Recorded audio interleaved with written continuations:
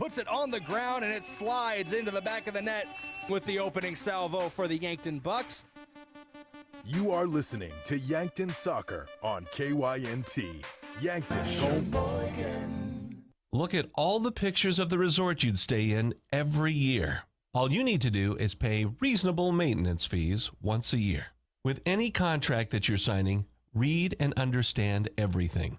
What happens if you cancel? Can you get out of this contract? If you feel pushed into signing the contract, you need to stop and take a step back. If you have questions, contact the South Dakota Office of Attorney General's Consumer Protection Division at 800-300-1986. He puts it on the ground, and it slides into the back of the net with the opening salvo for the Yankton Bucks. You are listening to Yankton Soccer on KYNT, Yankton's home team. Kick up and away off the free kick, and that one curls into the net. What a goal, what a shot for the Gazelles. Looks like he's going front post, parallels there, and it's going to be headed up and over him. It's Christian Pacheco who got his head to it. Kevin Ortiz, the set-piece master, finds Christian Pacheco to put it in the back of the net for another Yankton Bucks goal. This broadcast is brought to you in part by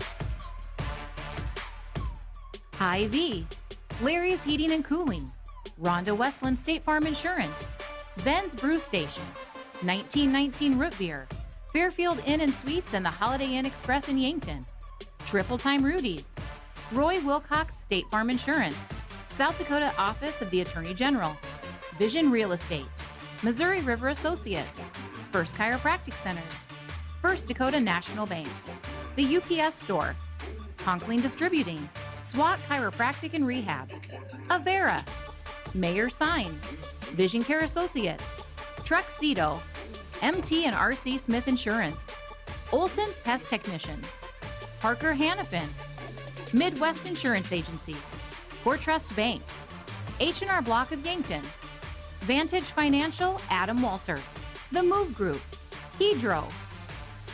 Now we go live to the action.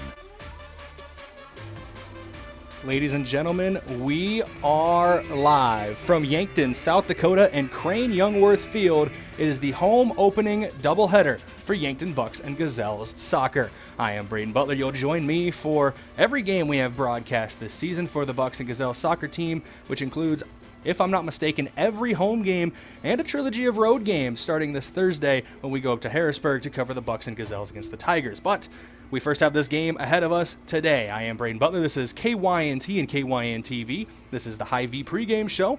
Hy-Vee, there's a helpful smile in every aisle. We are live from the Fairfield Inn and Suites and Holiday Inn Express broadcast booth. Get great rates and flexible reservation changes by calling the Fairfield by Marriott or Holiday Inn Express Hotel Direct, 605-653-2250. This is the home opener, and we get to see the Bucks on the field first to take on the Watertown Arrows. It's the first time a home crowd will get to see new head coach Dane Hansen taking over for a legend in the area, and Dave Dannenbring, helping bring a lot of success to the Yankton Bucks soccer program that made a quarterfinal run last year in the state tournament. We'll talk about that more on the other end of this break, but we're going to take our first break here at the Hy-Vee pregame show. I want to thank a couple of our sportscaster sponsors for helping make this broadcast possible, starting with America's Best Realty. If you're tired of renting or apartment living, if you're ready to upgrade or own your own home, call America's Best Realty at 260-1600 and unlock the American dream. Elwood Family Dental Care, where they take care of the entire family and are always welcoming new patients. Kaiser Heating and Cooling. When it comes to heating and cooling, be the wiser and go with Kaiser. That's Kaiser Heating and Cooling of Yankton. And Explorers Credit Union. Wherever you want your financial journey to take you, Explorers Credit Union is here to help with a vision of financial empowerment for everyone. Discover the difference at explorerscu.com. I'm going to take a quick 30-second break and actually come back with a remote interview from Empire Products. We're doing a remote out there for KYNT, and you'll hear a little bit about what's going on out at Empire Products today when we come back, and then another quick break and back to live coverage here for Bucks and Gazelles soccer. Stick through all of it with us here on KYNT and KYNTV, FM 1021, AM 1450. Thanks all for joining us right now, and we'll be back after this. Looking for a dealer you can count on? You'll find it at Lewis & Clark Ford. This is Brandon Tycro. We've got a great inventory selection of new and used inventory, knowledgeable staff, and prices that can't be beat. We also have on site Lewis & Clark Marine, and prices are slashed on all of our new and used boats. The season is ending and we need to sell these boats now. Lewis & Clark Ford and Lewis & Clark Marine, 4th and Capitol, Yankton.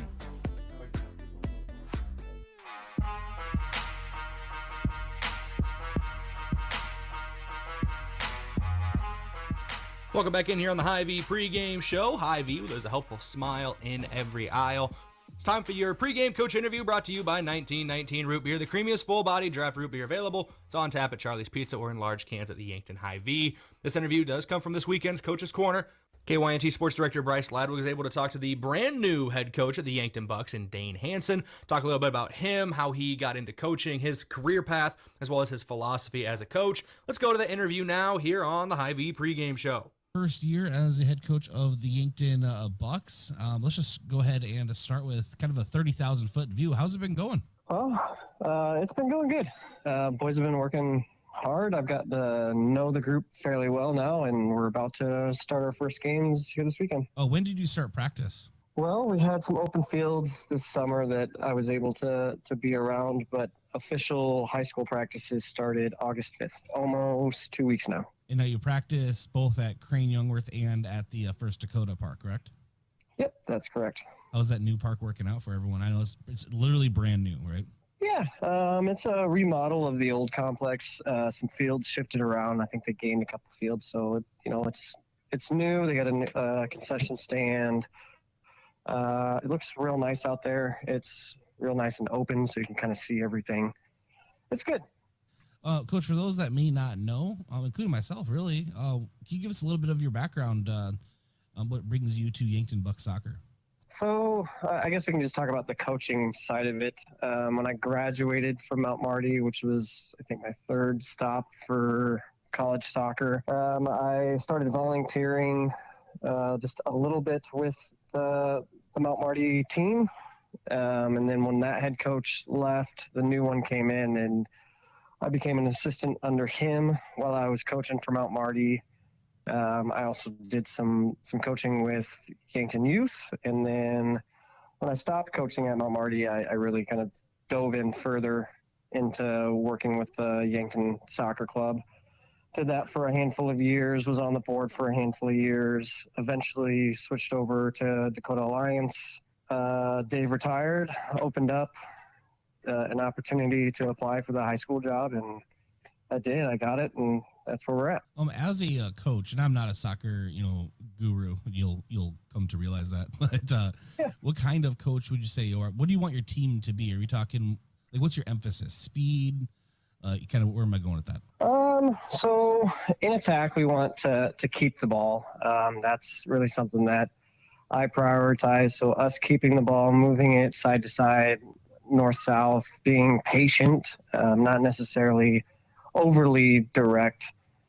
This group actually does have a lot of speed, so we do deviate a little bit from that just because that's their natural skill sets and their natural tendencies. So, as a coach, sometimes you have to give a little bit on what your perfect ideal playing style is. So I've adjusted my perfect a little bit to kind of match what we have with this group. And then defensively, I really prioritize team shape, making sure that as a team, we are all defending and making sure that we're not leaving too many gaps across the field and we're all doing our role, so to speak. So it's keep the ball and it's defend as a team. Coaching staff wise, you have Riley Smith on your staff, correct? Yep, I have Riley. I have Matthew Adler. He is a volunteer assistant for us. So two people with the school system. So that will help me a little bit since I'm not a school district employee, a teacher. Big thank you to head coach Dane Hansen for taking time to talk to Bryce for the Coach's Corner this weekend and then being able to use it again here today as your pregame coach interview, once again brought to you by 1919 Root Beer. Take a quick break here on KYNT and KYNT-TV. Keep things rolling on the Hy-Vee pregame show when we come back. This is Yankton Soccer on KYNT, KYNT-TV. Ground beef is only $2.99 a pound at Hy-Vee. That's not a sale price. That's the price with the Hy-Vee Perks membership. And $2.99 a pound is not just a price today or this week, it's the Perks price every day. With the Hy-Vee Perks membership, you can save on hundreds of products store-wide every time you shop and count on Perks prices to stay the same. So if you want to pay less for ground beef every day, sign up for Hy-Vee Perks. It's free and easy. Some restrictions apply. I'm Josh Bolter out here at Empire Products for Riverfront Broadcasting here today, and they're hosting open interviews until 7 p.m. tonight. And joining right now is Kelly Belmer with Empire Products. Kelly, thank you for joining me. You're welcome. Yeah, and I just want to get started by asking you, what is it you do here for Empire Products? I'm a quality assurance supervisor. And so walk our listeners through what does that role entail, and what do you do?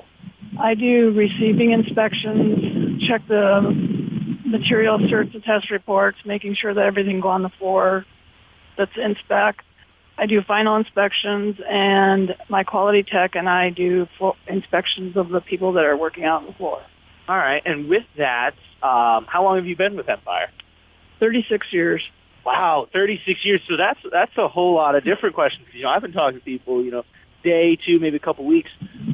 How have you seen Empire change over the years? Just how does it look different from, 36 years ago? Probably the different products have evolved over the years, like the bags that we make. Yeah, so talk about that and some of the bags that you guys do make. We make bags that hold propellant that they use in tanks. And so I take the quality work very seriously because I don't ever want a soldier to be hurt. Different packages and things like that. So make sure to come on out. That's until 7 p.m. tonight over by the RTech building.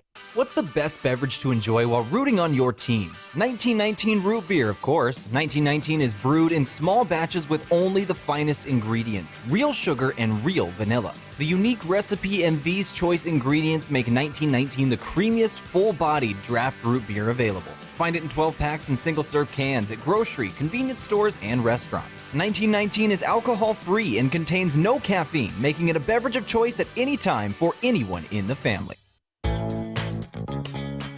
Things are about to heat up, but don't sweat it. Call Kaiser Heating and Cooling. We've been proudly serving Yankton since 1948, and our expert technicians are ready to help you stay cool and comfortable all summer long. Whether you need installation, maintenance, or repair, we're here to ensure that your AC is running at peak performance. So be the wiser and go with Kaiser. Call Kaiser Heating and Cooling of Yankton.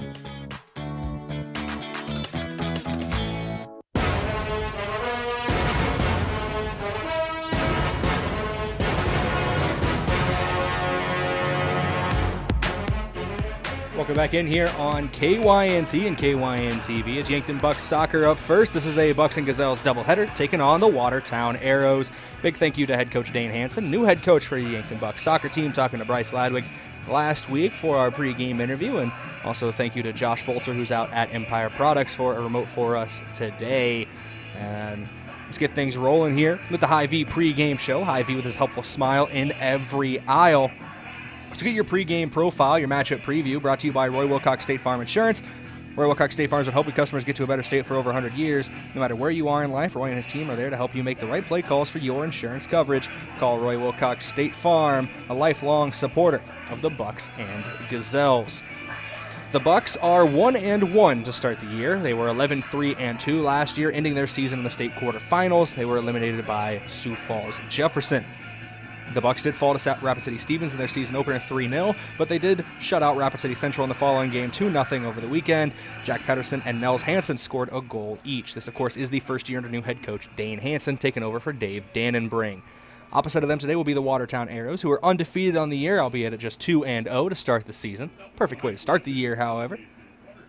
They have a pair of 2-1 victories over Sturgis and Spearfish so far. Riley Fisher is their leading scorer. He's got 3 of their 4 goals, while Ty Meidinger has 2 assists. Let's take a look at your Class AA standings. The standings review brought to you by Rhonda Westland State Farm. Let Rhonda review your current home, auto, or life insurance to see if she can help you save some money. That's Rhonda Westland State Farm.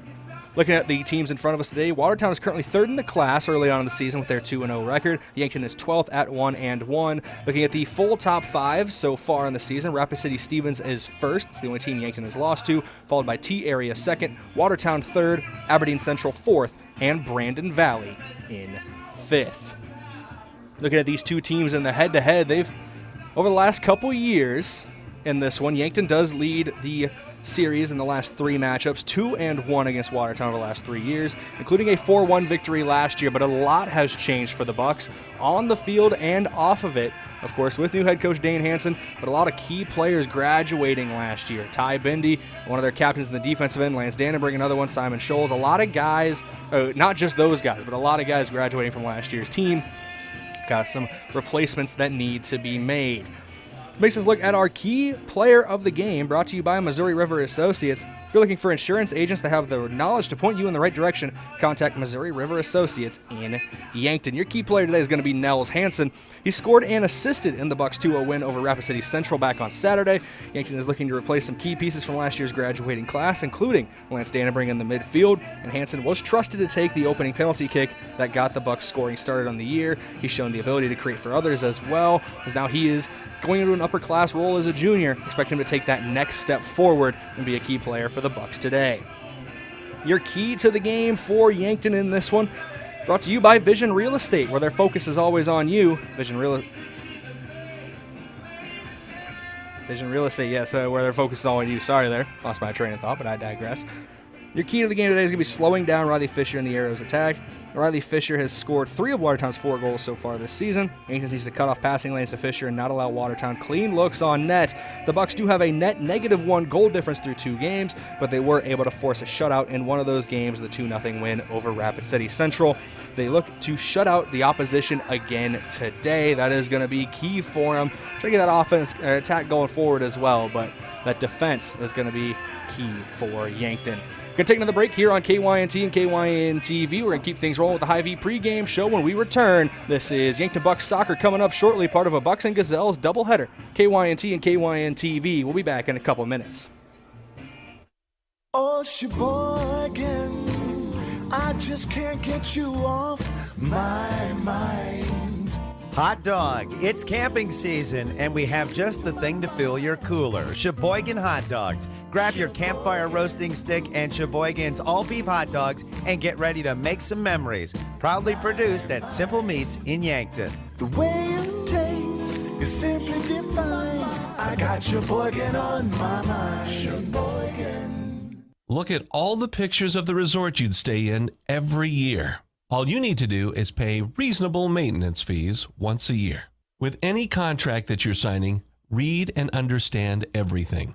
What happens if you cancel? Can you get out of this contract? If you feel pushed into signing the contract, you need to stop and take a step back. If you have questions, contact the South Dakota Office of Attorney General's Consumer Protection Division at 800-300-1986. Are you ready to drive home your savings? For a limited time, Explore CU is offering an incredible deal on auto loans. They'll beat your current auto loan rate by up to 2% on new and used vehicle refinances from other institutions. Choose from a variety of terms to fit your budget and lifestyle. Enjoy a fast, easy application and approval process with no application fee. Don't miss out on this fantastic opportunity to save. Visit us at explorerscu.com to learn more and apply today. At Triple Time Rudy's, not only do you get top-notch fuel to keep you on the move, but it's a destination for delicious local treats. You'll find quality South Dakota products like Dimmock cheese and premium meats from the Kaler and Renner lockers.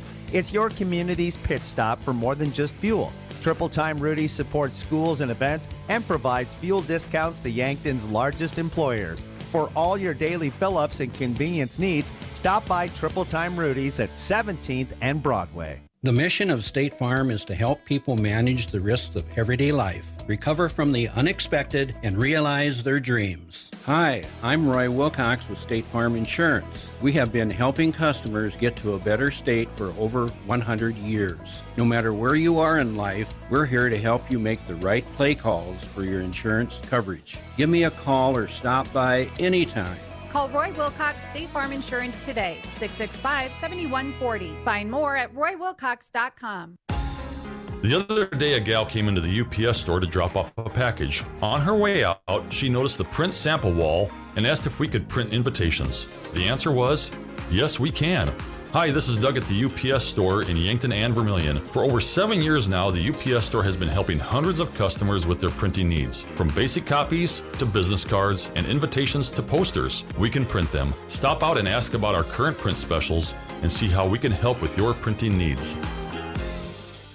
Do you want a job that keeps it real? At Truxedo, a real truck company, we keep it real by promoting our values of excellent service, teamwork, accountability, and innovation. Join the Truxedo team and enjoy your next career adventure. We have a variety of openings, including senior EH&S specialist and weekend maintenance technician too. So don't wait. Get up, get out, and apply at realtruck.com/careers and start your next adventure with a career at Truxedo. Know what happens when you keep your hard-earned assets at First Dakota National Bank? You can rest assured that your accounts are protected to the maximum allowed by the FDIC. And those funds stay local. Businesses and organizations are positively impacted. The whole community benefits. You can invest your resources just about anywhere today. But if you keep them safe, earn a good return, and benefit the local community, why would you invest anywhere else? First Dakota National Bank, member FDIC.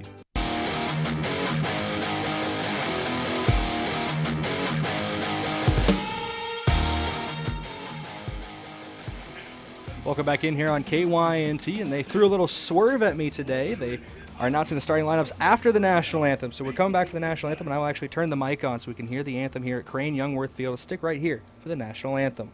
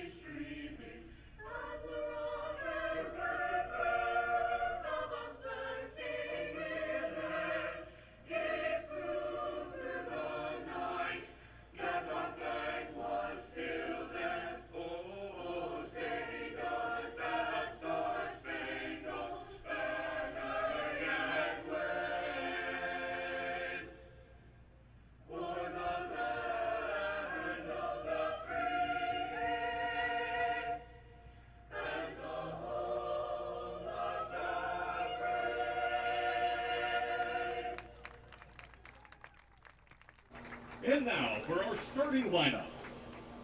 Starting for the Watertown. Now it's time for your starting lineups here for both these teams. Thank you for the national anthem there. Here on KYNT and KYNTV, I am Brayden Butler. Your starting lineups are brought to you by First Chiropractic Center, making life better one adjustment at a time. They're located at 2507 Fox Run Parkway in Yankton. We'll start with the Yankton Bucks and their starting lineup. They start number 2, the junior Jaden Dorzak. Number 4, the junior Nels Hansen. See number 5 down there, a freshman, and Devin Auk, if my eyes are not deceiving me. Christian Pacheco, number 10, the junior, starting out there, as well as number 14, Cade Reifenrath, another junior. Jack Pedersen, number 15, another junior. Antonio Guitron, the sophomore, wearing number 17, starting out there, along with Aiden Anderson, the senior, wearing number 18. Sean Scott, another senior, making the start today, number 24. Kevin Ortiz, the junior, wearing number 30, and in net will be Andrew Budig, the sophomore.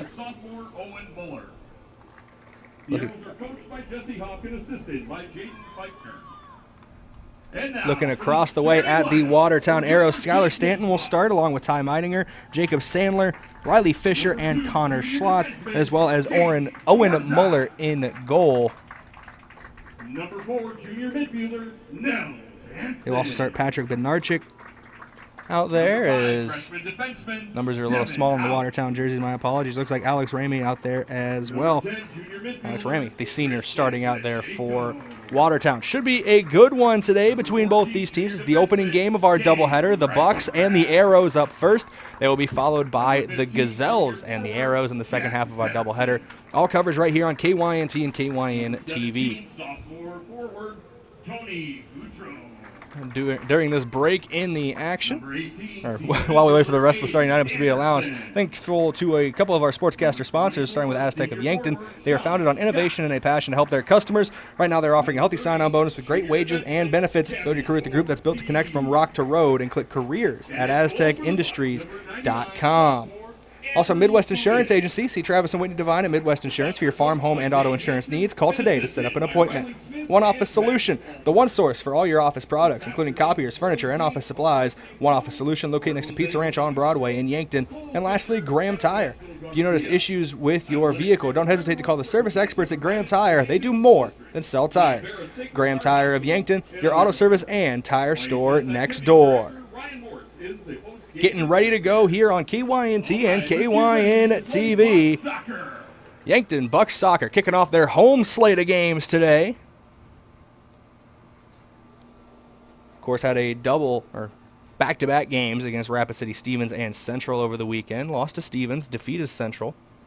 Should be a good one here today. As we enter your first half of play.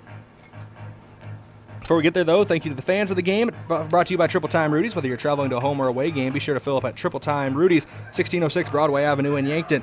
Your official of the game are brought to you by the South Dakota Office of the Attorney General. They are the law on the field. And your KYN-TV watch party location is Ben's Brew Station. If it's on KYN-TV, it's on at Ben's Brew Station. Ben's Brew Station is a proud supporter of Yankton Bucks and Gazelles athletics. Visit bensbrewing.shop to learn more and stop in to watch KYN-TV if you can't make it to the game. Watertown to kick things off here.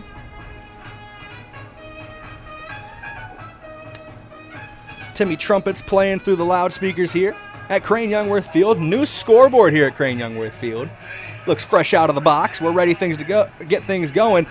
This is the first Yankton High School action on Crane-Youngworth Field. Mount Marty Soccer did kind of christen the new scoreboard late last week. Kickoff, and we are underway. See how Watertown has it here as they have the kickoff. Working down the far sideline from our position, moving left to right on your screen or listening device. Playing it back around the defense right now.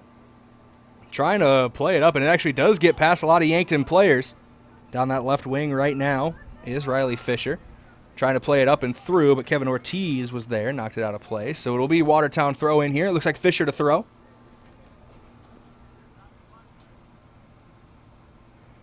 Underway and ready to go. Fisher throws in, immediately goes back to him, trying to cut through a couple Bucks defenders, but it gets taken away. Cade Reifenrath's there. Fisher trying to get it back, almost brought down to the box. No whistle blows. Dangerous area right now still for the Arrows. They are on the attack early here on the Bucks.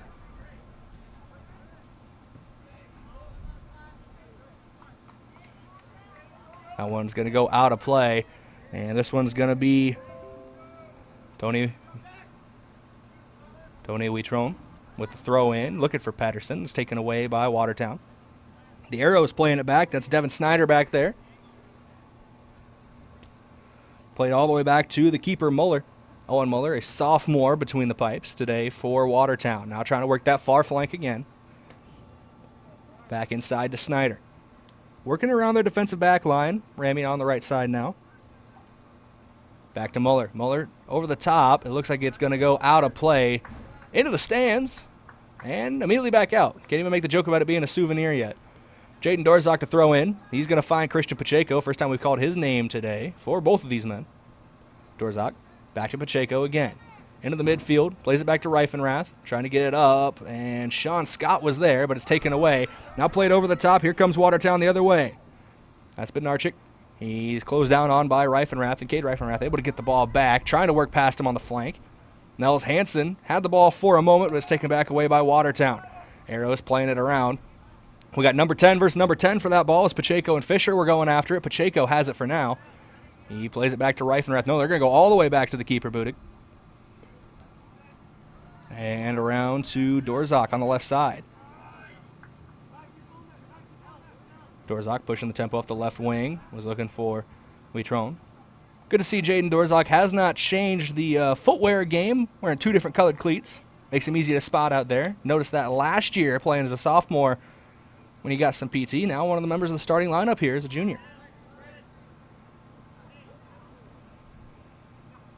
Dorzak plays it inside. Pedersen looking for it. Has it knocked away for a moment. Ball is going to roll out of bounds, and it will be ruled Arrows possession. Throw in here, Skylar Stanton. Stanton with a long throw looking for Fisher. It only finds the head of Ortiz. Popped it up. Dorzak there, and it looks like Dorzak got cleated a little bit as Fisher was going for it. And they're going to rule a free kick here for Yankton. Ortiz to stand over it for the free kick. You remember all the way back to last year. He hit some ridiculous free kicks last year. This one very far away, though. He's just trying to get it downfield, trying to get Yankton their first real attack of the game. That one's going to go out of bounds untouched. It'll be a throw in here for the Arrows. Stanton to throw in. Long throw, trying to work the right wing. Popped up by Fisher. Reifenrath getting underneath of it, knocks it down. It's rolling out of play, and it will go out of play. It's going to be ruled Yankton possession. Last touch, no. They switch it at the last second. Fisher will throw in. Excuse me, they give it to Stanton instead to throw in. He throws it back. That's Ty Meidinger. Back to Stanton. Trying to get it inside. Blocked away.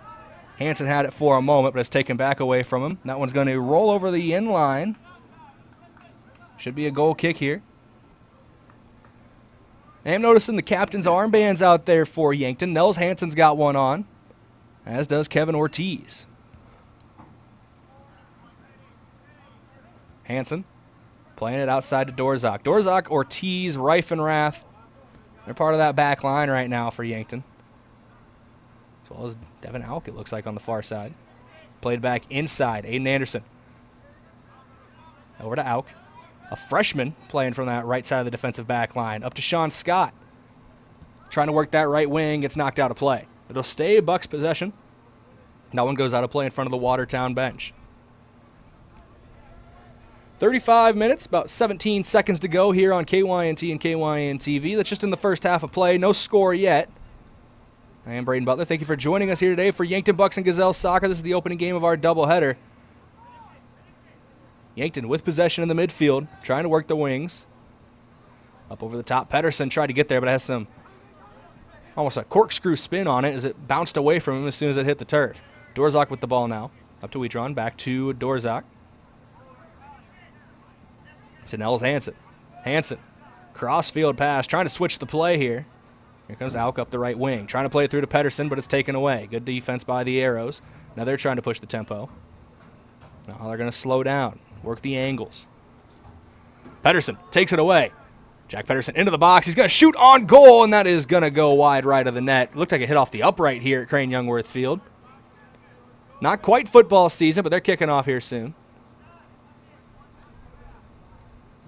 Their opening game right here at Crane-Youngworth Field on the 30th of August. Until then, the field belongs solely to soccer.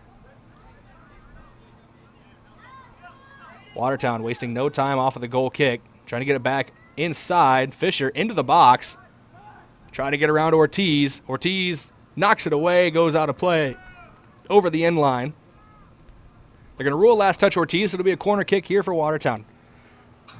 The Arrows have had a couple good opportunities in front of nets so far. They haven't been able to put that shot on just yet, but they've been getting into dangerous areas. Corner kick coming. Looks like Fisher standing over it. Does lead the team in goals this season. He's got 3 for Watertown. Trying to rise at the back post, but gets away from everybody. That last touch there, it looked like was Braxton Endress, senior.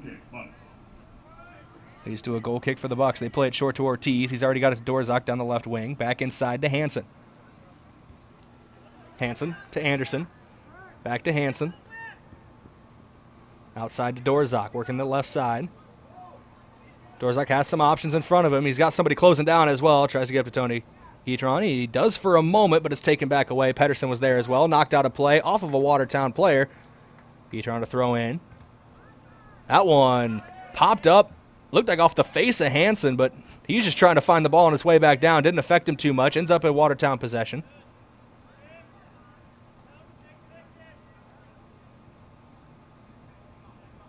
Arrows now back to the left side of the field.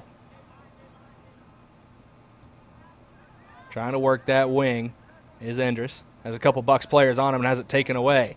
I think that was Auk in there taking it away. Reifenrath back to Budig.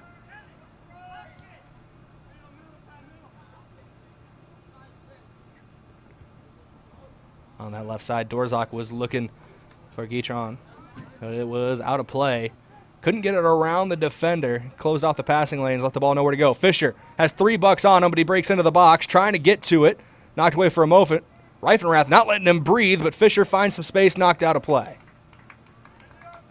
Last touch by Yankton. It'll be another corner kick for Riley Fisher and the Watertown Arrows. 31 minutes, 48 seconds remaining in this first half of play.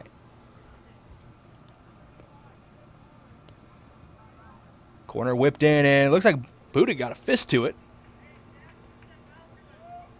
That's going to go out of play for another corner. They're going to switch sides, though. Corner from the other side.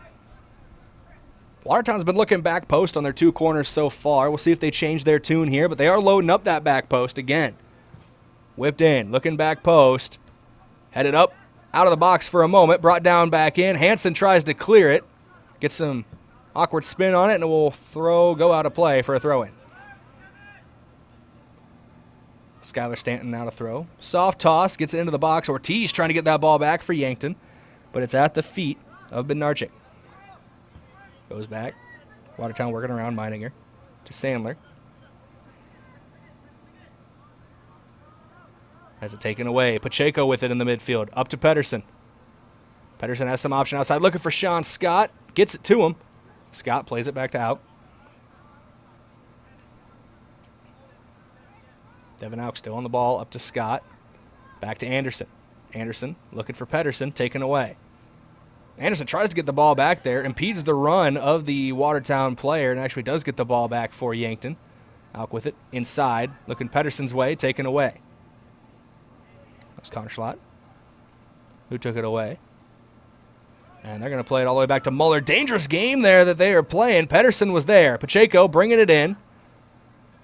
Couldn't quite get the first touch he wanted, but the second touch worked. Back to Hansen. Hansen looking outside to Guitron. Taken away. Ortiz is there, though. Gets it back for Yankton.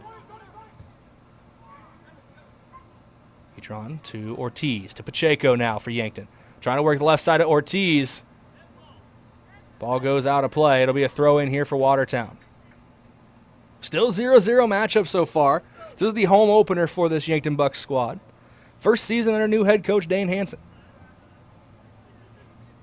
Throw in. Gets by a couple Bucks players. Up over the top. Riley Fisher with it. Chests it down. He's on a run. Got a couple players closing down on him. Cuts inside. Trying to find an opening. Plays it across back post. Shot blocked. Devin Auk with the block.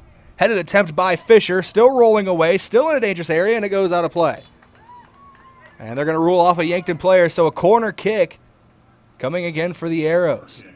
Watertown has been on the attack early here.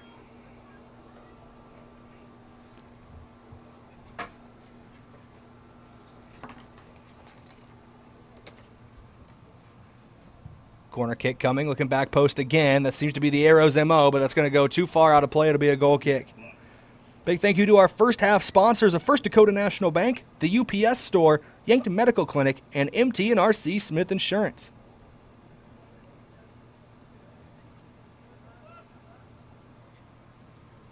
Playing it short off of the goal kick is Yankton again, going to Nels Hansen. Hansen back to Ortiz. Outside Dorzak. Dorzak inside to Hansen. Hansen trying to play it through to Guitron, but has it taken away for a moment. Stanton's there. Pedersen able to get on the ball down the left wing. He's got a lot of speed. Getting into the box, looking for a crossing opportunity. Still with it at his feet, looking for options. Plays it back outside the box. Guitron takes a shot on goal. Muller with the initial save, gets out of his gloves, but he's able to scoop it back up before any damage done. Good save there from Muller. Keeps us scoreless here, 27-55 and counting to go in this first half of play. That scoreboard update brought to you by SWAT Chiropractic and Rehab. Watertown working around their back line now. Trying to play it up to Dorzak. Dorzak almost took it away for Yankton. They were looking for Riley Fisher, were the Arrows. Pacheco takes it away in the midfield. Gets it over to Sean Scott. Scott to Hansen, taken away again. A lot of changes of possession in the midfield so far. So these two teams pretty even in that midfield area. Ball played over the top into the 18-yard box. Getting onto it is Bednarczyk. Near the corner flag. Trying to keep it in play. Ortiz jostling with him. And Ortiz is going to kick it out of play. He was trying to get it on the near side of the corner flag, so it went over the touch line and not the end line. But it looks like it was over the end line for a corner kick. The fifth, I believe, for the Arrows here early on. Averaging one about every 2.5 minutes, it feels like. This one going back post again for the Arrows. Headed down, popped up, that's saved. Good save there for Yankton. And those saves are brought to you by Sherco. We need to be sure, make it Sherco.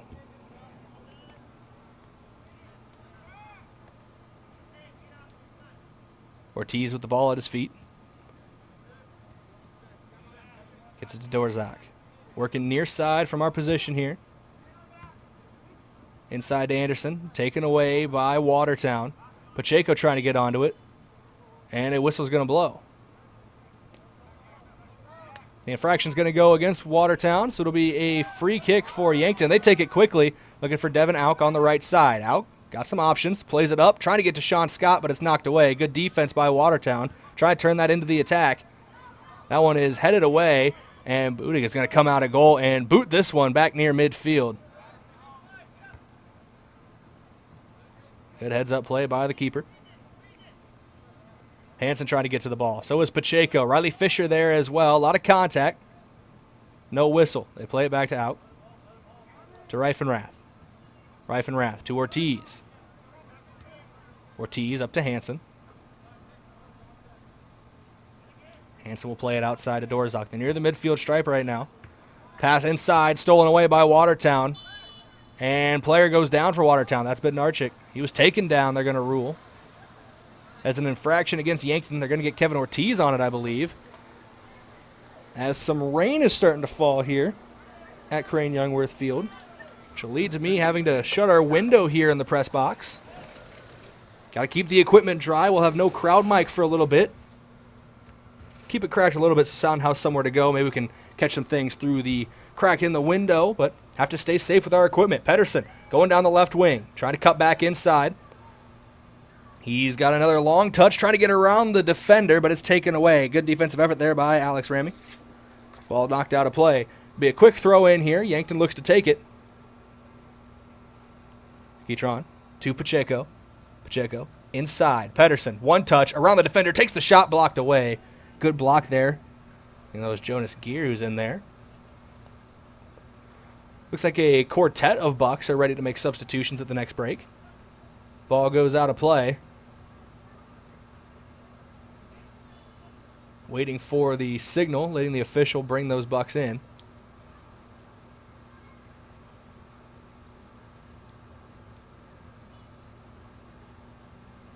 No changes made yet. We're going to get a throw in here from Watertown. Throw in gets taken away by Sean Scott. He plays it to Pacheco. Over to Guitron. Guitron looking up for Hansen. Was trying to get to Pedersen. Knocked away only as far as Pacheco. Pacheco got the fancy feet. Gets it over to Hansen. Back to Guitron. They want to play it outside. Dorzak's sitting there waiting, trying to make... He's overlapped from his left back spot, but... Yankton playing a little out of position here. Dorzak starting to roam back to his natural position. They get it out to him, left side. Back inside to Hansen. Trying to switch the play here.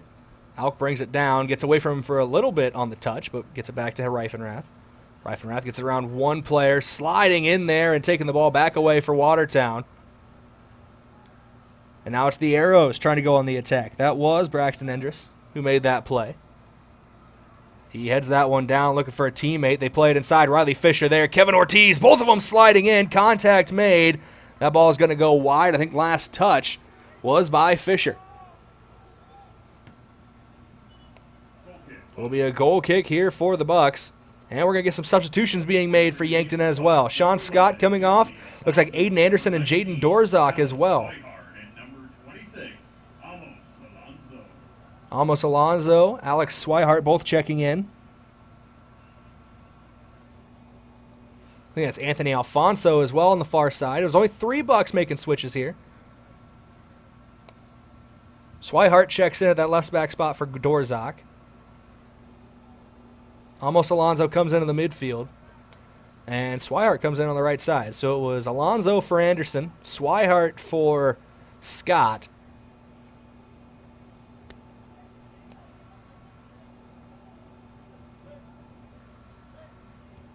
Excuse me, Swihart for Dorzak, and Anthony Alfonso in for Sean Scott. Called into action early here is Swihart. He was breaking down on a defender. Shot goes wide left. It was a dangerous opportunity for Watertown. But it remains a scoreless deadlock. 21:43 to go in this first half of play. Budig plays it short.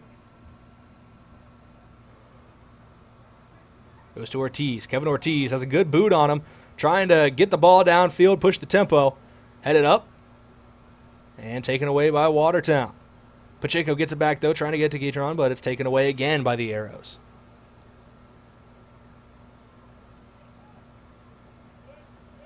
Watertown being patient with it. Now trying to get it upfield, but it's taken away Nels Hansen. Hansen inside to Pacheco, trying to break the other way. Pacheco turning on the speed, puts that one into the box. No bucks are there, though, and that one is going to roll all the way over the end line. It'll be a goal kick here for Watertown.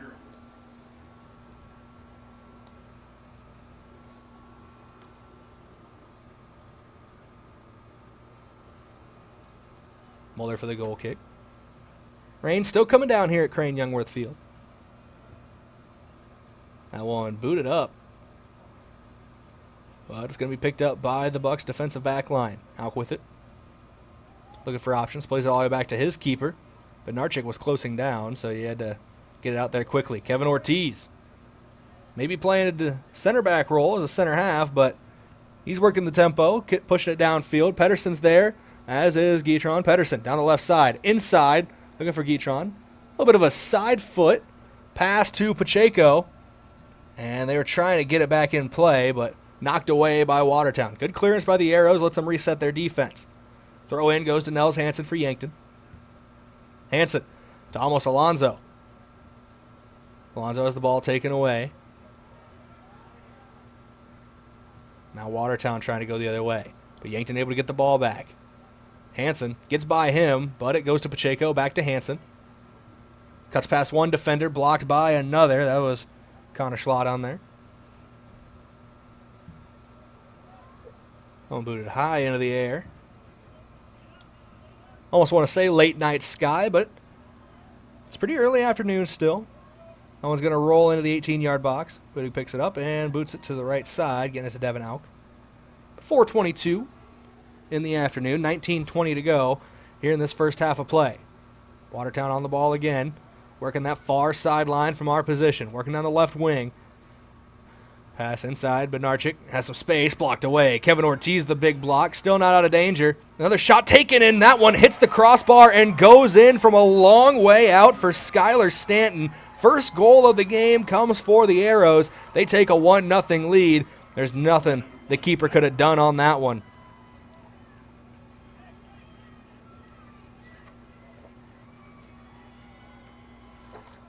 1-0 now. Watertown leads over Yankton. 19:02 to go in this first half of play. Thank you to some of our Sportscaster sponsors, including the UPS store, offering packing and shipping, plus printing, mailboxes, and direct mail services. They're in Yankton across from Walmart. Also, Yankton Thrive. For more information on them, you can go to yanktonsd.com. There's a thriving business economy here in the Yankton area. They are your one source and resource for all businesses in Yankton, from retail to manufacturing. Northtown Automotive as well, your local Chevrolet, Buick, and GMC dealer. Visit northtownusa.com. This one played over the top, but it's going to roll into the waiting arms of Andrew Budig. And he will roll it out to Reifenrath. Also, thank you to Floor Tech. Whether your home or floor is wet, I don't know if it counts if your bleachers are wet right now, but you call Floor Tech. They're at 665-4839. Throw in here for Yankton. Far side of the field from our position, be the right flank of the Yankton attack. Throw in goes to Pacheco. And knocked out of bounds quickly.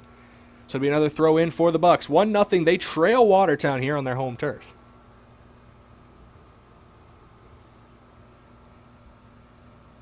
Throw in. Looking for almost Alonzo. Picked up, played into the box, knocked away by Watertown. Now back in the midfield. Pacheco gets it to Pedersen. Plays it back to Pacheco. Over to Hansen. Closed down quickly, though, on Nels Hansen. This Watertown defense, they're putting about 8 guys behind the ball, it feels like, at any given time. Very defensive, trying to hit him on the counterattack. Shot taken from a long way out. It's going to be scooped up by Owen Muller.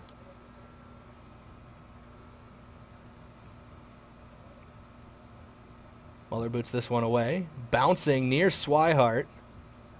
as well as Bednarczyk. One is knocked out for a throw-in. Oh, no, they're going to give it a free kick here. Too much contact. Swihart is going to be given the infraction, so it'll be a free kick for the Arrows. That free kick is going to float into the box, knocked down by Auk, now to Nels Hansen. Hansen looking for Swihart. Swihart trying to keep the ball in play, and does. Down that left sideline. Gets played back to Kevin Ortiz. Ortiz to Reifenrath. Played out to Auk, back to Reifenrath. In the midfield to Hansen. Bucks starting to go the other way here. Down 1-0 early on. Trying to work that left side. That ball goes out of play. Too much on it from Swihart. He was looking for Tony Guitron.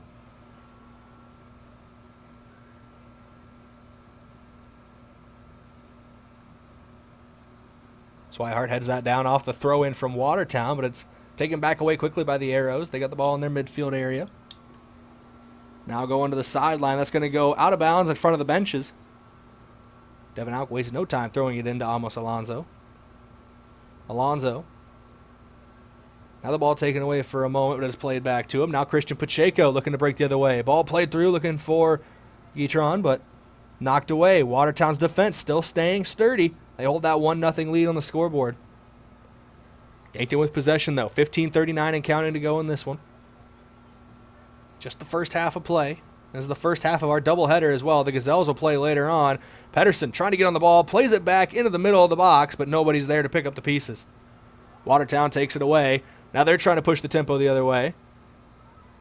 Bednarczyk chasing it down, but Kevin Ortiz is there, and it's going to roll all the way to the gloves of the keeper. He's going to roll it out as well to Reifenrath.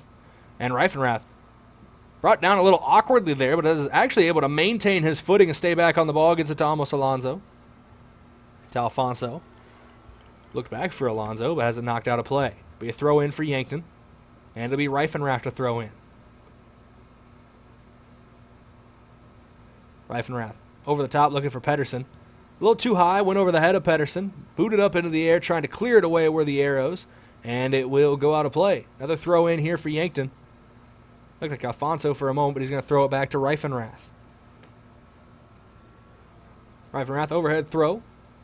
Chested down by Pedersen. Looking that right wing. Alfonso was there, but it's taken away. Booted out of play again. It'll be another throw in for the Bucks. Throw in goes to Amos Alonso. Alonso back to Reifenrath. Booted into the box, and the only person there is the keeper, Muller.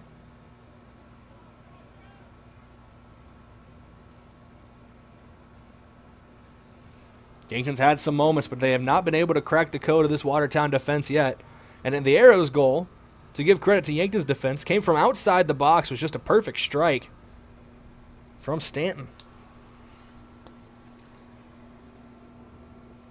There's your one goal of the game so far. Yankton trying to change that tune. 1-0 they trail. 13:46 and counting to go in this first half of play. Alonso with it as it taken away. Heidinger to Fisher, playing it through, down the left flank. That's Andrus. Back to Heidinger. He was looking for something, but got too far underneath of it and sends that one out of play.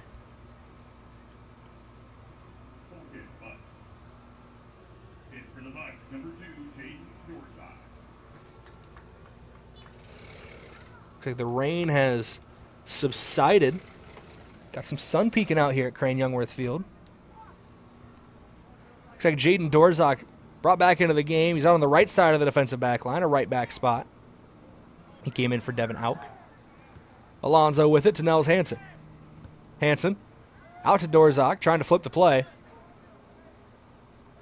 Dorzak to Pacheco. Pacheco to Alonso. Up to Hansen. The Bucks breaking, playing it through. Tony Guitron, can he get to it? Tried to get it back in towards the middle of the box in front of net. He had some options, but the pass, a little too much on it when it was getting to him, and he couldn't get the swing on it with his left leg that he wanted to. Goes out of play for a goal kick, and it looks like Guitron's actually going to take a bit of a breather here.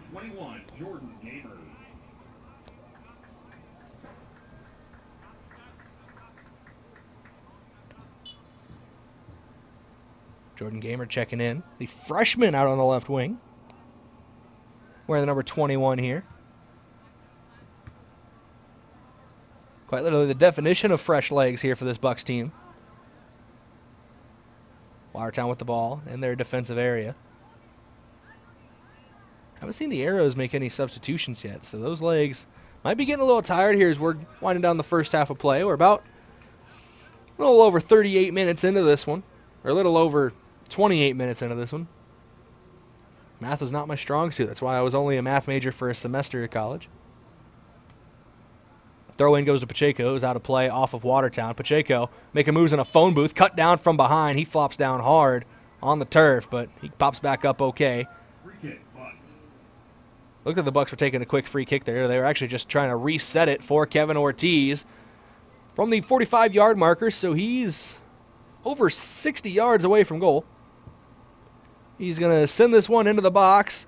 Pacheco's there, back post, overhead kick. Pacheco maybe trying to get a little too fancy with it. The flag's going to go up for offside.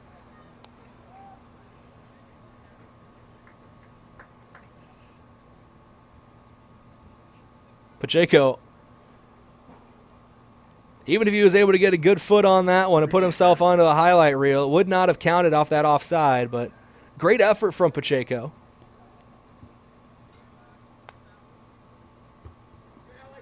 That free kick gets knocked down by Swihart and goes out of play.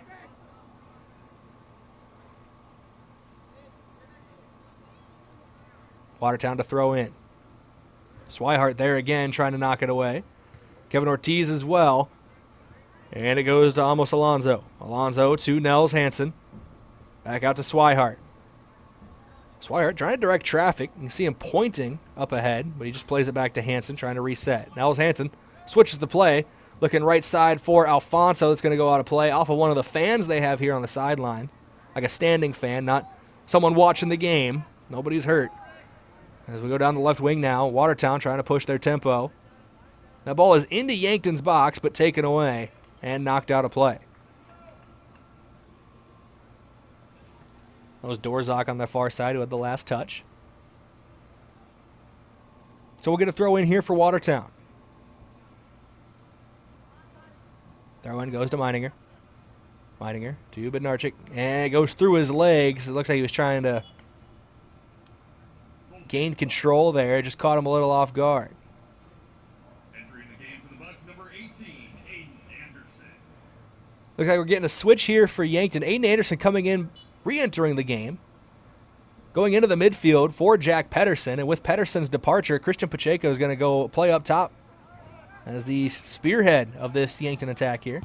Shot taken outside the box again. Meininger wanted one, but that is sent into someone's yard off the trash can. Luckily, no damage done. Unless you're a big fan of trash cans. As a Cowboys fan, I've been accused of that, but I digress.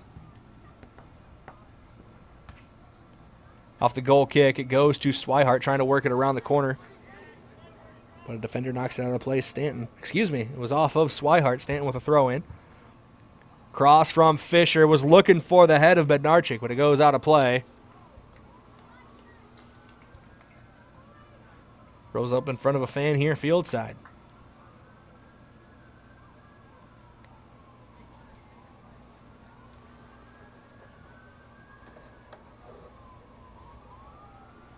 Throw in for Yankton.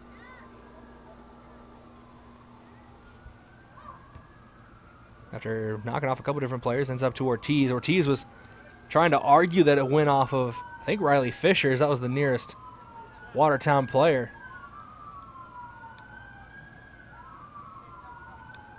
But didn't get the call he wanted. Out of play, throw in goes to Fisher. He heads it inside, but almost Alonso's there to take it away. Alonso plays it up and over Fisher. Now up and over Bednarczyk. Now it's brought down by Hansen. Hansen to Dorzak. Taken away. Now Watertown switching the tempo. Bednarczyk has Fisher back post. Tries to go for goal. Sliding effort, and what a block made by Kevin Ortiz. And Ortiz is down inside Yankton's box. Look, he took that one off the thigh. Bit of a Charlie horse. He's back up and running. That was a big block from Ortiz, saving a goal-scoring opportunity. And now his play settling down in the midfield area. That block here late in the first half is going to be your block of the game, brought to you by H&R Block. They're open year-round, providing bookkeeping, payroll, and tax services. Located in the Yankton Plaza, call 605-665-3366. Ortiz is okay. He's back up, booting this one as far as he can. Not even sure if that's the truth. I've seen him boot it pretty far. Ball gets played to Anderson in the midfield. Anderson out to Alfonso. Headed away by Alonso. Ball goes out of play for a throw-in. Will be Yankton's throw. And they're going to toss it back to Dorzak. He'll handle the throw-in here.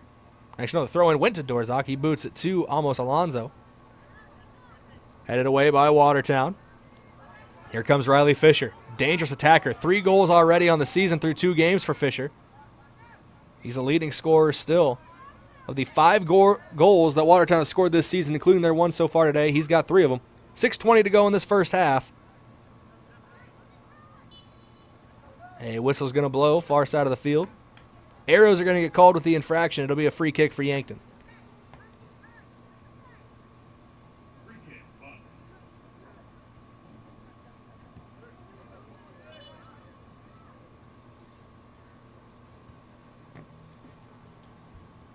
And they blow a whistle on the free kick as they weren't set yet, so Ortiz going to stand over it. And Ortiz boots this one. That one knocked up into the midfield. Watertown had it for a moment, but now Hansen takes it away. Hansen has options to his right and left. Tries to play it inside to Pacheco. Went off the leg of a Watertown player, but it's back at the feet of Hansen. Hansen near the 20-yard marker. To Anderson, back to Hansen. Over to almost Alonso. Alonso boots that one off of a Watertown defender, back at his feet. Out to Anthony Alfonso. To Dorzak. Dorzak to Alonso. Inside. Looks like he was looking for Pacheco, but Pacheco slipped a little bit before he could get to the ball. That one is cleared out of play. It'll be a throw-in for Yankton. The Bucks will maintain possession. But they were in a good area for a moment there. Got to work back to it. 4:55 to go in this first half of play. Dorzak to throw. Into Alonso. Trying to stop it. Alonso loses his footing, but he's able to get back to it. And whistle's going to blow. Be free kick for Yankton from about the midfield stripe. Alonso over it. Gets it inside, looking for Aiden Anderson, knocked away. The arrow's back on it now. Played to Fisher. A little back and forth, and that player is knocked down. That was Braxton Indris who went to the turf. They're going to call Jaden Dorzak for getting a little too physical.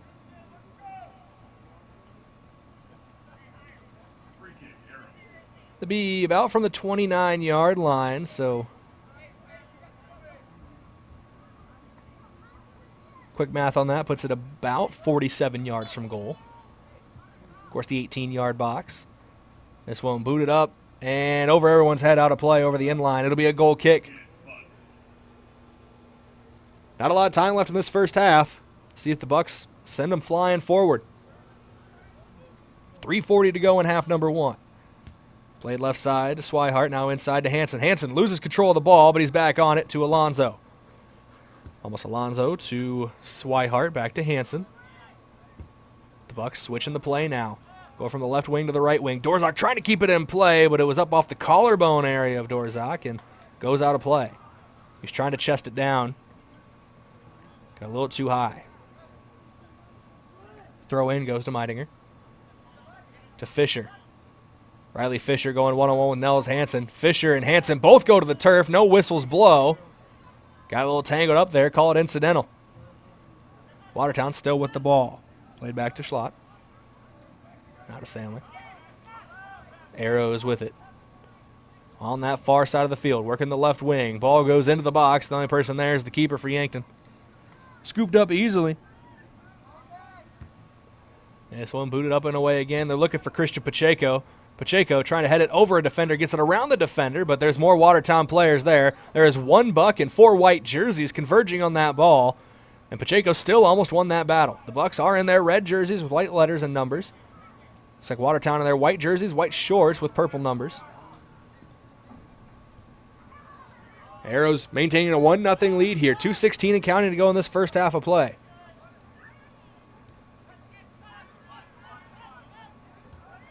Pacheco almost takes it away in a dangerous spot. There's a little miscommunication there by Watertown, and Muller has to scurry up to the ball to get it nicked away. Now try to turn that defense into offense, and Booty gets to rush out a goal, and he's going to dive on top of that one for the save. Great ball played through to Riley Fisher, but heads up play by the Bucks keeper. Keeps the Arrows off the scoreboard again. 1:42 and counting to go in this first half. 1-0 Watertown leads. Yankton trying to tie things up going into the halftime break. Get something positive to talk about going into the locker room. Yankton's had some good moments so far. It's just about finishing those moments. I assume that's going to be, even if the Bucks are able to get a goal here, that's going to be a topic of discussion at the halftime break. Dorzak looking for options. Plays it across to Hansen. 1:10 to go in the first half. Ball knocked away. Aiden Anderson on it, and it's kicked away from him. Up to Bednarchik. Back inside. Here comes Watertown again, trying to play it through to Fisher. It's taken away Kevin Ortiz. Taken back away by Watertown. Anderson on it. Works around the corner. Toes the line, trying to find his teammate, Anthony Alfonso, but it was kicked out of play.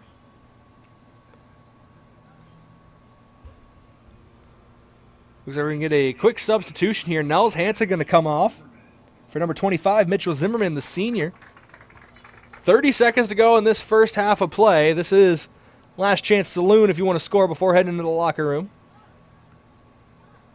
Reifenrath with it. Over to Zimmerman. Zimmerman plays it to Alonso. Almost Alonso. Inside, looking for Pacheco. It's going to get too far past him and be scooped up by Muller. And Owen Muller is going to take his time as we're under 10 seconds to go in this first half. I wouldn't be surprised if that ball gets booted as high as Muller can. It's headed down by Reifenrath, but with only 2 seconds left, now 1. That is going to do it for the first half of play here at Crane-Youngworth Field. The Watertown Arrows lead 1-0 as we head into the halftime break. That first half was brought to you by First Dakota National Bank, the UPS Store, Yankton Medical Clinic, and MT&RC Smith Insurance. 1-0 Yankton trails Watertown on your SWAT Chiropractic and Rehab scoreboard. The number one goal at SWAT Chiropractic and Rehab is to make each patient feel at home and know that they are truly there to help you live a healthier, pain-free life. SWAT Chiropractic and Rehab, the go-to place for specialized wellness and therapy. Visit them at swatchiropracticandrehab.com. When we come back, we will have your halftime break. Your half break brought to you by Alani New Energy Drinks. One that should feel good and taste good, which is why Alani New Energy Drinks should be part of your daily routine. Increase physical performance and boost focus. Just 10 calories, no sugar or gluten. Alani New Energy Drinks are a healthy way to fuel your fun. We'll be back with your halftime report in a couple minutes. This is Yankton Bucks Soccer trailing 1-0 to Watertown on KYNT. KYN-TV. Healthy Aging Month is right around the corner in September. A great place to start if you're 45 or older is by having your colonoscopy. That's right, age 45 and older is the recommended age to begin screening colonoscopies. Yankton Medical Clinic has 3 general surgeons who can do your colonoscopy in their ambulatory surgical center right at the clinic. No waiting, no hassle. Healthy aging begins with preventative screenings. Call 664-2742 or visit yanktonmedicalclinic.com. So much care, so close to home. So, you need a new vehicle. What's the best vehicle for you? Where do you get financing? What's your trade worth? Answer all these questions and more at BillionAuto.com. You can compare 16 new car brands and thousands of used vehicles, all in the palm of your hand at BillionAuto.com. Plus, estimate the trade value of your vehicle in 2 easy steps. It's car buying made easy. Apply for credit pre-approval at BillionAuto.com. All applications accepted, not all approved. FNBO is the great big small bank. And for more than 165 years, we've been with you where you are. A bank that's ready for all your needs, both big and small. Here to help you earn more, save more, so you can do more every step of the way. It's what you can expect from the great big small bank. FNBO, independent and family owned for 6 generations, and ever so focused on you. Stop on by or visit us at fnbo.com. Member FDIC. Whether you're nearing retirement or already enjoying it, I'll help you create a financial plan that works best for you. I'm Adam Walter with Vantage Financial. I believe financial planning should be as enjoyable as a day spent fishing or pheasant hunting. If you want personalized investment planning, retirement strategies, and insurance reviews tailored to your unique goals, let's talk. Search Adam Walter with Vantage Financial or visit vfplanning.com. Vantage Financial Partners is a registered investment advisor. SEC registration does not constitute an endorsement of Vantage by the SEC, nor does it indicate that Vantage has attained a particular level of skill or ability. If you want a job where your work matters, you belong at Avera. Here, we've invested in our workforce because every Avera team member drives our health ministry forward, making a difference in lives and communities every day. We offer competitive pay, great health insurance, and even career opportunities. We're putting people first, including you. Search for local job openings and apply at avera.org/careers. Whether it's to watch the game, eat out with the family, or hang out with friends, Checkers Sports Bar and Grill is everyone's favorite place to eat. Checkers' menu has mouth-watering burgers, satisfying sandwiches, and wraps, and of course, wings. With 18 specialty wings flavors, there's a sauce for everyone. Like to mix it up? Try their sauce of the month. Head to Checkers Tuesday to Thursday 4 to 11, Friday to Sunday 11 to 11 on Walnut just north of 4th Street in Yankton. Have a large group or event that you'd like to offer clothing for? JJ Benji's can make you look good. Instead of you taking orders, collecting money, and then delivering the clothing, let JJ Benji's handle it all. JJ Benji's will create an online store with the merchandise you want to offer. People order, pay, and then JJ Benji's will ship it. You just provide a link or QR code to the online store, and that's it. Contact JJ Benji's in Yankton for more information. My name is Jacob Foken. Running Songbird Kombucha allows me to show my imaginative spirit. Mount Marty was huge in giving me something to work towards and something to become. I didn't set out to become a kombucha brewer. Sort of everything fell into place. The brewing part is how I can be in touch with my artistry and my imagination. Show your spirit at Mount Marty University and schedule a tour today at showyourspiritmmu.com.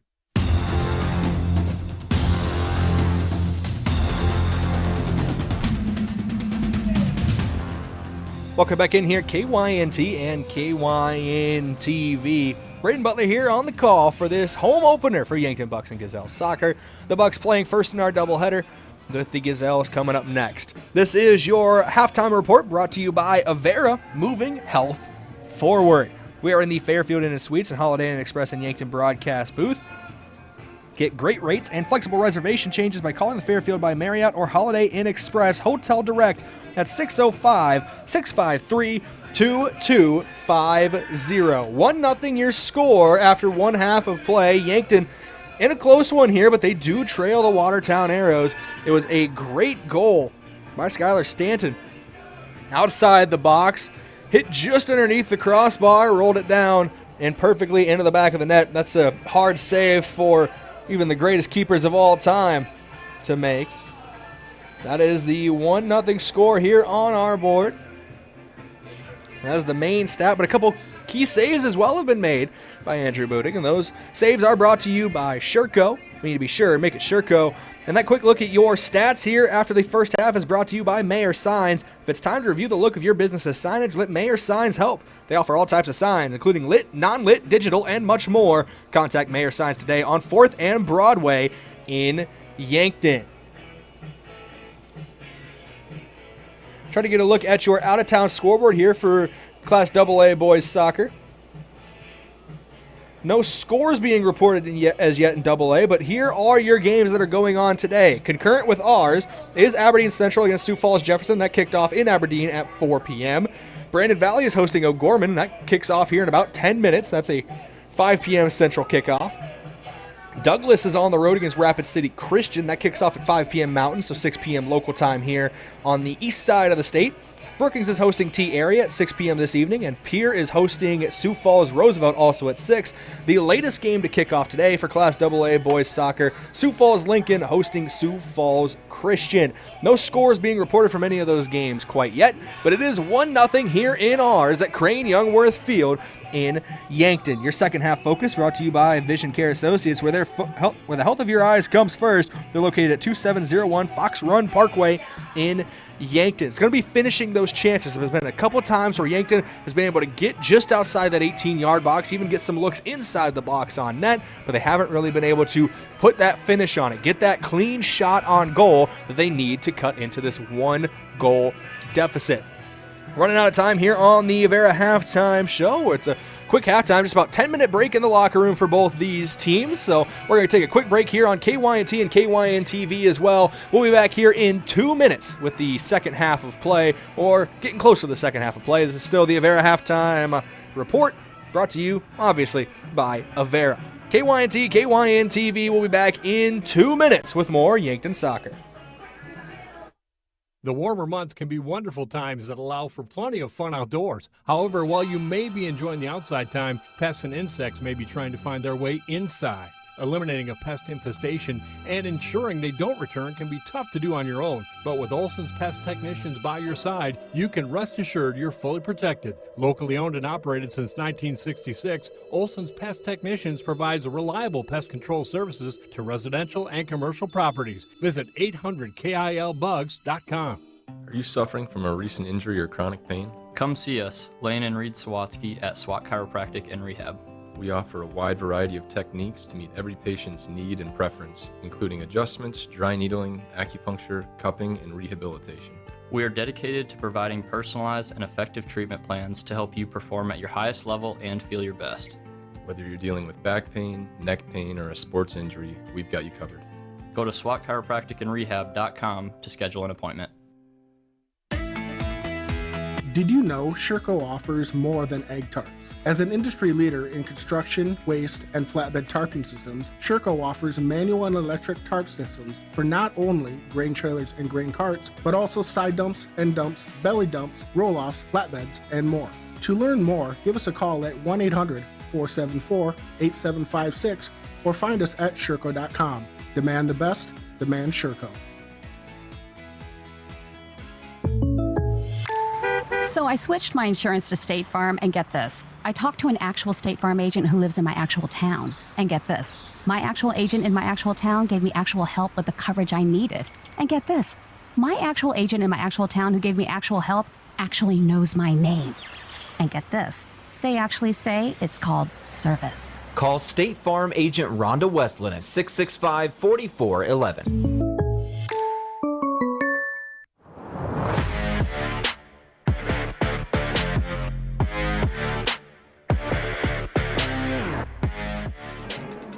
Ending halftime a little early here. There's still about 45 seconds left on the halftime clock, but they reset it to 40, and both teams are taking the field.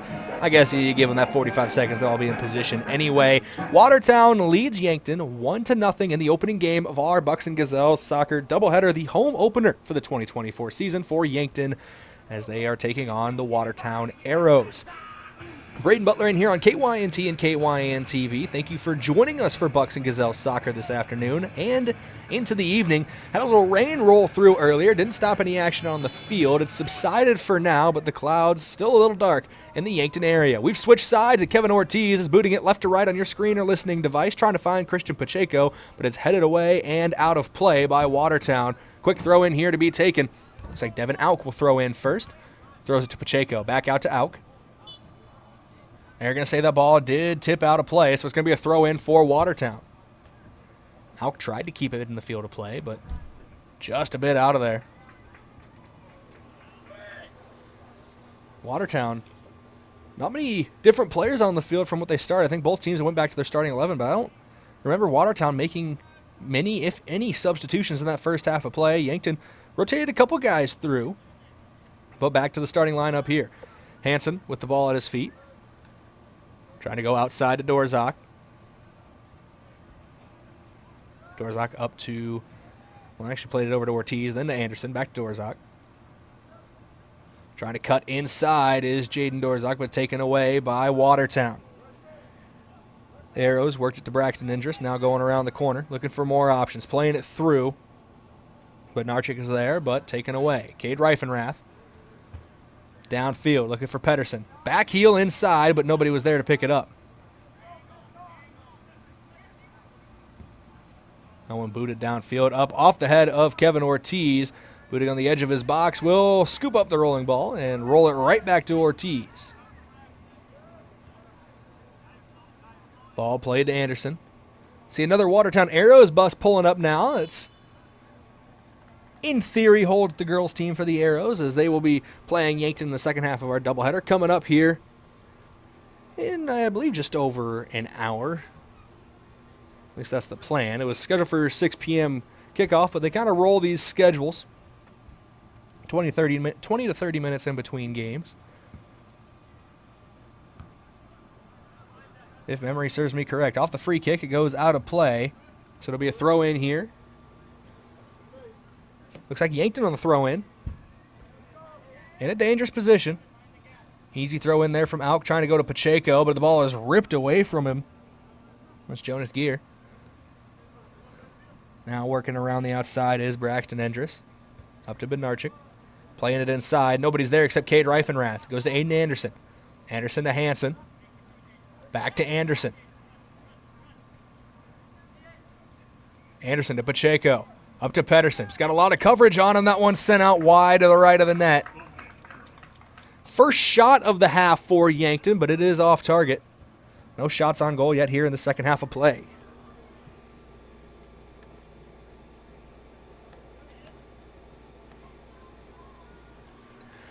.37 minutes exactly to go in this ball game. This is your second half, and your second half sponsors are brought to you by, your second half sponsors are First Chiropractic Center, Truxedo, Vision Care Associates, and FNBO. Ball gets played into the midfield to Nels Hansen. Now over to Tony Guitron. Switching play, looking for Alk, goes out of play. It'll be a throw in Watertown. Big thank you to Sherco, proud supporter of Yankton Sports. We need to be sure, make it Sherco. And Roy Wilcox State Farm Insurance. They've been helping customers get to a better state for over 100 years. No matter where you are in life, Roy Wilcox State Farm will help you make the right play calls for your insurance coverage. Ball gets brought in by Pedersen. He's taken down hard near the 25-yard line. That should be a free kick for Yankton. They're going to have to take this free kick. Looks like Nels Hansen to stand over it. Also, thank you to Pizza Ranch for legendary chicken and the best pizza. It's Yankton Pizza Ranch. They're on Broadway over the phone at 665-1222. Nels Hansen swings it into the box. Pacheco is there as well as Pedersen, but the first guy to get to the ball is Owen Muller. Muller with the picking that one out of the sky. Not technically a save, but saved a very good goal-scoring opportunity. Riley Fisher on the ball now for Watertown. Gets it up to Endress. Slide tackle thrown in there by Hansen. Got a boot to it. Taken back away by Fisher, though. Playing it through. Bednarchik. He's the only Arrow down in the area right now, waiting for options, trying to be patient. Gets it around Kevin Ortiz. Ortiz trying to cut him off. Kicks it inside to Reifenrath. Ball goes back to Ortiz. He boots it away. Good clearance for Yankton. Watertown's got to have to reset if they want another attack. It's Anthony Alfonso. I think that's the only holdover from the substitutions in the first half is Alfonso sticking out on that right wing. Guitron on the left side. Cross back post too far over the head of everybody. Out of play. Also, a big thank you to Stockman's Motorsports, your local Polaris dealer with a full lineup of Rangers and Sportsmen ready to get you in the fields, in the woods, or wherever you like to go. Stockman's Motorsports is a proud supporter of all area athletes. Booted away off the goal kick. Chested up by Ortiz and then headed away from him by Bednarchik. And they're going to get Riley Fisher offside. He was trying to get back onside as that one was off the head of his teammate.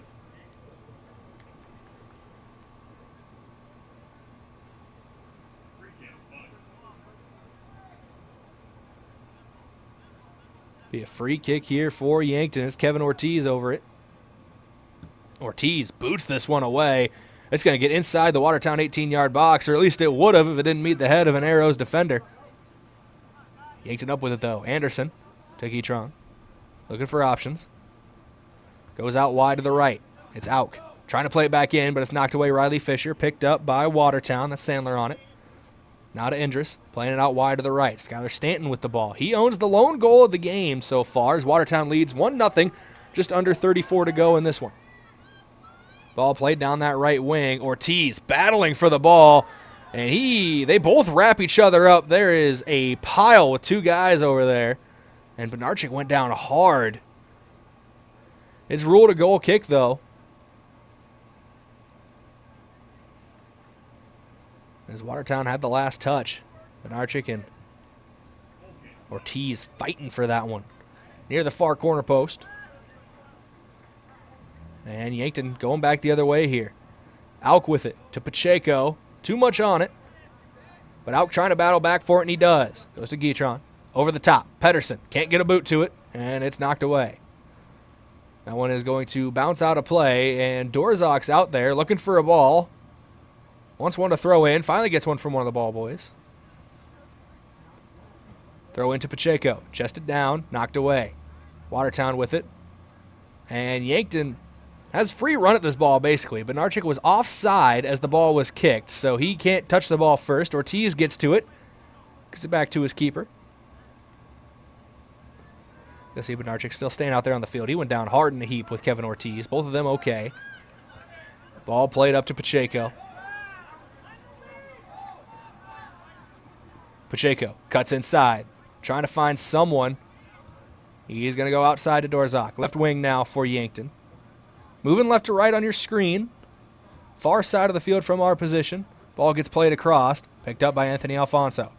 Alfonso to Hansen. Over the top looking for Pedersen. Too far as it goes to Muller.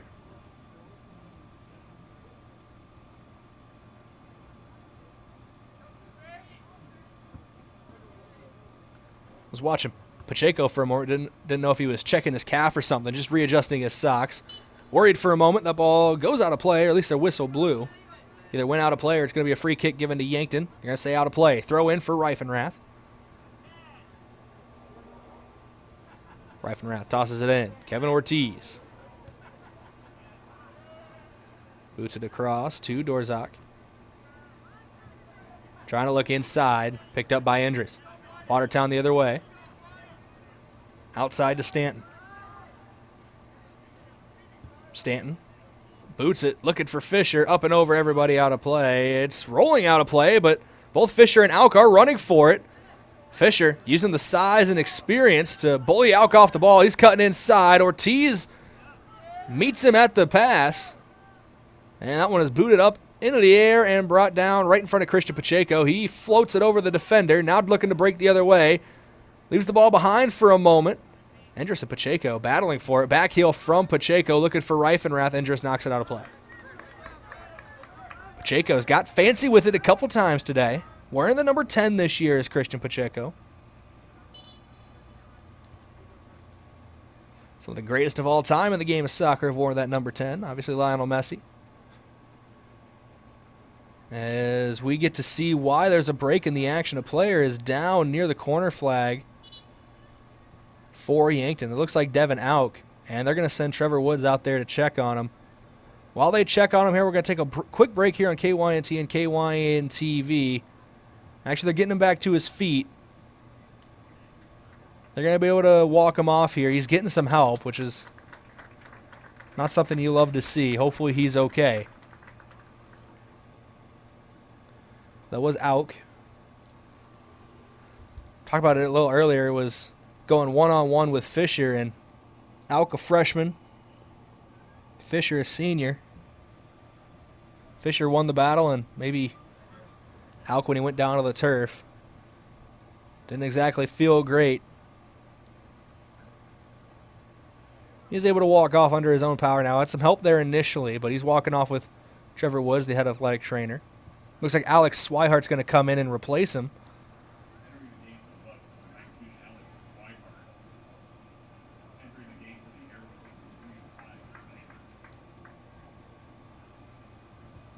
Change for the Arrows as well. Ty Meidinger checking in.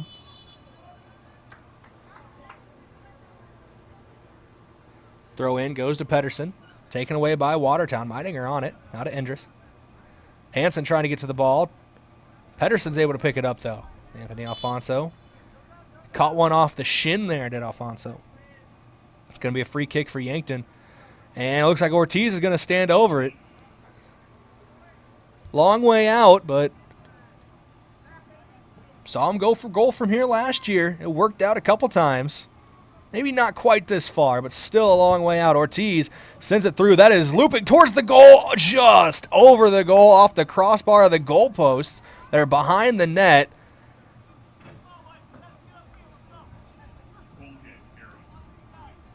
Keepers need to stay on their toes when Kevin Ortiz stands over the ball if he's on their half of the field. Anything past that midfield stripe, he's got the boot for it. Watertown with the ball, though. Currently, Pacheco takes it away. Looking for options. He's going to be brought down from behind, looking for a whistle. No whistle blows, and it goes out of play. It'll be Yankton possession. Throw in for Guitron. No, they're going to say Dorzak throw it in. Dorzak goes to Aiden Anderson. Taken away by Meidinger. And Stanton boots it downfield. Looking for Orban Archer. Headed away, Reifenrath looking for Dorzak again. Dorzak has it taken away.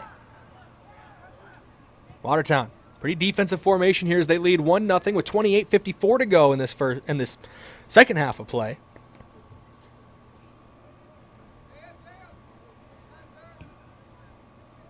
Two battles going on right now. The one on the field between the Arrows and the Bucks, and me with myself and whatever hiccups I'm dealing with.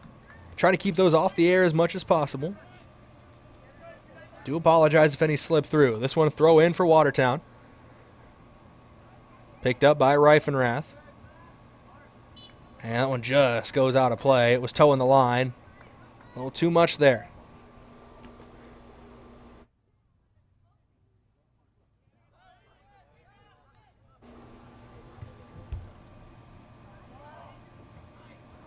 Ball goes into the box, knocked away from Anderson. That is going to roll a long way, and it will end up out of play. Throw in here for Watertown. Arrows with the throw in. Headed up. Dorzak. That's going to fall into a dangerous spot, and it's going to be scooped up quickly. Heads up play by the goalkeeper. Saving a goal-scoring opportunity. Could have doubled the lead.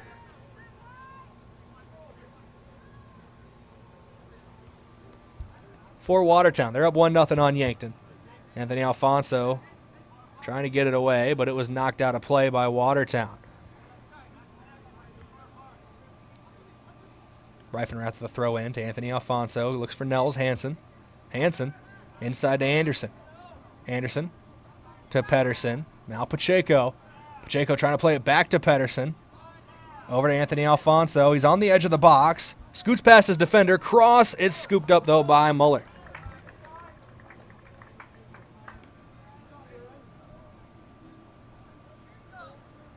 Owen Muller surveying the scene. Now he throws it in.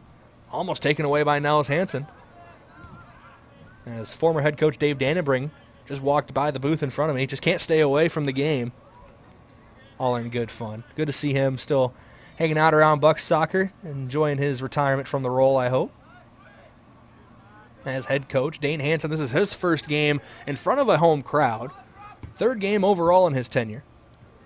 Does trail 1-0 to the Bucks. To Watertown. 26:30 to go in this second half. Anderson with it in the midfield, trying to change that to Pedersen. Pedersen to Pacheco. Plays it through. Alfonso running after it, but it's going to go out of play.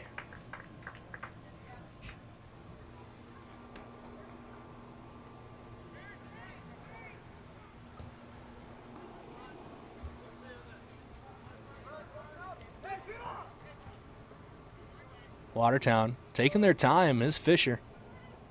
He goes to Sandler. Working that left flank now. Gets it past everybody. It's a foot race between Yankton and Watertown, and it will be Swihart who wins it for a moment. Arrows with the ball in the box. Dangerous opportunity. Stanton almost scored again. Still a dangerous area. Ortiz picks it up. He's running the other direction. Breakaway for Kevin Ortiz. Down the left side looking for Tony Guitron, taken away. Pacheco picks it up. Now Ortiz with it again for a moment. Trying to win it back. Does win it back. Got a lot of fight in him, does Kevin Ortiz. And now the defender is in the box looking for a cross. And it's going to be scooped up, though, by Muller. Kevin Ortiz, a long run from him. Usually plays as a center half in that defensive back line. Aiden Anderson dropped back into that defensive back line to try to maintain some shape for Yankton. Ortiz with a long run there.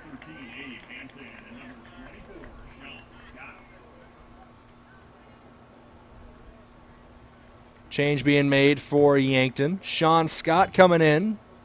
He'll play out on the wing.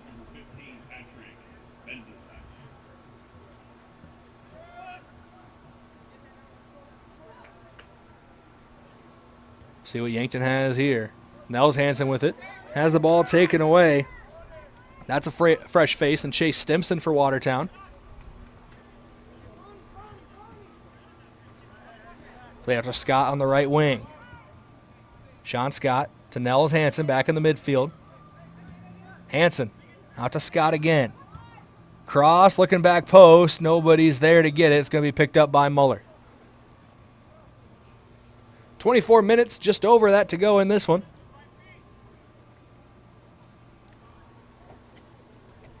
One nothing Watertown leads. A pass played back to Muller almost ends in disaster for Watertown as Jack Pedersen was there. A couple Yankton players saying that hit off the arm of the attacker Chase Stimson for Watertown, but no whistle blows. If it did, it was incidental. Ball played through, but it's picked up by Dorzak, but he's got a tough time with him. Stanton now over to Stimson. Dorzak able to clear it away, but not that far. Endress on it. Outside the box, blocked away. Big block there from Cade Reifenrath. Watertown still leads 1-0. Yankton trying not to let them add to that lead. That ball gets played into the box. It's going to get away from everybody. Over the end line, it'll be a goal kick for Yankton. 23-12 and counting to go in this game. Quick switch here. Pacheco gets his first breather of the game as he's going to step out for Zach Briggs. Briggs, a senior for this Bucks squad. Big thank you to the Fox Stop for helping make this broadcast possible. For all your daily convenience and fuel needs, make a stop at the Fox Stop. Serving breakfast and lunch daily, including personal-sized Godfather's pizzas. The Fox Stop in Yankton. Also, thank you to Buell's Cleaners for rugs, uniforms, linens, and other cleaning services. Go to Buell's in downtown Yankton. That one put out of play by Watertown to be a throw-in for Yankton. Also, thank you to Explorers Credit Union. Watch the Coach's Corner show on Saturday morning, sponsored by Explorers Credit Union. Explorers Credit Union is here to help with a vision of financial empowerment for everyone. Discover the difference at explorerscu.com. Pedersen plays it inside, looking for Briggs, knocked away.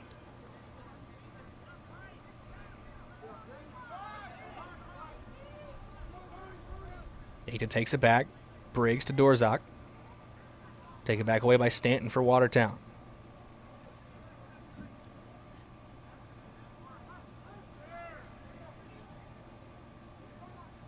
That ball knocked out of play. Both players signaling it's their ball. And Tony Guitron has it with a quick throw in here, looking for Jack Pedersen. No, they're going to say take your time on the throw in. So we'll set up for a longer one with Reifenrath. Still looking for Pedersen. Headed up over their heads and out of play off the clearance there. I believe that was Snyder on the clearance. Nice one. Off the head of a Watertown defender is going to roll near the corner flag, out of the play over the touchline, so it'll be a throw-in.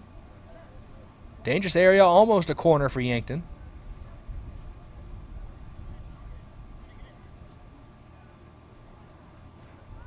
Deep throw-in for the Bucks, heading into the box.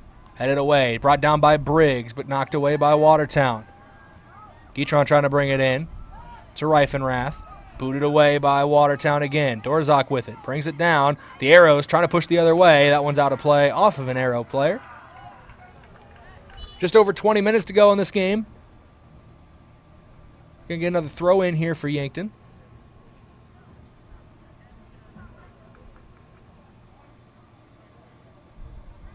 Dorzak with it. Far side of the field from our position. Trying to change direction. Switch the play as he goes left to right. Looking for Swihart, trying to play it through to Scott. Taken away for a moment. Swihart almost wins it back, and it goes out of play.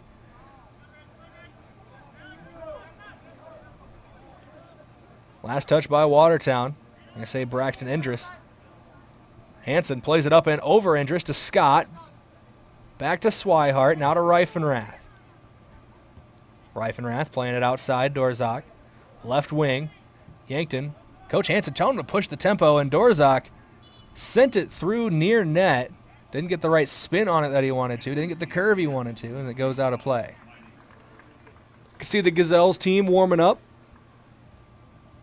by the flagpole here at Crane-Youngworth Field. Head coach Tyler Schering out there with him. We do have the girls game of this boys-girls doubleheader. After this one, Yankton does trail Watertown 1-0 here on KYNT and KYNTV. Budig almost got caught in no man's land there, but was able to get back to position safely. Yankton with the ball outside. Dorzak now plays it back into the midfield. Aiden Anderson to Pedersen. Pedersen was looking for Hansen. Briggs there as well, and a whistle's going to blow. Free kick given.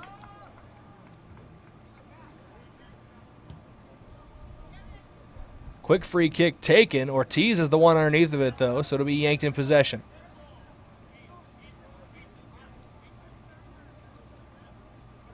There are 7 or 8 Watertown players behind the ball at any given time. Fairly defensive formation.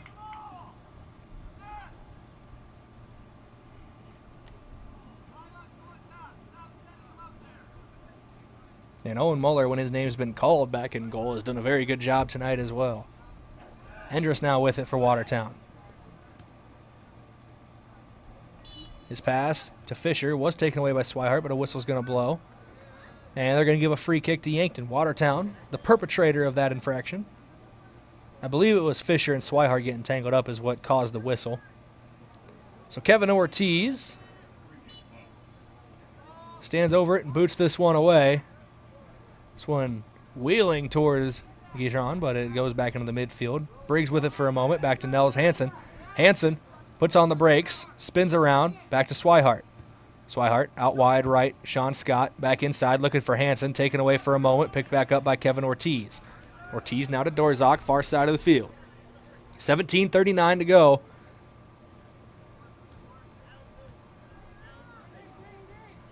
Reifenrath with it. Near the midfield stripe, but on Watertown's side of things. Briggs brings it down. Was looking for Pedersen. Taken away for a moment. Scott makes some contact.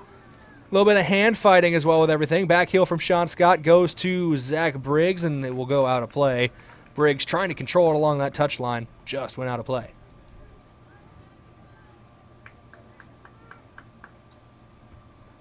Scott heads the throw in out of play, trying not to give any options to Watertown. 17 to go in this one. 1-0 Watertown leads Yankton. Game 1 of our doubleheader. This one booted cross field. One bouncing down, picked up by Stanton, but it's taken away by Dorzak. Jaden Dorzak trying to play it to Reifenrath, but Stanton, like a wild animal that really wants that soccer ball right now, but eventually Yankton is able to take possession. Stanton was going one-on-one with 3 or 4 different players, it felt like, on the far side of the field trying to bring that one in. Hansen with it to Briggs. Briggs brings it down out to Sean Scott. Was trying to play it inside, but doesn't get the touch he wants. Ball taken away. Fisher looking for it. Swihart there as well, and Swihart will have it knocked away from him. Out of play. Ruling is a goal kick. Devin Auk checking back in. Left the game earlier on with an injury. Good to see him back out on the field. Amos Alonso checking in as well as Anthony Alfonso and Christian Pacheco. Pacheco in the third position they've put him in so far today. More of an attacking midfielder when he started. They put him up top as a forward when they had Jack Pedersen have a little bit of a breather, and now he's playing out on the wing. It's a front three of Pacheco, Pedersen, and Alfonso. Yankton in a little bit of danger on their back line, though. Played up to Pacheco. Christian Pacheco looking for options, has it knocked away. Goes to Nels Hansen. Zach Briggs now with it. Anthony Alfonso's got some fresh legs on the wing. They're trying to find him, but it's knocked out of play. Briggs with it for a throw-in. Actually, he's going to leave it to Reifenrath. Reifenrath goes to Hansen. Hansen trying to play it outside, and it goes to Pacheco. Pacheco back inside to Pedersen. Trying to get one touch around the corner to Dorzak, but gets knocked out of play. Throw in coming for Yankton. Pacheco to throw. Pacheco goes short, goes to Amos Alonso. Giving Alonso a lot of space here as he finds Hansen. I should say not giving Alonso a lot of space. He was being chased by Ty Mettinger. And that one gets through a couple Watertown defenders, but it's just going to roll to Muller in net. 14:33 to go here on KYNT and KYN-TV. Yankton with possession of the ball again. Briggs gets it around one defender. Actually, they're going to say it went out of play before Briggs could get it around him. So it's a throw in for Watertown.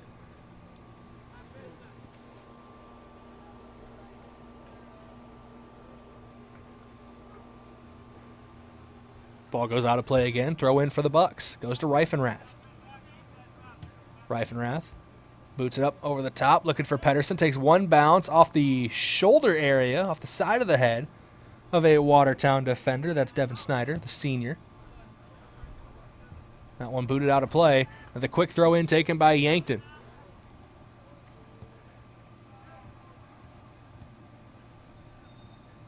Time not on their side right now for the Bucks.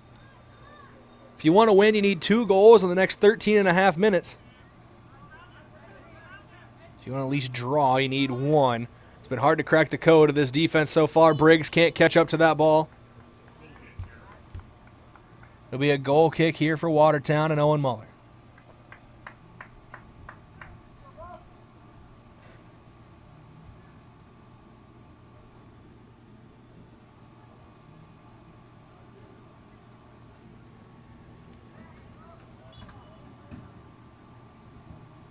Goal kick here taken.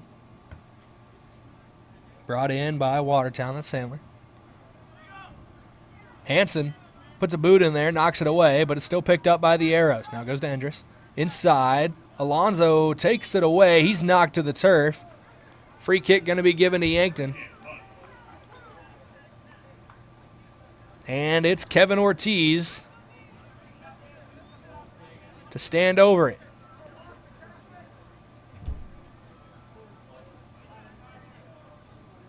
Hansen signaling downfield. Ortiz drifting towards goal. It's going to end up in the arms of Muller. Pacheco was there, as was Pedersen, but it gets to the keeper first. Another good free kick by Kevin Ortiz.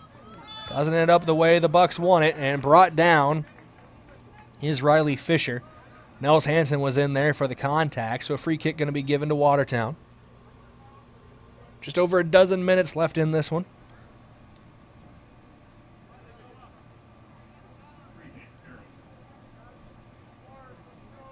Who's going to stand over this free kick for the Arrows? Looks like Connor Schlott. How far can he boot this one? He's going to play it back short and across, and that's going to get away from the defender. Pacheco chasing after it. It's going to roll out of play, but a quick throw in could be taken by Yankton. It's exactly what Pacheco wants, looking for Pedersen. There's a lot of Watertown jerseys over there, but Jack Pedersen trying to get around all of them, cleared away, out of play. Another throw in for Yankton. Quickly taken to Pacheco. The tempo definitely turned up here for the Bucks. Pacheco looking for Briggs, over his head, just barely. Knocked away, but it only goes as far as Nels Hansen. Hansen took a shot, but it was blocked. Into Pedersen now, edge of the box, looking for options. Pacheco went down in the box, away from the ball. No whistle blows, out of play. Another quick throw in here for Yankton. 11 to go. 1-0, the Bucks trail Watertown. Looking for a late equalizer. Throw in goes to Amos Alonzo. Rain's starting to pick back up a little bit here. Header from Nels Hansen, almost in there. What a save from Owen Muller. That ball was placed perfectly from the far side of the field, headed down by Nels Hansen, and diving effort and save made by Muller. Kick from Muller, trying to boot it away was Ortiz. They're going to say he was pulled down from behind. The lead to a free kick for Kevin Ortiz. 10:22 and counting to go in this one. He's going to try to get this one in the box again, you assume. He's sending it through towards goal. It's up, and Muller just punches it up and over the net. Almost misjudged it, did Owen Muller. As he was coming out of net, had to backpedal a step and then punch it over. Tough play to make for Owen Muller. The Bucks are threatening. Amos Alonzo stands over this corner. We're under 10 to go in this first game of our doubleheader. 1-0 Yankton trails Watertown. Alonzo boots it, spiraling. Headed down for a moment and cleared away by Watertown. There's only one defender back for Yankton, Kevin Ortiz, and that one's going to go out of play. Ortiz looking for a quick throw in. and he'll get it to Cade Reifenrath. Trying to change sides of the field quickly is Yankton.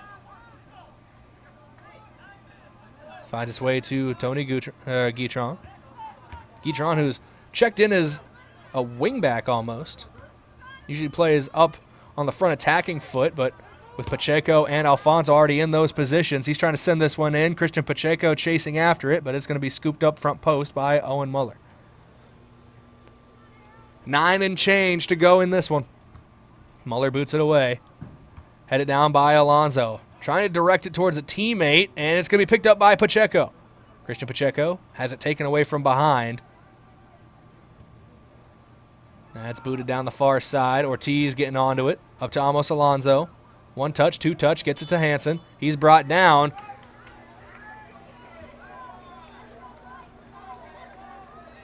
Free kick here for Yankton and Kevin Ortiz. It's about the 36-yard line.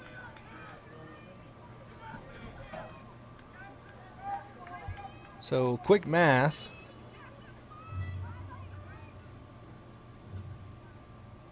About 46 yards away. It's actually going to be Hansen who takes it to Pedersen. Back flicks it with the heel, trying to find an option, but it's taken away by Watertown. They got a lot of white jerseys in that box. Ball played up to Ortiz. Whistle's going to blow. Free kick given. Assumed to Watertown. And it will be the Arrows taking the free kick with 8 to go.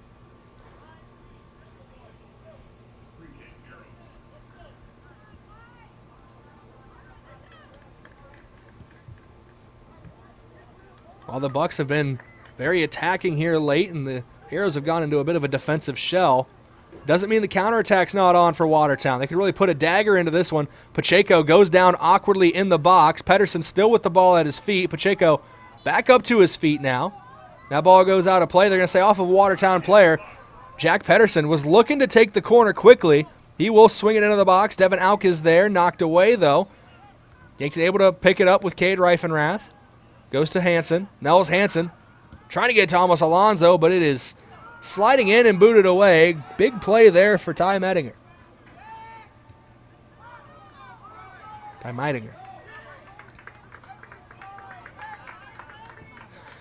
Reifenrath looking to switch the play. Boot it up. Comes down with a couple extra raindrops on it. Might have went through a cloud on its way back. Here's Anthony Alfonso. Looking for something. Finds Nels Hansen. Hansen back through Pedersen. Pedersen outside. Tony Guitron has options in the box if he's able to get onto it. Tries to play it inside. A little too long of a touch there as he was trying to get it around the defender. Knocked out of play. Throw in to be taken by Yankton. 6:36 and counting. Aiden Anderson checking in. Zach Briggs stepping off, and that clock keeps running. So a quick substitution there. Hansen was trying to swing it into the box, goes off the back of a defender, out of play again. Another quick throw in to be taken by Guitron. Tony Guitron looks for almost Alonso, gets knocked away. Only one Buck player back and only one Watertown player back there as well. Now both teams starting to repopulate. Kevin Ortiz going to have to make a long run on this one to close down Skylar Stanton, who crosses it into the box. Booted comes up and scoops it up. Nobody can get anything done for Watertown. Well, they shave some more time off the clock, clinging to this 1-0 lead. Yankton has been attacking here lately, but hasn't been able to put one past Owen Muller in net. Pedersen had it for a moment, booted away, into the box, scooped up by Muller.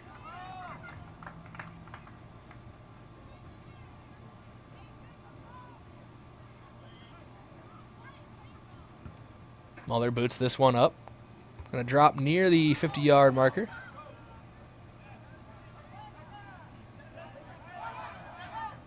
Ball played through, looking for Riley Fisher. This is dangerous. Fisher almost brought down to the box, and he scoots it past Budig for the goal.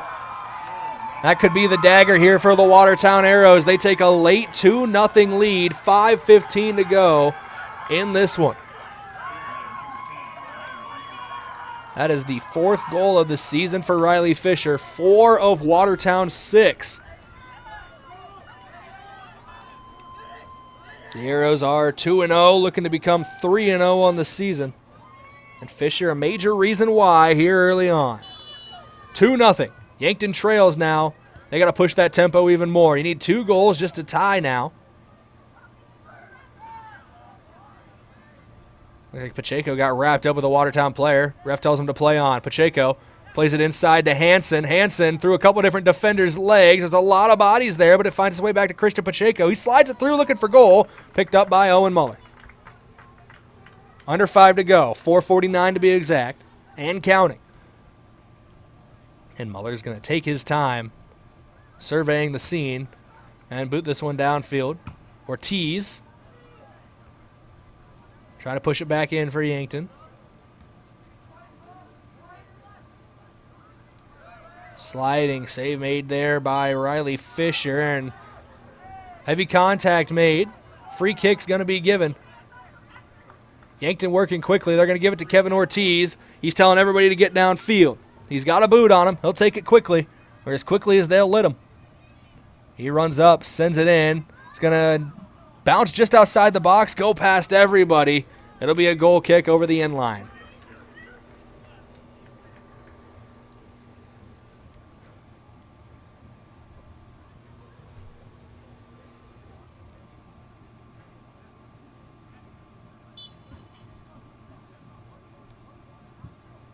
Booted away for Watertown. 3:45 and counting to go. Guitron with it to Anderson. It's taken away by Watertown and pushed out of play. Clock keeps ticking. Time is not on the side of the Bucks as they go back to Reifenrath. Reifenrath going to send this one in the box. Hansen off the volley, up and over, off the crossbar. Who's there? It's one player to beat. No, it's still down in front of the net. Almost able to put it in the back of the net. That looks like Devin Auk, but could not control it. Took an awkward bounce off the crossbar in the glove of Muller.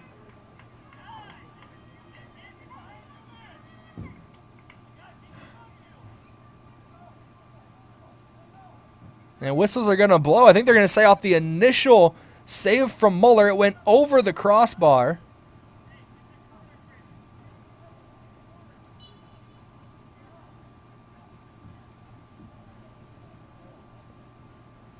That is the ruling here. They say it went over the crossbar, off the upright of the goalpost, off the initial save from Muller. Clock was stopped for a minute there, but it's rolling again. Pacheco with it off the corner, and that one's cleared away by Watertown. Reifenrath looking to throw in quick. Going to Guitron. Guitron into the box, and Muller's there to pick it up.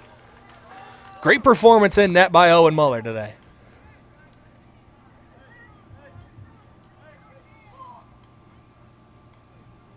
He saved everything that's come his way. He's had some great defenders in front of him as well. The Arrows lead 2-0 with 2:29 to go. Now one booted downfield. It's going to roll into the box and be scooped up.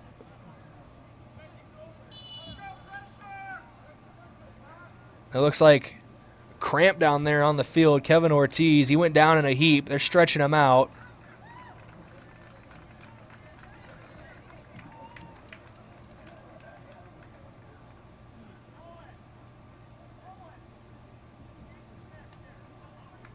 Clock is going to stop on this as well with a player down. 2:17 to go in this second half of play. 2-0. Watertown leads Yankton.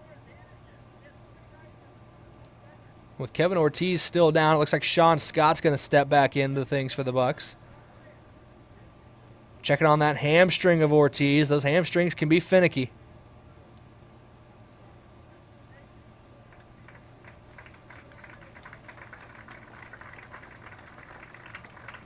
Ortiz is going to walk off with a little bit of help from Woods.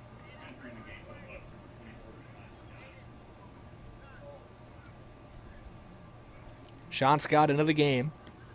The Bucks trail by 2 with 2:17 to go.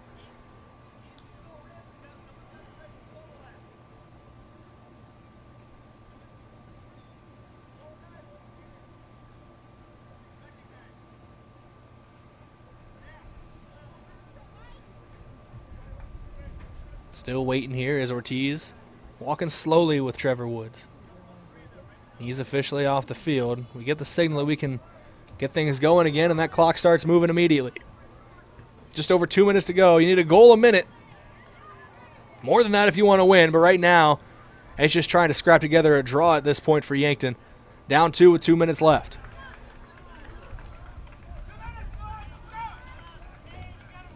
Wind starting to pick back up a little bit here, Crane-Youngworth Field.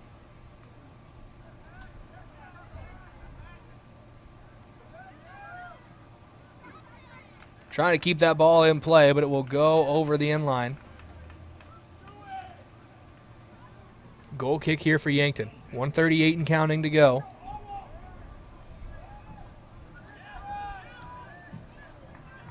Ball gets played up to Auk.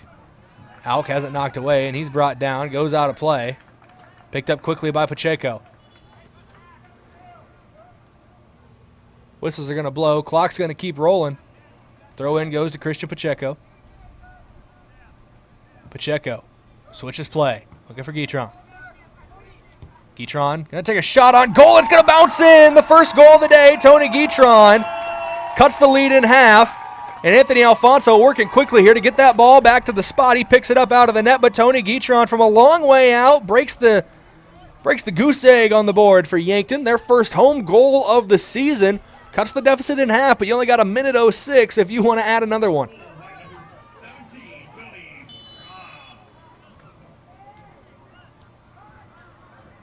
Pedersen back on it. Yankton with momentum, breaking the other way. Goes to Anthony Alfonso outside. Cuts back in, looking for options. Has some. Goes around the defender to Pedersen. Back across to Guitron. Guitron again from a long way out. He does it again! Where did you come from, Tony Guitron? 2 goals in about as many seconds. Makes it 2-2 with 48 seconds remaining in this game.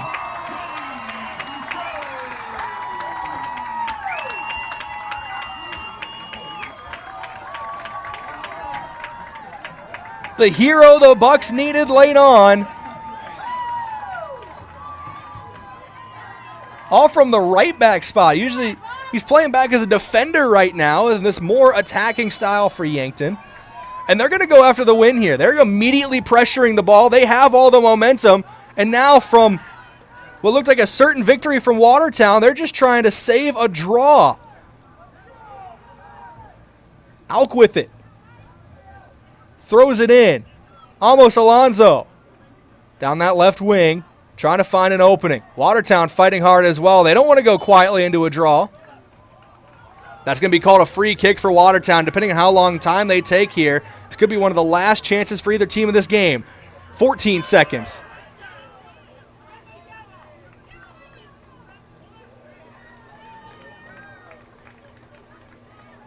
It looks like a substitution being made here. Clock's going to reset to 12 seconds and stop. Looked like Pacheco was standing in front of the ball there. They might have got him for trying to time waste a little bit. 12 seconds remaining in a 2-2 ball game after back-to-back goals from very far outside the box by Tony Guitron. Free kick into the box, headed away by Yankton. They got to break the other way in a hurry. 6 seconds remaining. It looks like this one might end in a draw. 3 seconds. This one up in the air into the box. Watertown trying to bring it down. The horn blows, and snatching a draw from the jaws of defeat are the Yankton Bucks, led by their sophomore, Tony Guitron. Couple of late goals. It's not the desired result at the end of things. It's not what they came out of the locker room wanting. But when you're down 2 goals with about 1:30 left, and you're able to snatch a draw, that is almost as good as a victory any day of the week. 2-2 your final score. Yankton gets a draw against Watertown in the first game of our doubleheader. Yankton Gazelles soccer coming up next, also taking on the Watertown Arrows. So be sure to keep it tuned right here for that one. Big thank you to our second half sponsors, First Chiropractic Center, Trixedo, Vision Care Associates, and FNBO. 2-2 your final score here from Crane-Youngworth Field. That scoreboard update brought to you by SWAT Chiropractic and Rehab. We'll come back with your post-game show when we return on KYNT and KYN-TV. 2-2. Yankton snatches a draw in their home opener with the Watertown Arrows. We'll be back in a couple minutes with your post-game show. Sports injuries can be the result of competitive activities, but can also happen by just participating in leisure activities too. If you're experiencing pain as the result of your chosen activity, consider chiropractic care. I'm Dr. Mackenzie Erlinson with First Chiropractic Centers. We have experienced chiropractors that work with sports injuries every day. Our treatment options are aimed to minimize pain, reduce recovery time, and reduce risk of future injuries. Visit First Chiropractic Centers, making life better, one adjustment at a time. Did you hear about R22? No, that's R2-D2 from Star Wars. I'm Miles from Larry's Heating and Cooling. R22 is the refrigerant that's used in your older central air conditioner. Some companies are saying R22 is no longer available. Well, that's just not true.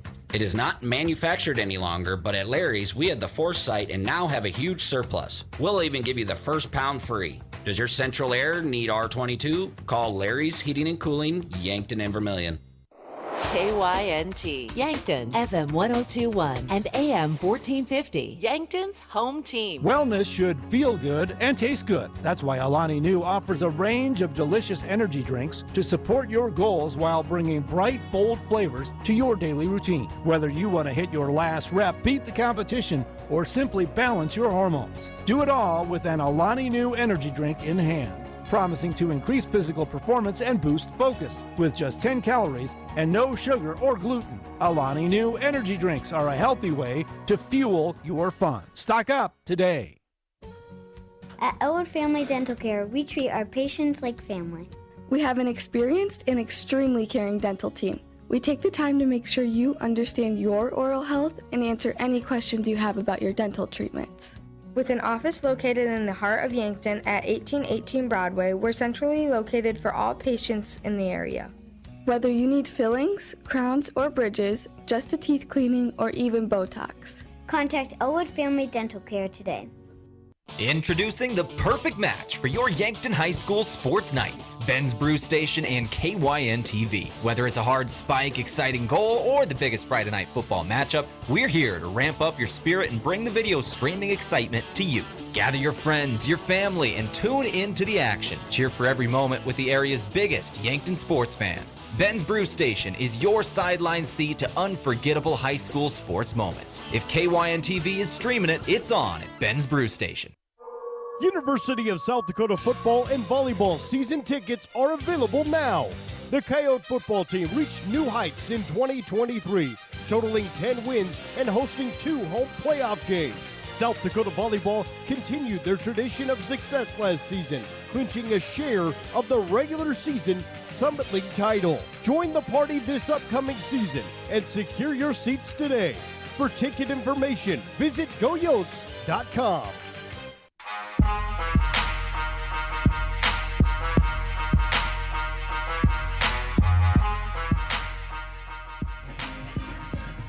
Welcome back in here, KYNT, KYN-TV, Yankton Bucks Soccer just wrapping up. Brayden Butler in here in the booth. This is your KYN-TV post-game breakdown, live from the Fairfield Inn & Suites and Holiday Inn Express broadcast booth. Get great rates and flexible reservation changes by calling the Fairfield by Marriott or Holiday Inn Express Hotel Direct, 605-653-2250. 4 goals total in this one, 3 in the second half, and 2 of them in the last minute and a half, both of those belonging to Tony Guitron. That is Yankton's 2 goals, both from him late on. For Watertown, their goals were scored by Skylar Stanton and Riley Fisher. 2-2 your final score. Yankton comes blistering back in the last 90 seconds or so with those pair of goals from Guitron and almost was able to snatch a win out of things here late when it looked like for certain they were going to fall to 1-2 on the season. Yankton now 1-1-1, while Watertown is 2-0-1 on the year. That quick stat recap was brought to you by Mayor Signs. If it's time to review the look of your business's signage, let Mayor Signs help. They offer all types of signs, including lit, non-lit, digital, and much more. Contact Mayor Signs today on 4th and Broadway in Yankton. Your defensive player of the game was Kevin Ortiz. Great effort from him late on. Saw him walk off, hobble off with a hamstring injury. Hope he's okay. I know those hamstrings can be finicky, but he has given great defensive effort all over the pitch and was able to even come forward and help the attack a little bit. So he's your defensive player of the game, brought to you by Olson's Pest Technicians, your residential commercial pest control solution. Call 1-800-KIL-BUGS. Your offensive player of the game, brought to you by High View. There's a hopeful smile in every aisle. That will go to Tony Guitron. Those 2 goals late snatched a draw for Yankton in the end and got them some a crucial result here early on in the season that'll help affect the PowerPoint's standings. That is brought to you by Hy-Vee. There's a hopeful smile in every aisle. Your calendar countdown. Look at the schedule ahead, brought to you by Parker Hannafin of Yankton. Look ahead to a brighter future with a new career at Parker of Yankton. All benefits begin day one. Learn more at parker.com. Parker, engineering your success. Hopefully we get a chance to talk to head coach Dane Hanson after his first game in front of a home crowd here at Crane-Youngworth Field. Getting a late draw with a lot of emotion, but it's a quick turnaround between games, so here's hoping we get a chance to talk to him. Just under 15 minutes to go before Yankton Gazelles soccer, so we are going to wrap up the Bucks broadcast, but if Coach Hanson does come up here, we will talk to him. We're going to take a quick 1-minute break, and when we come back to start things on the Yankton Gazelles pregame show, we will play the pregame coach interview with head coach Tyler Schering. So 1-minute break, we'll switch things over to the Gazelles and play that pregame coach interview with Tyler Schering. This is the end of the KYNT post-game report, and we go into the Hy-Vee pregame show for game number 2 of this doubleheader, wrapping things up for the Bucks. 2-2 draw for Yankton. Head coach Tyler Schering in conversation with him around the corner for the pregame of the Yankton Gazelles matchup with the Watertown Arrows. Back in 60 seconds with that interview. Hey Yankton, are you looking to get down and dirty with full-time benefits and great pay? This is Luke from Hydro Maintenance. Come join our maintenance team where every day is something new, from electrical and all the way to hydraulics. We need your hands-on experience and mechanical knowledge. Hydro Maintenance is waiting for you. At Hydro, you will be a part of a bigger story, a story shaped by you. Apply today. jobs.hydro.com. That's jobs.hydro.com. Search Yankton. Medicare coverage is not a one-size-fits-all coverage. Do you like to travel? Are you wanting to spend your winters down south? Or just spend some time with your grandkids? Make sure you choose a plan that fits your needs and will travel with you. Visit Julie at Missouri River Associates to review your upcoming Medicare or your current needs. That's Julie at Missouri River Associates, 665-6885.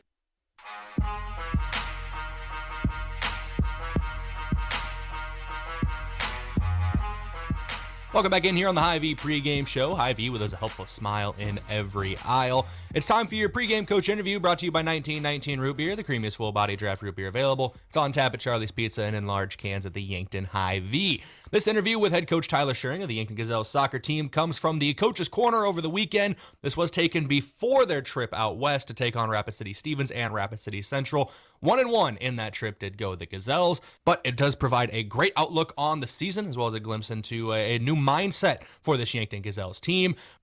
KYNT Sports Director Bryce Ladwig conducted this interview, and we go to that now with Gazelles head coach Tyler Schering. All right, Coach. As tomorrow, we're recording this Thursday at night, late Thursday at night.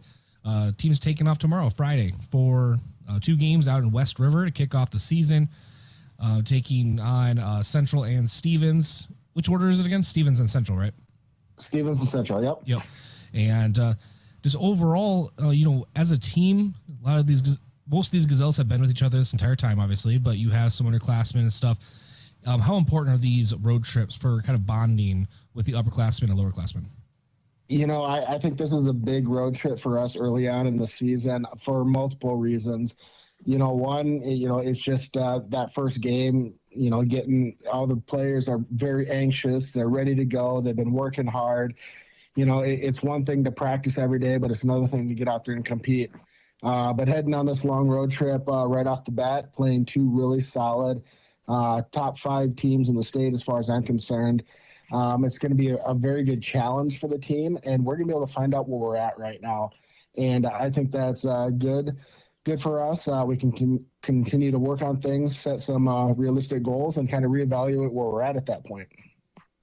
All right, beautiful. And Coach, if you had to point some emphasis on your team as far as the scheme you're going to be kind of running, or at least the focus of the team, speed, defense, kind of what are we looking at for the Gazelles this season? Well, in the past, we've been a very defensive team, working counterattack. We've really transitioned this year to try to get more of the ball, keep more possession, create more scoring opportunities, and limit the counterattacks for the other team. Our goal this year is to find the back of the net a few more times, create some more goal-scoring opportunities, but for the most part, control the game. And that a lot of that comes with possession and really working to control the midfield. All right, and Coach, let's talk a little bit about your coaching staff that you have with you this year. I always want to make sure that we get them mentioned. Yeah, new this year, assistant coach Kellen Mosier, Yankton grad. He's been gone for a few years. He's back. He's very energetic. He brings some good energy to the team. Very knowledgeable person when it comes to soccer. He's going to be an excellent coach for our JV. Really helping on the development side there. But he gives a lot of good points for the varsity as well. So he's going to be a huge asset there. On top of that, we've got a couple of volunteer coaches coming back. I was able to talk Katie Ladwig, your wife, to come back and help out. She's got some really good defensive knowledge, and I think that she's going to be a big asset for the team this year. And then Haley Vornhagen, formerly Haley Didi, but she got married this summer. She's going to come back and help us out when she has the opportunity as well. So I think that's three nice coaches that are going to help round out the staff there. All right, you love to see it. And Coach, throughout the year we'll keep talking. We'll have another recording for next week. Actually, we'll have some post games as well. We have some games we're covering on KYNT TV. Man, the season it starts right away. Just there's really no time from the end of summer to fall sports, but I don't have to tell you that. Yeah, it's flying by, and soccer's one of them sports where once the season starts, games are, our entire regular season was only about a 6-week span. So we're fitting a lot of games in there, and, we're looking forward to it. We're looking forward to talking with you in the future. Big thank you once again to head coach Tyler Schering as well as Bryce Ladwig for that interview. We'll talk to Coach Schering in the post game today, but we're going to go back to break, keep things rolling here on the Hy-Vee pregame show here on KYNT, KYN TV.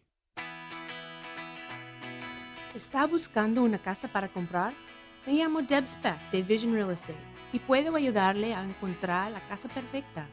Yo sé que la barrera del idioma puede ser difícil, pero puedo facilitar el proceso. Escoja a un agente que se habla español. Envíeme un mensaje de texto 605-661-9398. Campsites full at Lewis and Clark Lake? Hey, you can still enjoy all what Yankton has to offer this summer by staying at the Holiday Inn Express or Fairfield by Marriott. The Holiday Inn Express features large rooms with free breakfast and happy hour. The Fairfield by Marriott offers you comfortable modern rooms, free breakfast, and plenty of parking for a boat or camper.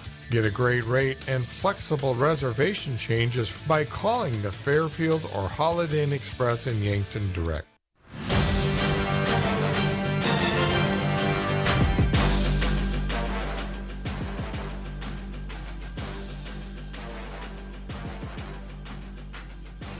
Welcome back in here on KYNT, KYN TV. We are just under 7 minutes away from first kick of game number 2, or at least the announcement of starting lineups here for game number 2 of our doubleheader. It's the Yankton Gazelles taking on the Watertown Arrows. Brayden Butler in here on KYNT and KYN TV.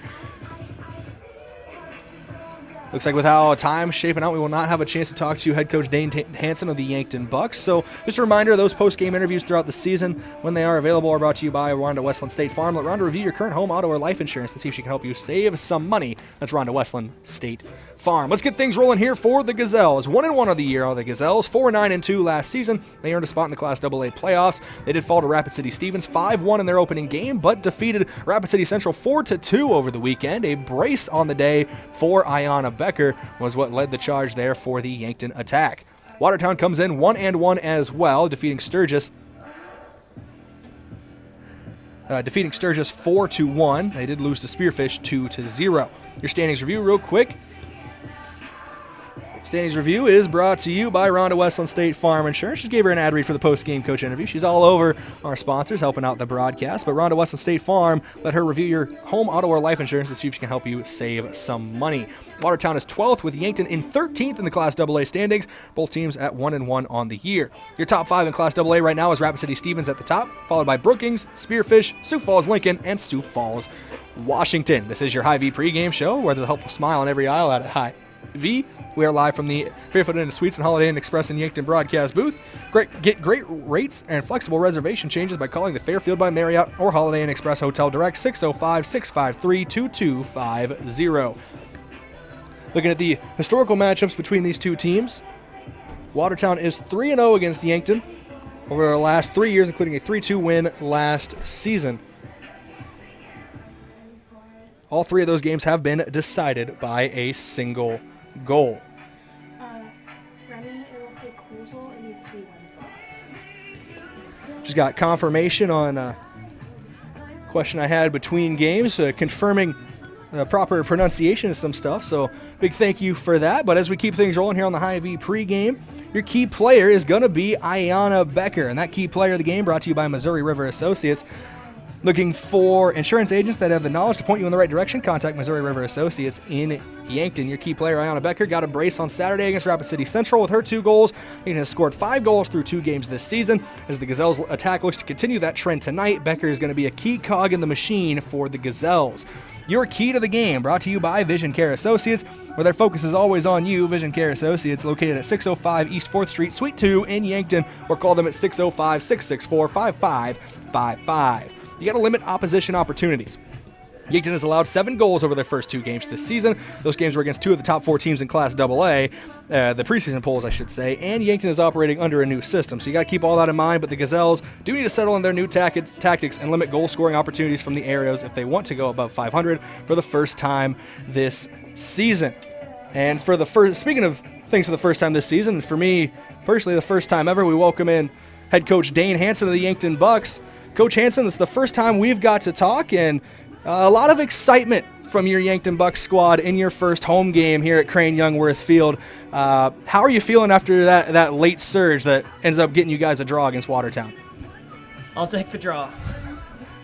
I will take the draw. It feels like a win when you're down 2 goals with 4 minutes left, and we'll take it. We'll take it. And this post-game interview, just so I don't forget, that is brought to you by Rhonda Westland State Farm Insurance. Coach Hanson, it was Tony Guitron who laid on, got those 2 goals. What was your attacking mindset? What was your message to the guys down the stretch? Because you could really tell that tempo picked up late, especially after that second Watertown goal. Well, the whole plan for the second half was to pick up the pace, the speed of play, get it out into the wide areas. We wanted to get more crosses off. We didn't maybe execute that as well. But when we threw Tony in there, I just told him, you're playing outside back. I don't really want you to defend. I want you to just get up.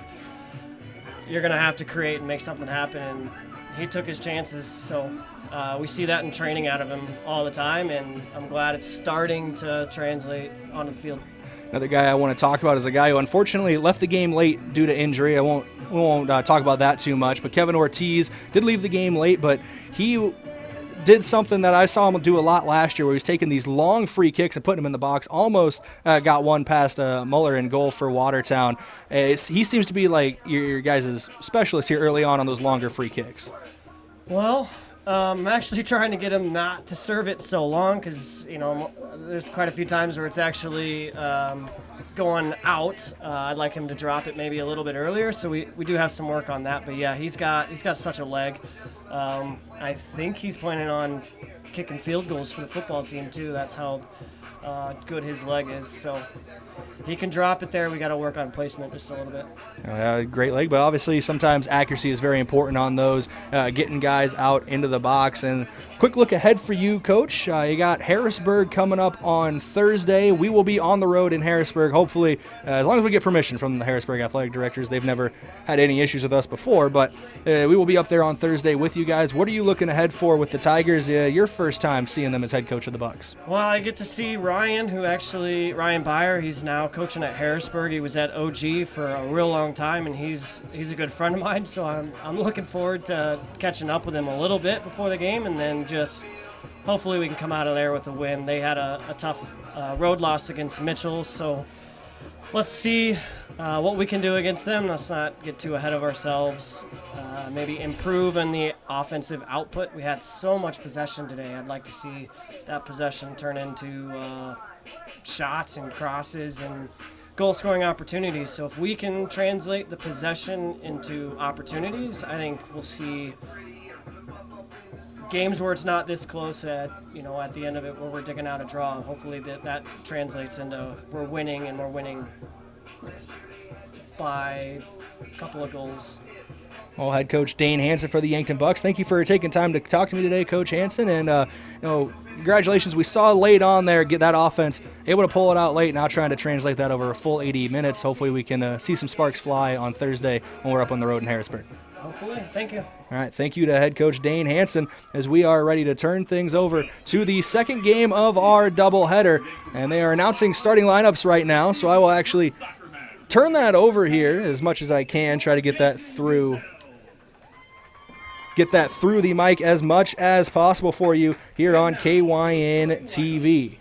For the visiting Watertown Arrows, 00 sophomore goalkeeper Madison Enstad. Number 1 junior defenseman Megan Clay. Number 6 junior forward Miley Canis. Number 7 sophomore forward Katie Fisher. Number 9 junior defenseman McKenna Blank. Number 12, sophomore midfielder, Chloe Landmark. Number 14, 8th grader midfielder, Sophia Wishard. Number 15, junior midfielder, Maya York.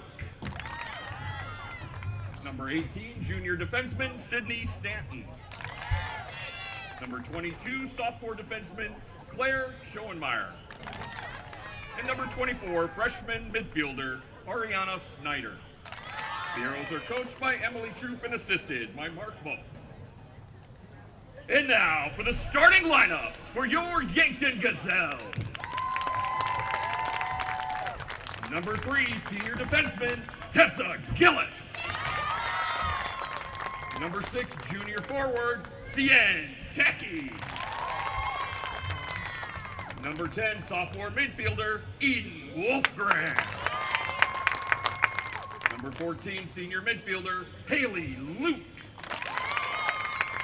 Number 16, senior defenseman, Chloe Foote.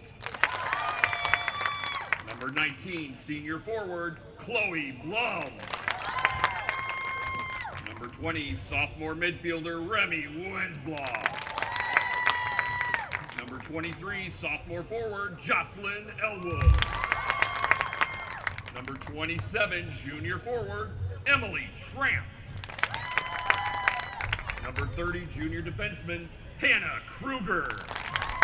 And tending goal for the Gazelles, number 99, sophomore, Elena Monin. The Gazelles are coached by Tyler Schuring and assisted by Kellen Mosier, Haley Bornhagen, and Katie Ladwig. Those are your starting lineups here for game number 2 of our doubleheader. Those starting lineups brought to you by First Chiropractic Center, making life better one adjustment at a time, located at 2507 Fox Run Parkway in Yankton. Sacred Heart Hospital in Amerisports. YHS Activities Director, Brian Morse is the post-game administrator. Should be a good one here. Game number 2 of our doubleheader. Gazelle Soccer. Your officials today are brought to you by South Dakota Office of the Attorney General. They are the law on the field. Your fans of the game brought to you by Triple Time Rudy's. Whether you're traveling to a home or away game, be sure to fuel up at Triple Time Rudy's, located at 1606 Broadway Avenue in Yankton. Big shout out to our KYN TV watch party location, Ben's Brew Station. Visit bensbrewing.shop to learn more and stop in to watch KYN TV if you can't make it to the games. Timmy Trumpets going over the loudspeakers again here at Crane-Youngworth Field in Yankton. Clouds still in the sky, but no rain coming down at the moment, which is always a good thing. Knock on wood real quick if you're with me. It'll be Watertown to kick off here.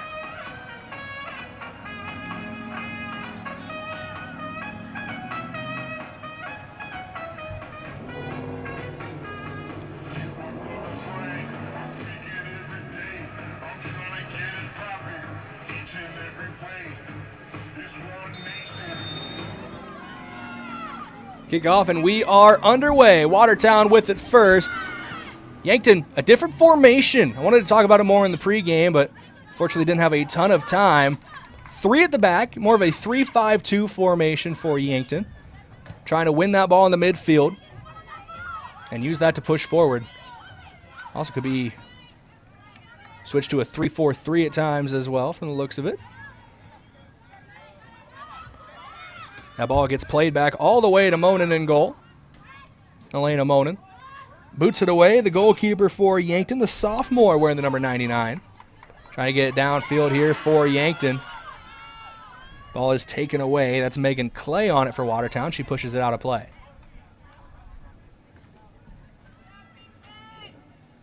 Throw in possession of Watertown. The Arrows with it. Both teams 1-1. Both looking to go above 500.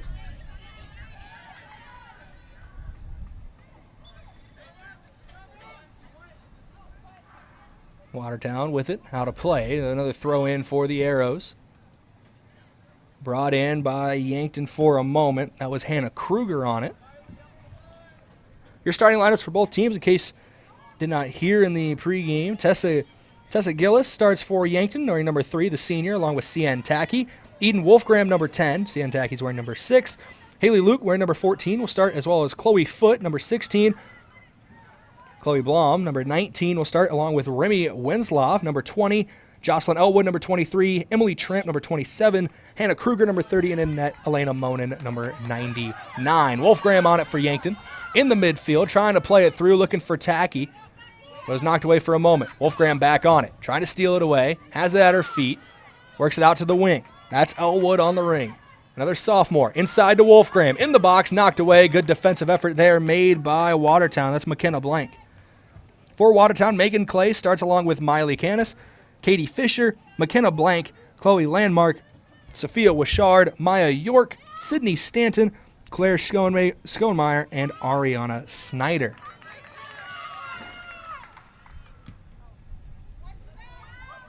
That one booted downfield for Watertown, but it's picked up by Yankton. Wolfgram over to Elwood. They're on that left wing. We're in the first half of action, 37-27 to go. Just getting things kicked off underway. Played down the left side to Elwood. Elwood back inside. Looking for Wolfgram. Has it ripped away. That picked up at the midfield area by Watertown. The Arrows looking to push the tempo here. That one's going to go into the box. Monin comes out to get it. She'll scoop it up for the, wanted to say first save, but it was off target. It wasn't really a shot. She's just picking up, scooping it up, making it easy for her defense. Boots this one away. Gets to about the midfield stripe. Tramp is there trying to get on top of it. She does. Pushes it down the right wing with a long touch. Now puts the brakes on. Cuts inside on the left foot. Looking for options. Goes to Tacky. Chested down. Looking for Winslow there, it looks like, but it's going to be scooped up.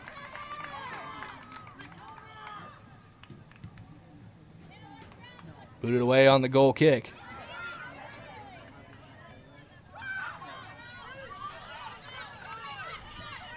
Pushing it downfield the other way now are the Arrows. 36-15 to go in this first half. Into the box. This is one thing that you might see happen with Yankton a little bit. Coach Schering talked about it. They wanted to be less focused on the counterattack and wanted to go out more and get on that front foot. That does leave you open at the back at times, especially with a 3-back. Shows a lot of trust in the defensive back line as well as their goalie in net, Elena Monin. A lot of trust in the sophomore.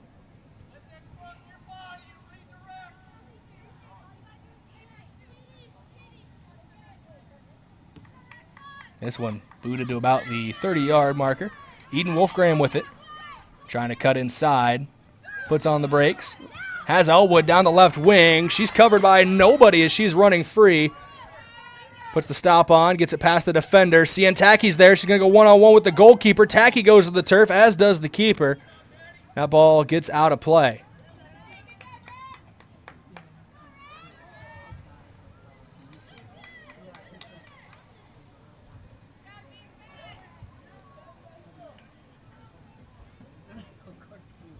It's going to be a corner here for Yankton. Last touch was by Watertown. Elwood playing up, so there could be a short corner here. And it will be a short corner to Elwood. Plays it back to Wolfgram. Now Elwood again. Back to Wolfgram. Little hot potato. Into the box. Knocked away. Good save. It's going to go out of play for another corner. But Yankton on the attack early here. That's what Coach Schering wants with this new formation. Get out there on the attacking front foot.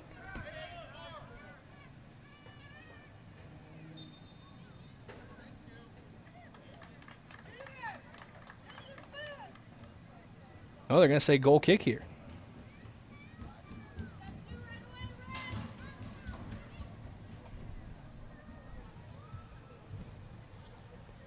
A little change in the idea.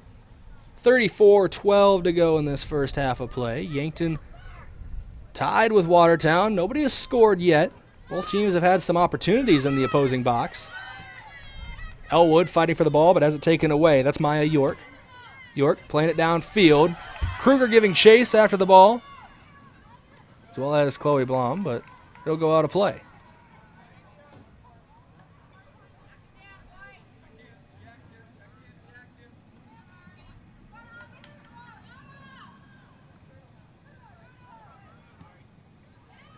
Ball in the midfield, taken back away by the Arrows. Working left to right on your screen is Watertown, but Yankton's trying to go right to left. Wolfgram on it now. On her own side of the field. Gets it out to Elwood. Was looking for Tacky there, but gets taken away. Remy Winslow almost on the ball. Yankton with it again. That's Hannah Kruger with it. Kruger playing it up.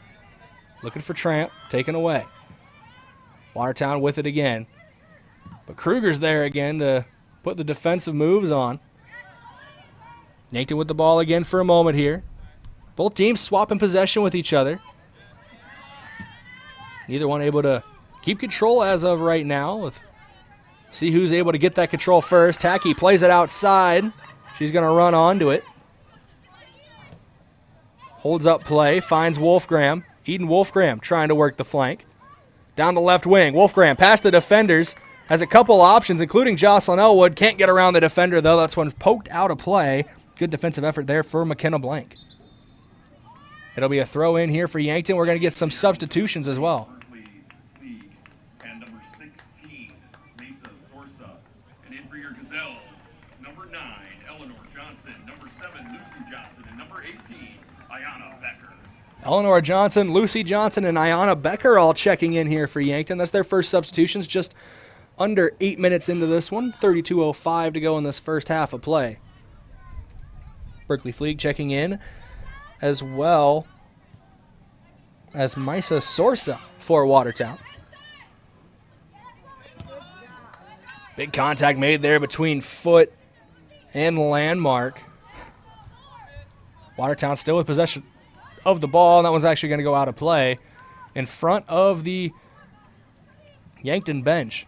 Quick throw in taken by Kruger, gets to Tramp for a moment, taken away by Watertown. The Arrows working down the left wing. Wolfgram back in coverage defensively, as well as Gillis. That one in and out of the hands of Monin, able to save it before it goes over the line.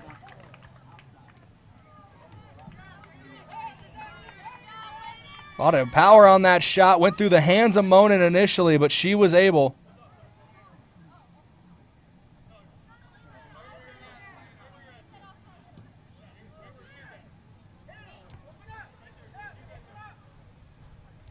A little bit of miscommunication there between the officials and Monin, but able to get it away for a goal kick now. Wolfgram plays it over to Elwood, out of play off of a Watertown defender. Elwood throws it in quickly. Ayana Becker, fresh legs, cutting inside. Becker already has 2 goals this season, was looking for more, has it taken away. Cleared away, only to Elwood. She lets it roll out of play. Quick throw in taken. Wolfgram on it, in the box. She's closed down, brought down in the box. No whistle blows. Gets played back outside on the left wing to Elwood. Has it knocked away from her. It's Katie Fisher in there, and she will boot it out of play for a throw in for Yankton.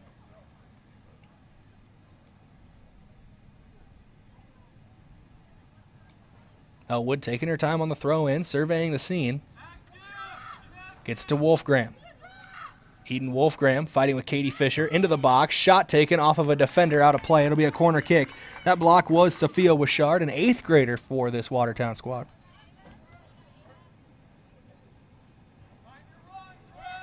It's a young Watertown team, a lot of 8th graders on it, but there's some upper class leadership as well. It's a mixture. We're having a moment here. Clock's going to stop. I don't know. I didn't see what happened. Is a player down?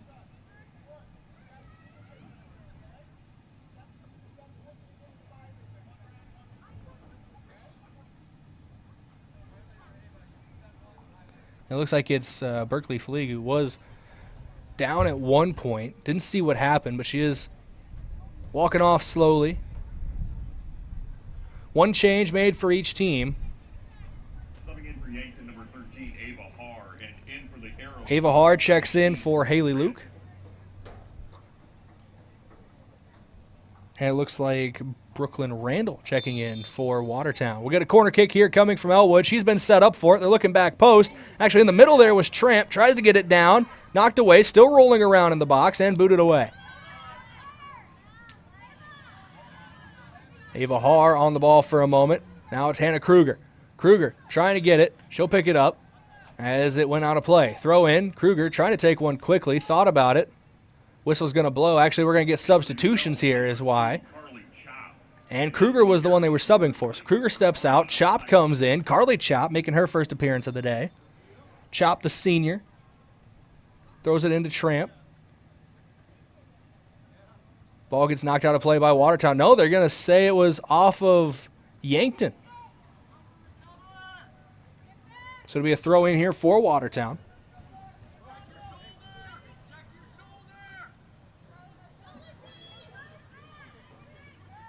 Throw in, taken away by Yankton. Trying to play it through to Tramp, but it's picked up by Watertown. Megan Clay on it, puts it out of play. So Yankton, quick throw in, taken again. Finds Wolfgram for a moment. Ball knocked out of play again. Another throw in here for Yankton. The Gazelles on the attacking foot here to start things. Ball swung into the box. It's going to be picked up by the keeper.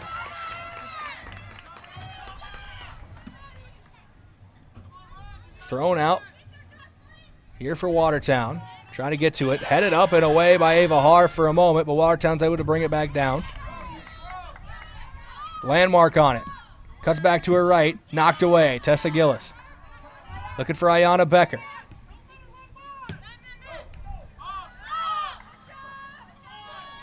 Ball gets cleared away and put out of play by McKenna Blank. Becker was there, breathing down her neck.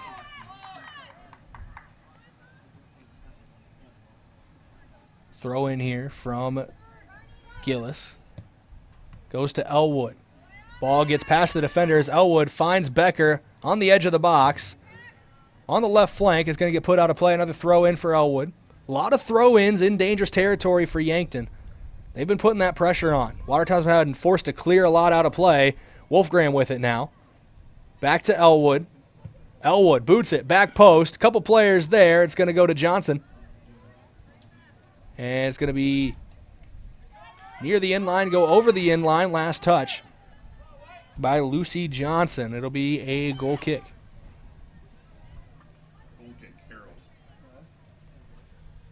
0-0 score, 26:50 to go in this first half of play.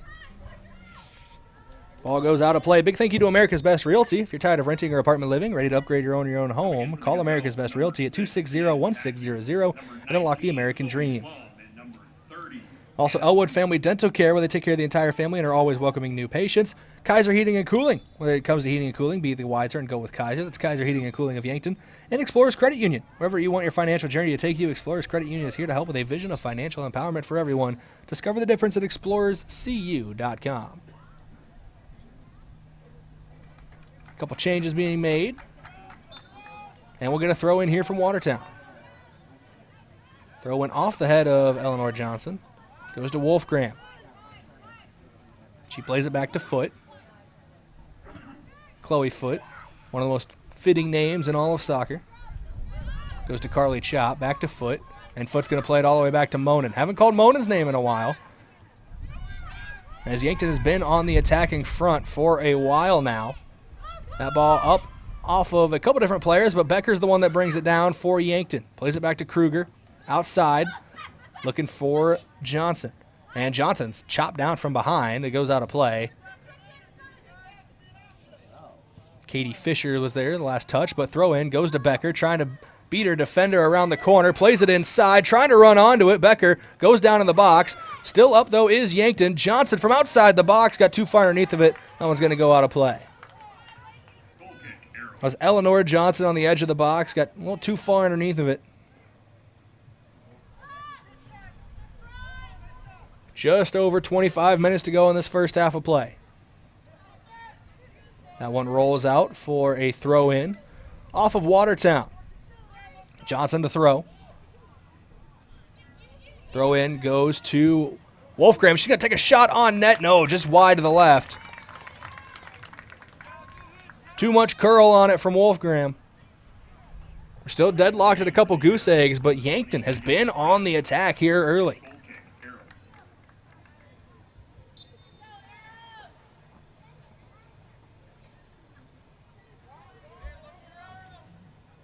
Goal kick for Watertown. That gets hit away by Wolfgram for a moment. Ava Haar trying to get onto it, but picked up by Watertown. Megan Perez with it. Plays it through to Fisher. Fisher battling for it. Knocked away. Johnson was running onto it, but she's going to let it go out of play. The closest Watertown player was Maya York. Throw in taken by Kruger. Brought down by Johnson. It's Eleanor Johnson who brought it down. Taken away by Watertown. It's Chloe Landmark with it for a moment. Now back to York. York into the box looking for options. That one sent towards goal, but wide to the right. Ends up behind the net. Out of play.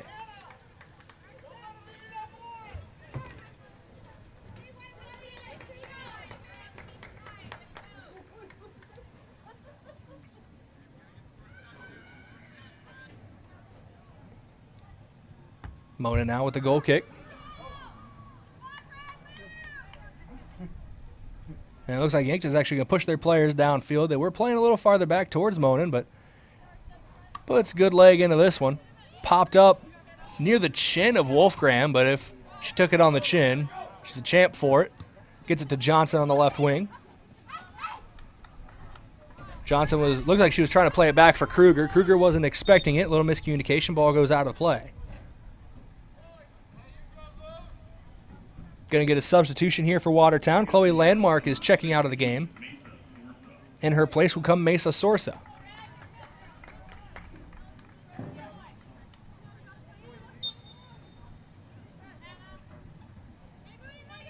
Throw in here from Fisher. Gets past Perez. Picked up by Yankton. Actually gets knocked back to Fisher. Off her head and out of play. So it'll be a throw in for the Gazelles here. Kruger to throw in. Throws to Johnson. Back to Kruger. Up over the top. Kruger's looking for Becker. Takes one bounce. Back to Johnson as it was off of a Watertown player. Plays it through. Here comes Becker down the left wing. Has a couple teammates in the box. Gets around the defender. Now forced to chase down the ball as it gets away from her and out of play over the end line. It'll be a goal kick here for Watertown.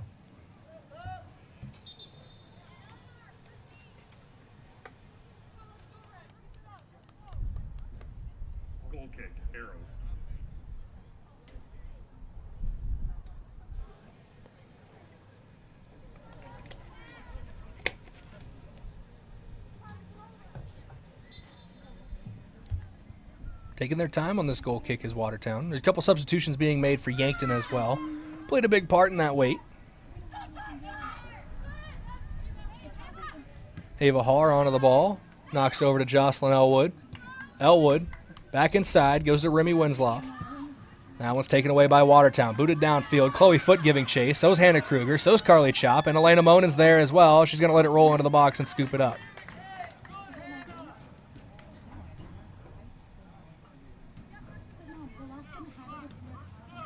Monin with the boot. I see Cian Tacky out on the field as well, checking back in recently. That one's taken in by Fisher for Watertown, though. Splits the difference between a couple Yankton defenders. Now plays it through to Perez, and it gets past Perez. Chloe Blom will let it run out of bounds. It'll be a throw in here for Yankton. Carly Chop to throw in.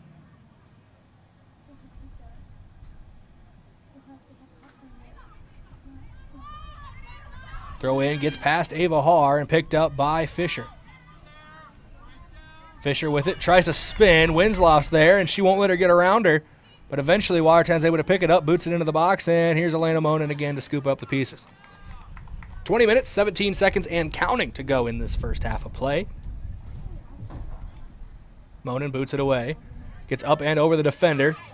Chested down by Becker. Becker outside to Elwood and knocked away. Splitting the difference there between Becker and Elwood was Sydney Stanton. Coming in for the Gazelles, number 3, Tessa Gillis, and number 14, Haley Luke. Couple changes here for the Gazelles. Tessa Gillis and Haley Luke checking in. Taking the spots of Ava Haar and Hannah Kruger.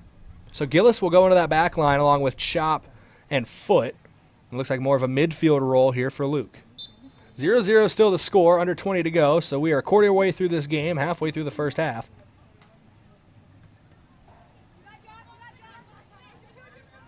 Becker, Elwood, and Wolfgram all on the ball. Eventually goes to Wolfgram. She takes a long touch around the defender. She's in a foot race for the ball, and Watertown will get there first. And looks like they're going to put it out of play, but Becker's on it. Takes it away. Now to Remy Winsloff. Winsloff looking for options. Tacky was there for a moment. Let's put it downfield. Foot sends it right back, looking for Cien Tacky.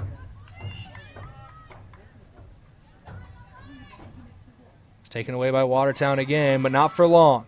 Back inside and cleared away. Haley Luke in the midfield trying to pick it up. Gets it back to Chloe Foot. Foot is just going to play it all the way back to Elena Monin. A lot on that one. Sometimes you don't want that back pass being super hard, but Monin was able to get in front of it cleanly. Can't scoop it up when it's a pass from your own teammate. Wolfgram was looking for Blom down the right wing, but knocked off of a Watertown defender.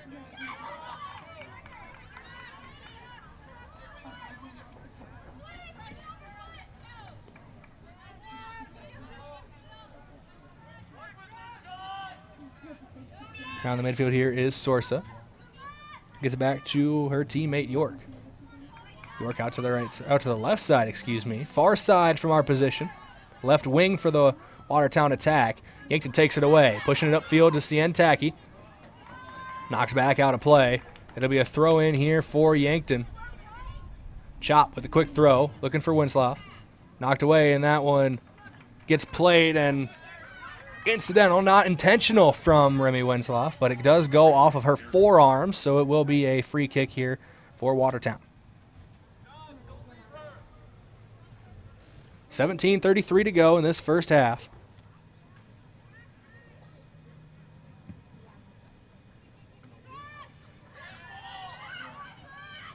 Heavy contact there off of the free kick, and it was Winsloff that got taken down. It'll be a free kick going back the other way.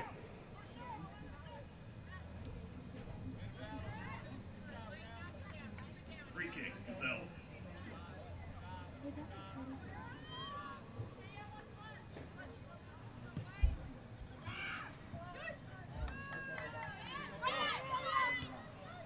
Elwood goes to Wolfgram off the free kick. Back to Elwood, back to Wolfgram. A little hot potato between the teammates. Pair of sophomores. Why not bring a third sophomore in? Ayana Becker on it. And they're going to say she was a little past the last defender offside.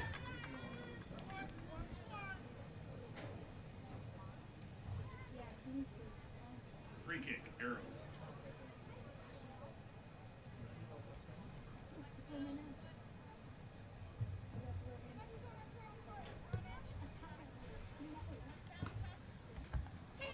Free kick for the Arrows goes to Katie Fisher.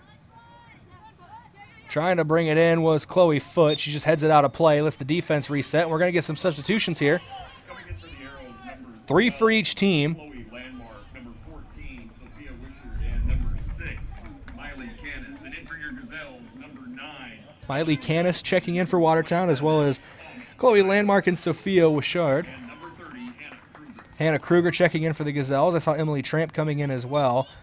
And I believe the last substitution's Eleanor Johnson. 3 swaps for each team. Haley Luke onto it, looking for Tramp.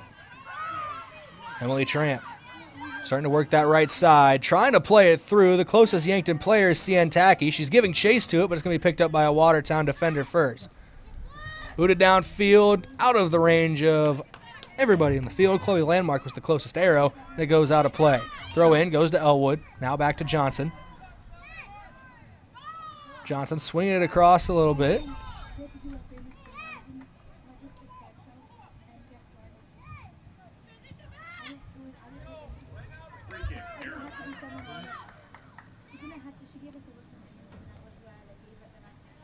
Free kick given here to Watertown.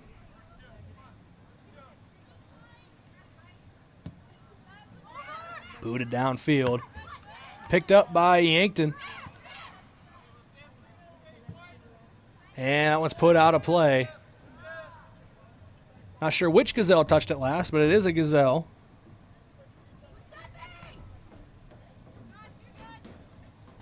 Throw in goes off of a Gazelle again. I think that one was Elwood and out of play. A couple of back-to-back quick throw-ins. Haley Luke picks it up this time, though, for Yankton, trying to play it through to Tramp. Wind picking up a little bit here. That could affect the flight path of some of these balls that are high in the air.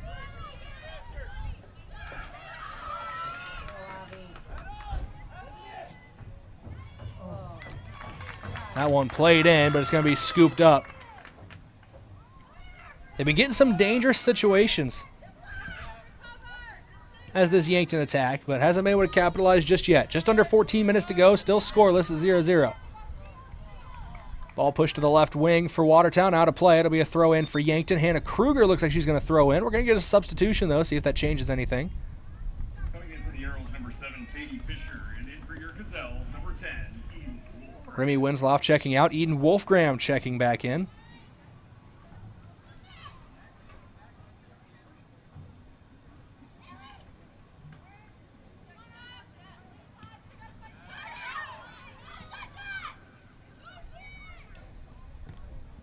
Ball in the midfield right now, in possession of Watertown. The Arrows trying to break this deadlock. It's been a while since Elena Monin for Yankton in goal has been called into danger. Just something you like to see if you are Yankton, something that you don't like to see as much if you're Watertown.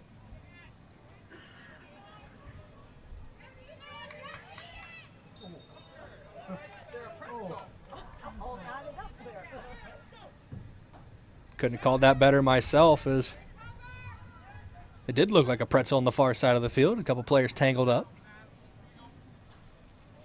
And it will be it's around the edge. I think they're going to say free kick here. It is a free kick for Watertown.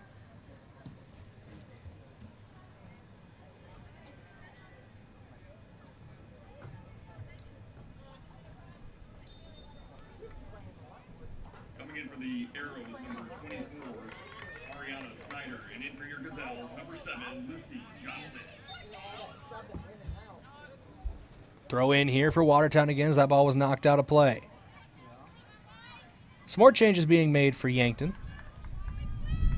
Ball gets played through to Perez, though, and now the Gazelles are in a bit of danger. That one's outside the box, knocked away. It was, I think, Hannah Kruger who went down to the turf to try to knock that one away and didn't get a piece of it, as that's going to be called a goal kick for the Gazelles, but definitely blocked off the angles.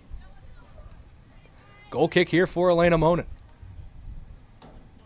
Monin will play it short to Tessa Gillis. Gillis up to Elwood. Elwood, one touch, around the defender, out of play, off the defender. Oh, they're going to say it was off Elwood last touch, so it would be a throw in Watertown. Chloe Landmark will throw in. Quick throw in for Watertown, goes to Perez. Perez back to Landmark. Yankton takes it away. It's Eden Wolfgram to Tacky. Tacky didn't get the touch she wanted there as it scoots away from her. Now into the box, Watertown threatening, but a lot of Yankton players back trying to defend this, and that one is going to rattle up along the side netting out of play. It'll be a goal kick for Monin. 11 to go in this first half. And there was some steady attacks from Watertown early on, and then it felt like a 15-minute period of Yankton getting on the attack constantly. Neither team has been able to finish on these attacks quite yet. But now with 10 to go, it's Watertown again on the attack. Yankton trying to change that. Here's Tacky with it. Knees it up around the defender, playing it through, looking for Tramp, knocked away. Ball gets left in the midfield. Emily Tramp trying to pick it up, but it's Watertown still maintaining possession. That one booted downfield. It's Foot that picks it up. Foot to Johnson. Gets knocked away, but it's back to Chloe Foot. And she's going to play it up and over the top. It's going to roll into the Watertown box and be scooped up.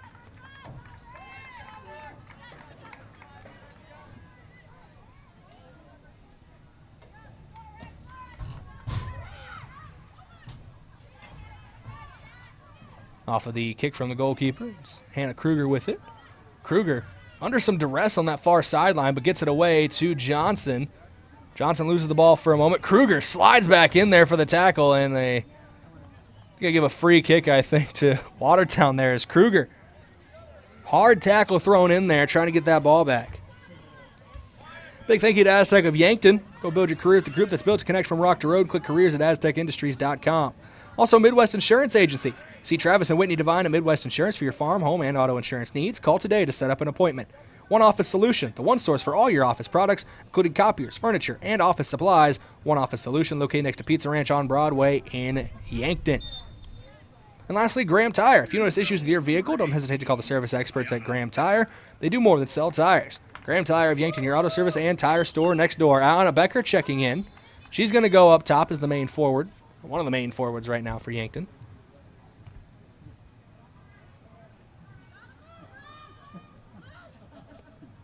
Johnson goes around the defender, but it's taken away by Watertown. Far sideline.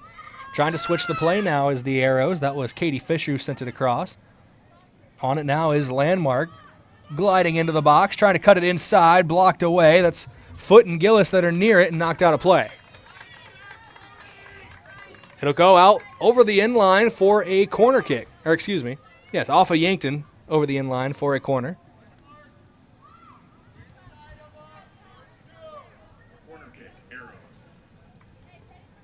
Fisher stands over this corner. Swings it into the box. It's going towards the back post, headed away. Foot was the one that got there. Wolfgram giving chase to the ball. Sophia Wishard there as well. Wolfgram is going to let that one go out of play. Be a throw in Yankton. Gillis to throw it in.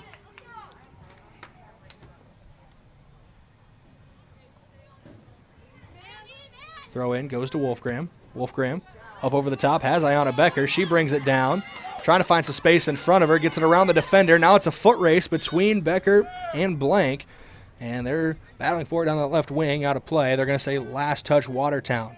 Throw in here, Jocelyn Elwood. Whistle's going to blow. They're going to get some substitutions first. Carly Chop checking into the game. Ava Haar. And Remy Winslow in there as well.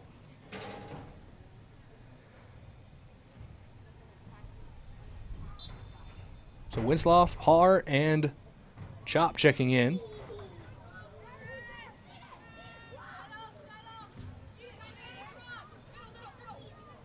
Wolfgram spins on her defender. Gets it up to Jocelyn Elwood. She plays it inside. Remy Winslow trying to run onto it. Knocked away for a moment. Doesn't get past Lucy Johnson, though. Johnson with it. Going to take a shot from a long way out. One hops into the arms of the keeper. Good save made by Yankton. Becker was following that one in there in case of a mistake. No mistakes made. Good save from Watertown, I should say. Good shot from Yankton. Still 0-0. We're under 7 minutes to go in this first half of play.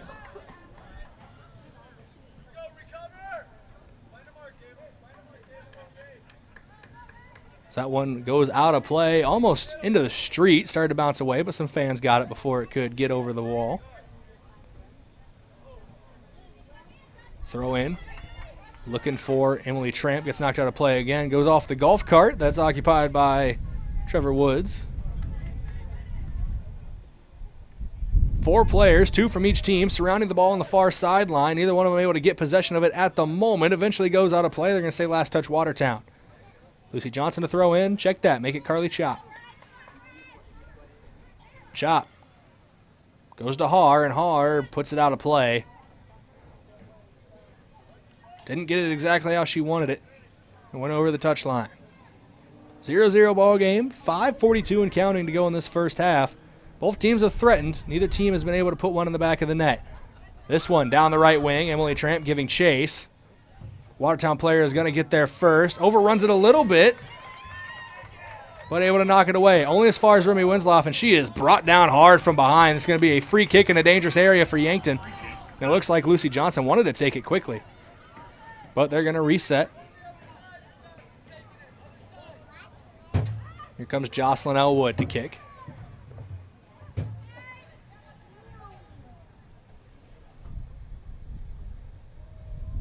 Elwood plays it on the ground to Wolfgram. She's going to try to slide it through to the goal, but it's knocked away. Goes as far as Elwood. Elwood back to Kruger. Kruger is it taken away from her for a moment. Chloe Foote is there. Goes trying to knock it downfield, but it was off of a Watertown player. We're under 5 to go in this first half. Still 0-0. Both teams want to change that and go into the break with a lead. That one goes out of play. Last touch Watertown. It'll be a throw in for Yankton. Here's Hannah Kruger to throw. Big thank you to some of our Sportscaster sponsors, including the UPS store, helping small businesses reach their goals in Yankton, across from Walmart. Also, Yankton Thrive. There's a thriving business economy in the Yankton area. Your one source and resource for all businesses from retail to manufacturing is Yankton Thrive. For more, go to yanktonsd.com. We got another throw-in for Yankton here, as the throw-in went off the head of an arrow player and back out of play. Throw-in goes to Elwood. She plays it back to Kruger. Over the head of a couple players, brought down by Elwood.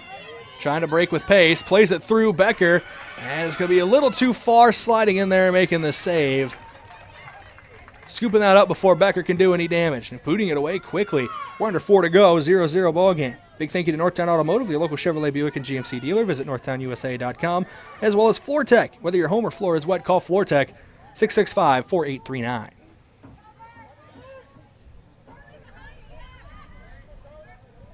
Off the throw in here for Watertown. Carly Chop fighting for it. Watertown player hits the turf a little bit, but everybody's okay. That was Brooklyn Randall.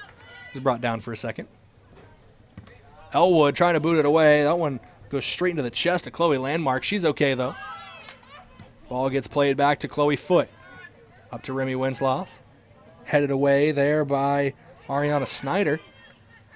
And there is a Watertown player who's down, and Monin pokes that one just over the net. Good save from her. That was Katie Fisher on the far side. There's still a Watertown player who is down. I think that's...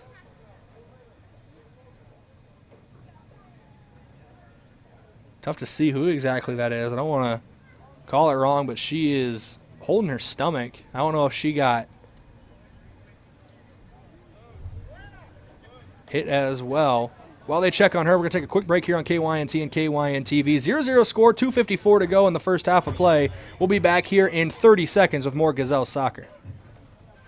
Get with Buells. Dress shirts, suits, dresses, coats. At Buells, they specialize in dry cleaning and pressing. You can pick it up or even have it delivered. Got a tough stain you're worried about getting out? Leave it to Buells. They're experts in getting out those nasty stains. Do you wash your own comforter? If you really want it clean, let Buells do it. Their large-size washers are perfect for comforters. If you need it clean, take it to Buells. 444 West 3rd, Yankton.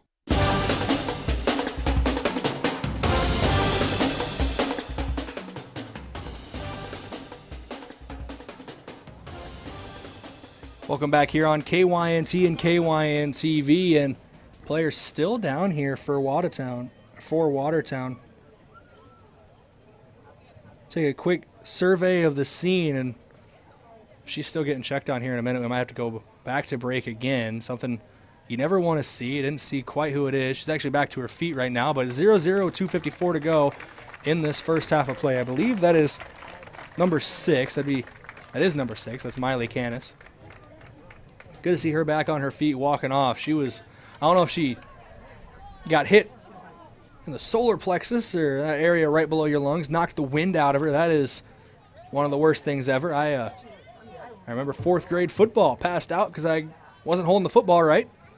Got tackled from behind, landed directly on it, blew all the wind out of me. It's not fun. Passed out that day. Thought I was cool, though. I digress. Riley Candace, good to see her walk off under her own power. Hopefully everything's okay there. Corner kick from Watertown, knocked away by Yankton with the Arrows back on top of it. Yankton takes it away. Carly Chop, she's on the run down the right wing. Getting chased by a couple Watertown players, but she is on a run, and that gets played inside. Ayanna Becker picks it up. Yankton, little 2-on-3, 3-on-2. Becker plays it around the defender into the box, trying to kick it inside, but doesn't get enough on it. Becker goes down to the turf. A whistle's going to blow.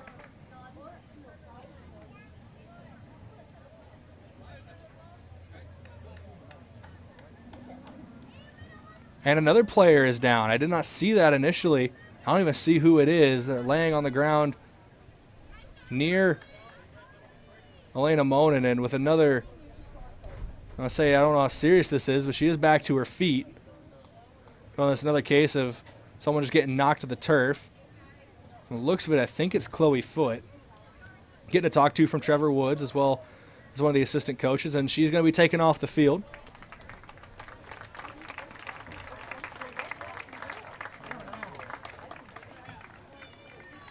So Foot's going to come off. Tessa Gillis is going to come on. She'll join Hannah Kruger and Carly Chop in the back line. In for the Gazelles, number 3, Tessa Gillis. A couple injuries back-to-back for both teams. Not something you like to see. 2:19 to go. We're close to the halftime break as well. Back underway here.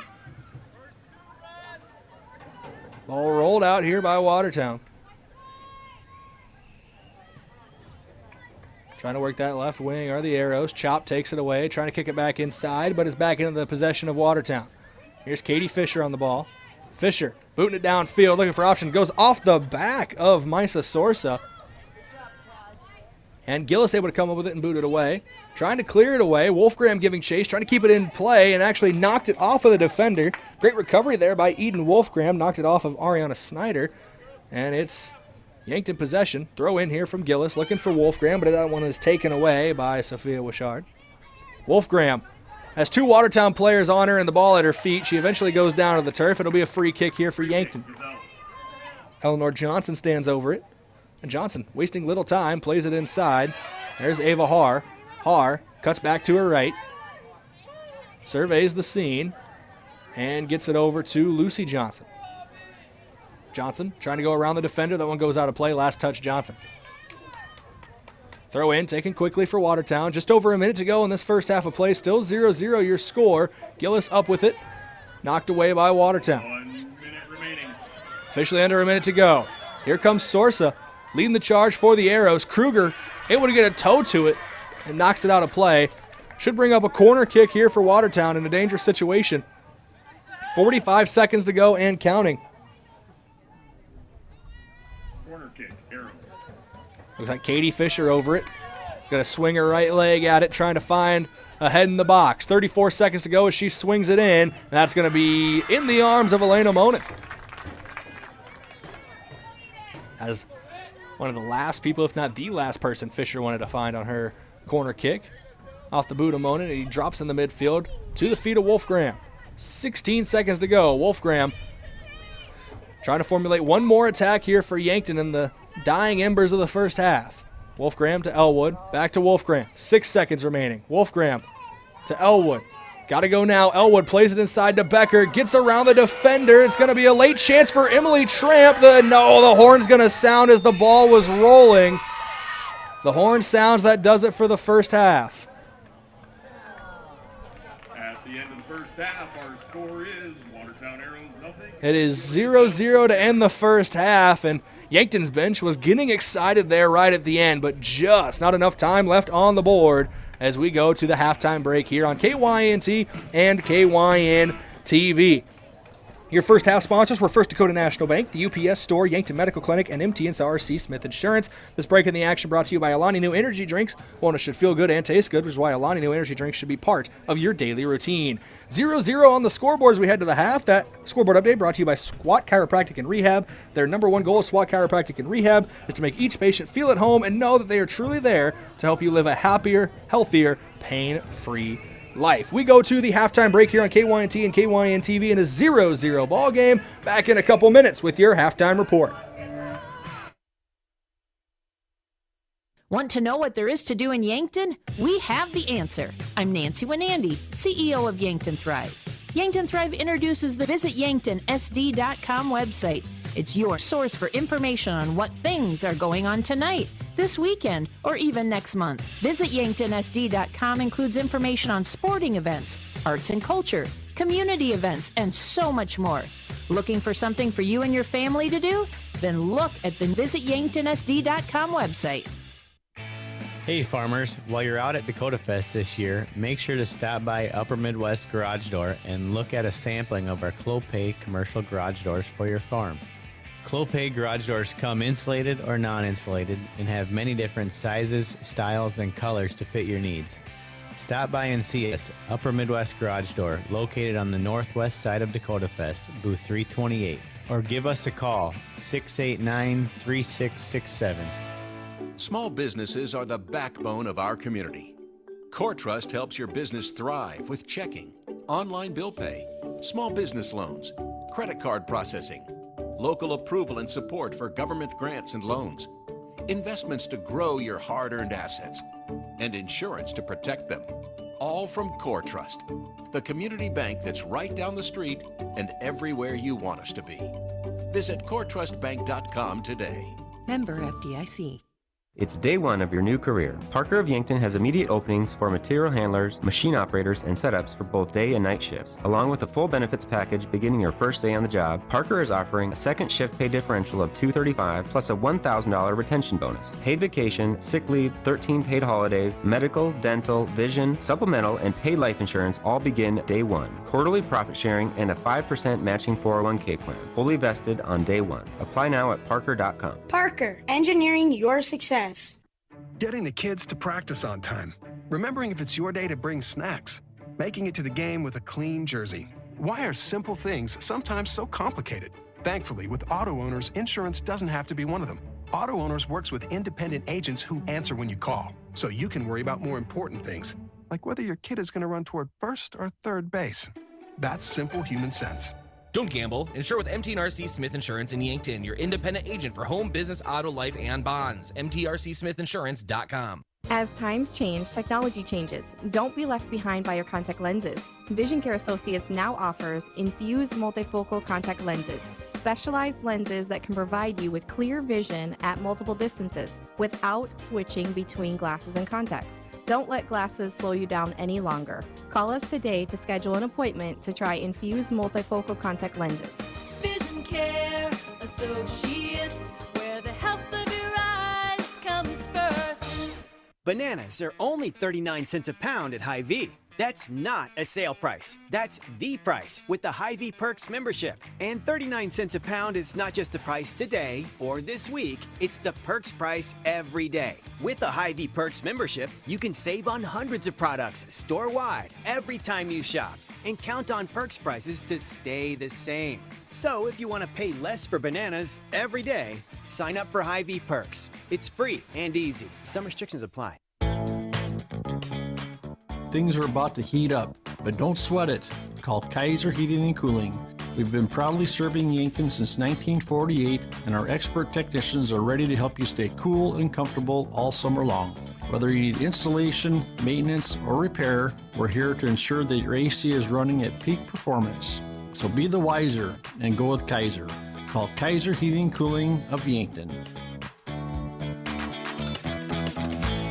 You just got a quote from a company and are now being billed for not choosing them. Many contracts have what's referred to as a contingency agreement. These typically state that if you don't go with them, you, after insurance has approved the repair work, will be charged a percentage of the job they quoted. Ask up front if they charge to provide an estimate. Never sign anything that you haven't fully read or understand. If you have any questions, reach out to the South Dakota Office of Attorney General's Consumer Protection Division at 800-300-1986.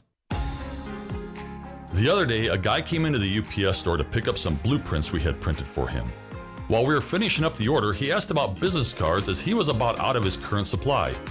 Hi, this is Doug at the UPS store in Yankton and Vermilion. We all have various printing needs and the UPS store is here to help. Stop into our locations in Yankton or Vermilion and ask about our current print specials. Oh, the gentleman from earlier? We had new business cards ready for him the very next business day. FM 1021 and AM 1450. KYNT, Yankton.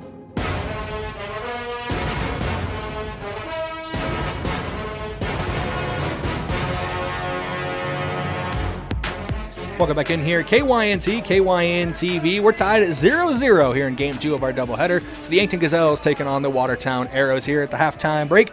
Brought to you by Avera, moving health forward. We're in the Fairfield Inn & Suites and Holiday Inn Express in Yankton broadcast booth.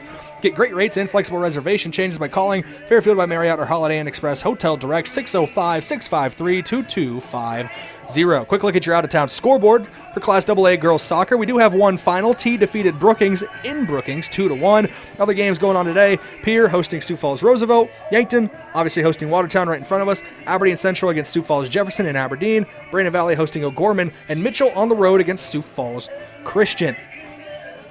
Stat recap brought to you by Mayor Signs. If it's time to review, look to your business's signage. Let Mayor Signs help. They offer all types of signs, including lit, non-lit, digital, and much more. Contact Mayor Signs today on 4th and Broadway in Yankton. No goals yet for either team, but a couple goalies who have been making some key saves in this one. Elena Mona's got a couple for Yankton, but we are knotted up at 0-0 apiece for a reason. Good defensive efforts, but the attacks of both these teams want to change that in the second half, especially Yankton. They had that late chance, but the clock ran out on them before they could capitalize.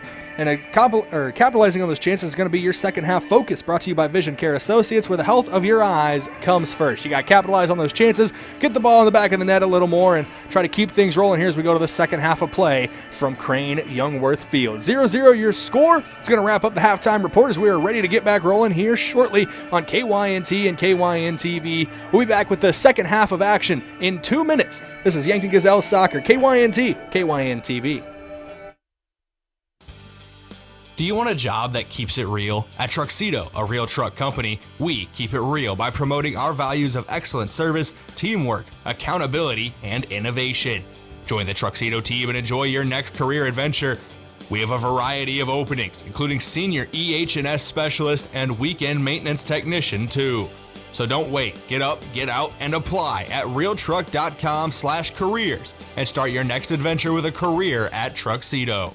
Know what happens when you keep your hard-earned assets at First Dakota National Bank? You can rest assured that your accounts are protected to the maximum allowed by the FDIC, and those funds stay local. Businesses and organizations are positively impacted. The whole community benefits. You can invest your resources just about anywhere today, but if you can keep them safe, earn a good return, and benefit your local community, why invest anywhere else? First Dakota National Bank, member FDIC. If you're aged 45 or older and haven't had your screening colonoscopy, now is the time. Healthy Aging Month is right around the corner, and Yankton Medical Clinic encourages you to be proactive with this important screening that could save your life. With 3 general surgeons on staff and an on-site surgery center, Yankton Medical Clinic makes it easy to get started on the right path to your healthy aging. Call 664-2742 or visit yanktonmedicalclinic.com. So much care, so close to home. Whether you're nearing retirement or already enjoying it, I'll help you create a financial plan that works best for you. I'm Adam Walter with Vantage Financial. I believe financial planning should be as enjoyable as a day spent fishing or pheasant hunting. If you want personalized investment planning, retirement strategies, and insurance reviews tailored to your unique goals, let's talk. Search Adam Walter with Vantage Financial or visit vfplanning.com. Vantage Financial Partners is a registered investment advisor. SEC registration does not constitute an endorsement of Vantage by the SEC, nor does it indicate that Vantage has attained a particular level of skill or ability.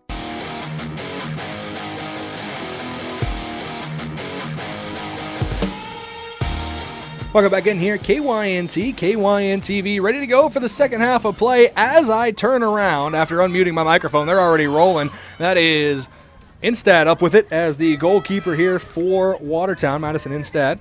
Do have an update as well on a number for Yankton. They did the old switcheroo on me. On the official roster, Emily Tramp is listed as number 27, but wearing 27 today is Avi Seiler. So apologies there for that first half. Better late than never. Do appreciate the help there figuring that one out. Avi Seiler wearing number 27 today. She's out there on the field right now for Yankton. Hannah Kruger to throw it in. Kruger would throw up and over, looking for Seiler. Headed up by Remy Winslow, now brought down by Blum. Chloe Blum. was out off of her, so a throw in taken by Watertown. Kruger near it, but it's knocked away, and back in possession of Yankton now. Wolfgram with it. Wolfgram.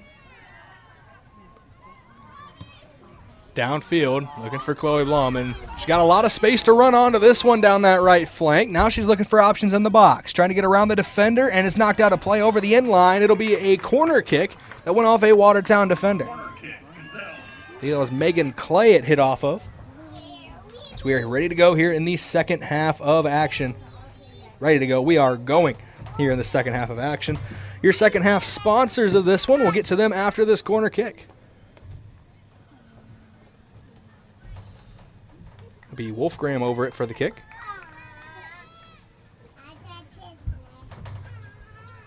Corner from Wolfgram. Plays it short, picked up by Elwood. Back to Wolfgram here. Now back to Elwood. Elwood inside to Wolfgram. She's closed down by a couple of defenders, and they eventually get it away from her. Rolls all the way back to the feet of Chloe Foote. Good to see her back out there. Believe it was her that went down earlier on. Remy Winslow, speaking of going down, got chopped down by a Watertown defender, and she was upset by it. It'll be a free kick for Yankton. Looks like Wolfgram's going to be the one to stand over. Eden Wolfgram, the sophomore, wearing number 10.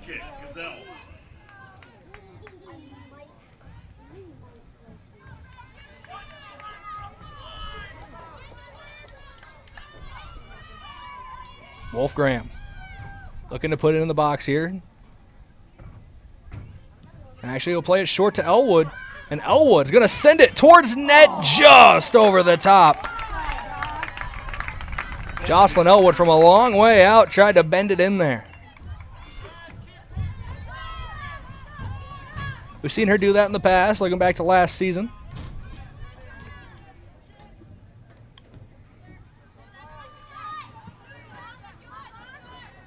Off the goal kick, it goes out of play. Last touch was by Claire Schokenmeyer, excuse me. Ball picked up by Wolfgram in the midfield. It was a quick turn, trying to get back inside.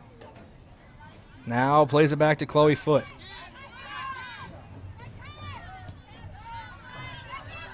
Foote to Gillis. 3 at the back system for Yankton. It's led to more attacking opportunities today, and you've seen that through the first couple of games. 5 goals in the first 2 games of the season for Yankton, including 4 against Rapid City Central. But they've been unable to break the code of Watertown today. Cien Tacky trying to change that here on the far sideline. Gets it around the defender, and that was going to go a little too far out over the end line for a goal kick. Madison Instad for the kick. Oh, actually, she'll lay it off. One of the defenders will take the kick. Booted away here by McKenna Blank. Gets brought down by Yankton, and it's Eden Wolfgram with it. Wolfgram looking left side. Finds Elwood. She cuts it back in. Tacky. Back to Wolfgram. Tacky was brought down hard outside the box. And they're going to blow the whistle on that one. Free kick given. Just outside the 18-yard box. It'll be about 22, 23 yards for Wolfgram. She's played the last couple short, though. We'll see if that's just to lull the defense in. If she tries to send this one into the box. Got some options there. If not, she'll play it short to Elwood, and this one is going towards the box. It's actually going towards goal, and it's in. First goal of the day in front of the home crowd. Eden Wolfgram off the free kick. Beats the block of the goalkeeper, the power on it. Instad got a glove on it, but there was too much mustard and probably a little ketchup on there. Eden Wolfgram, first goal of the year at home for this Yankton Gazelles team. First goal of the day. They're up 1-0 to start this second half. 35-18 to go when they re-kick. Maya York to kick off, but what a strike from Wolfgram. Maybe playing it short the last couple free kicks was all part of the plan. Get them thinking one way and then attack them from another. Watertown trying to answer quickly here as they got the ball down in enemy territory. Trying to get around the defender is Katie Fisher. She does get around one, plays it inside, cleared away by Kruger. Now Wolfgram up with it again. New signs of life for this Yankton team. They had that late chance in the first half. They ran out of time, and now here early on in the second half, they get that first goal. Avi Seiler now on it. And it's going to roll out of play. Seiler doesn't actually put a boot to it, so it'll be a throw in for Yankton. Blum to throw in. Goes to Wolfgram. Wolfgram, edge of the box. Back heel, goes to Kruger. Kruger, cross field, goes to Haley Luke. Luke looking for Winslow, but it's knocked away. Pushed upfield, goes to Tessa Gillis. And that ball's actually going to be taken away. Katie Fisher trying to run through on net's going to have a one-on-one with Elena Monin. Called into action is the keeper for Yankton, but Fisher on the breakaway, able to put it in and tie it up just as quickly as Yankton struck. They get snapped back by Watertown. It's 1-1 here on KYNT and KYN-TV with 34 minutes to go. And we're basically back where we were a minute and a half ago. All tied up. Eleanor Johnson and Carly Chop checking in. Tessa Gillis checking out along with Remy Winslow. Changes being made for Watertown as well. I see Claire Schoenmaker now leaving the field. In her place, Shelby Spildy. Here goes Eden Wolfgram off the kickoff. Clock rolling again. 33:52 and counting. On popped up, headed away for a moment. Watertown trying to regain possession. Actually, check that. It's Yankton trying to regain possession. Watertown with it, kicks it out of play. Avi Seiler was there.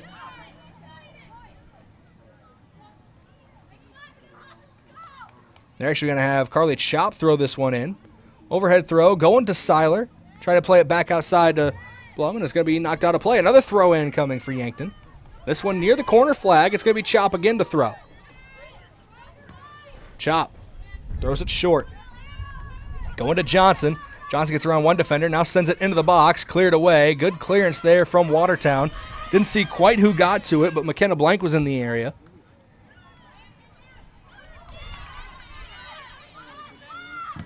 Chloe Foote trying to boot that one away, but Maya York got a foot in there, and Watertown going the other way again. Foote gets it back, cleared out of play by Johnson. No, it's going to keep rolling in play. Had some spin on it.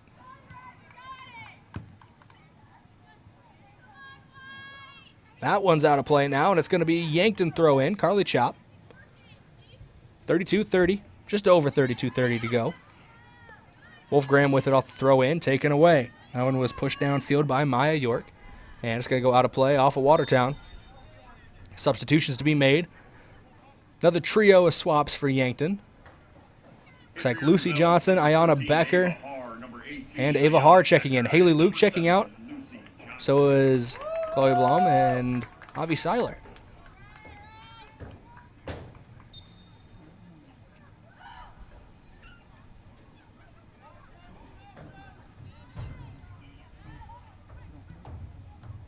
Off the throw, and that one's out of play and goes into the Yankton bench. I think Seiler was down there trying to roll out a muscle and almost got hit with that ball.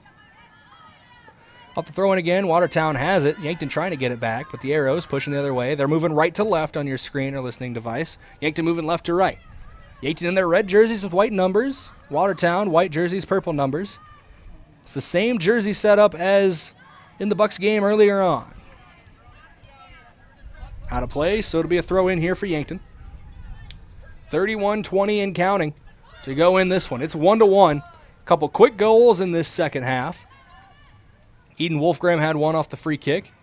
And then Watertown was able to answer a breakaway run from Katie Fisher, who sends that one off of a Yankton defender and out of play. I think that was Ava Haar. Fisher with it again. She's getting battled with by Eden Wolfgram, and Wolfgram wins this one. Trying to get around the defenders here. Gets past one. Looking for more. And now puts on the brakes. Spins around. Brought down to the turf. From the seat of her pants trying to get that one. But able to keep it in play. No, a whistle's going to blow. They're going to say it went out of play. Wolfgram was sitting on the turf trying to kick that one away.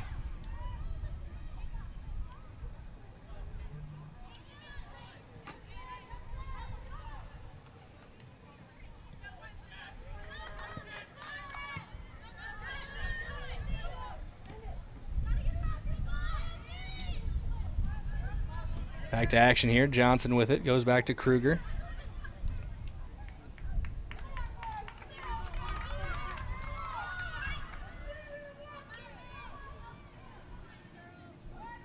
And brought down hard over the end line goes a Watertown player.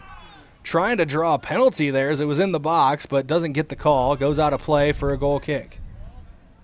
Goal kick, Gazelles.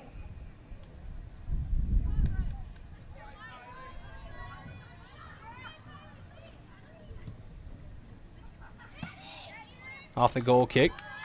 Wolfgram had it for a moment, now back for Watertown. 1-1 ball game right now as we're under 30 to go. Just under half an hour away from deciding a winner, or if it stays the way it is now, having our second draw of the doubleheader. The Bucks were able to pull a draw out against Watertown after being down 2-0 with less than 2 minutes left in the game. The ball goes off of the referee, so he's going to give a free kick to Yankton there as Yankton was trying to clear it away, went off the back of the official. A little drop kick, and away we go. Johnson onto it, steals it away, trying to get it to Becker down that right wing, but it's going to be put out of play. Carly Chop looking to throw in. Chop looks for Haar, bounces once past Haar and gets booted up. Watertown with it again. The Arrows trying to go the other way. Wolfgram trying to stop that from happening. But the Arrows get it. They're playing Katie Fisher through again. She's got one goal already, looking again, but there to make the save is Elena Monin. Good save there from Monin. Saves brought to you by Sherco. We need to be sure, make it Sherco. There have been a couple injury timeouts in this game, so I should mention that injury timeouts and all timeouts are brought to you by one of Yankton's biggest and best employers, Hedro. Ready for a break? Looking for a new career direction? Visit jobs.hedro.com. Any break in the action, any timeouts, brought to you by Hedro.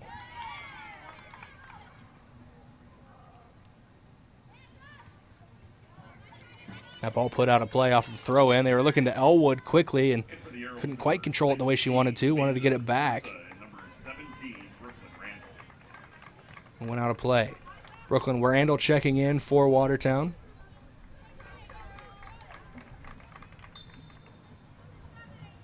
As well as Mesa Sorsa.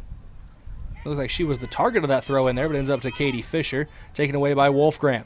Ball gets played through, looking for Tacky. Popped up. It's Watertown and McKenna Blank who knocked it in the air. And that one near the far sideline, but able to keep it in play, is Chloe Landmark.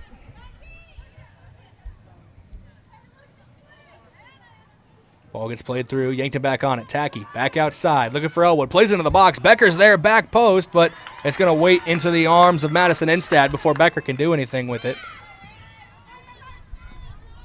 Heavy contact there at the point of attack.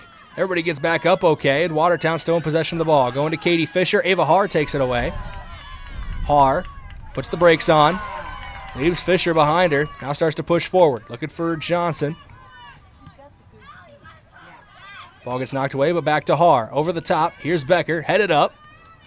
Trying to make something happen here. Goes off a couple Watertown players. It's back in possession of Becker. She plays it outside to Johnson. Johnson tried to put the brakes on, but it's knocked away.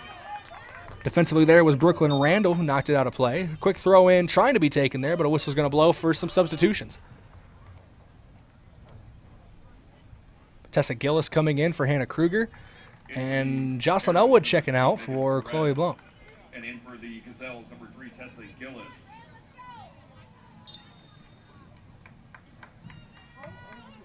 And number 19, Chloe Blum. Throw in goes to Johnson. Eleanor Johnson outside to Lucy Johnson. Johnson trying to cross it in, but it's knocked away out of play. It goes over the end line.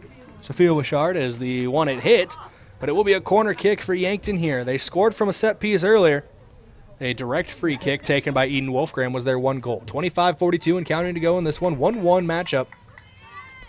Johnson stands over it for the corner kick. Swings it in, looking back post, couple different players there. It goes off of him and in. I think Ayanna Becker's the one that touched it last. Yankton with the goal retakes the lead for the Gazelles, and judging by the Gazelles' reaction, Becker getting some praise. And she is the one who scores. Her third goal of the season puts Yankton up 2-1.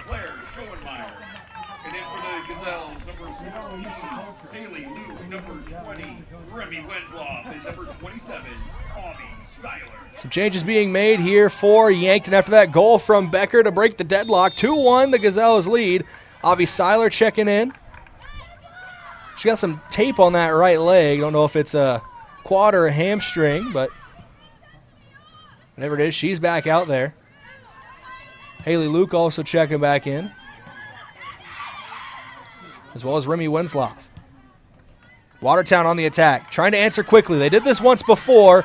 Within 2 minutes of Yankton's last goal, Watertown was able to equalize. Looking to do the same thing here. 2-1 score, 25 minutes to go. Eden Wolfgram on it now, pushing the tempo downfield. Seiler near it, as is Becker, but the ball gets away from both of them as Watertown was able to keep possession there, work it around him. Now up to Brooklyn Randall. Randall trying to play through, but it's going to go all the way to Monin. Elena Monin scoops it up, and she'll take her time sending this one back in. 24-39 and counting to go in this one. Winslow chests it down, gets it to Seiler. Now back to Wolfgram. She gets around the defender. Wolfgram playing it through, has a couple different options. Lucy Johnson trying to run onto it, but it's going to roll too far and out of play.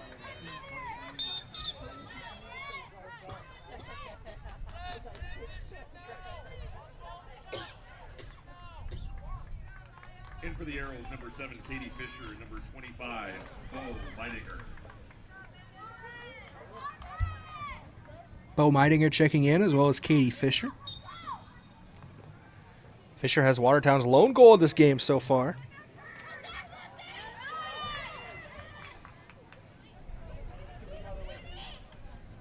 Eden Wolfgram and Ayana Becker have the 2 goals for Yankton, as that one was played into the box but scooped up by Instead. Swallowed up by Instead there.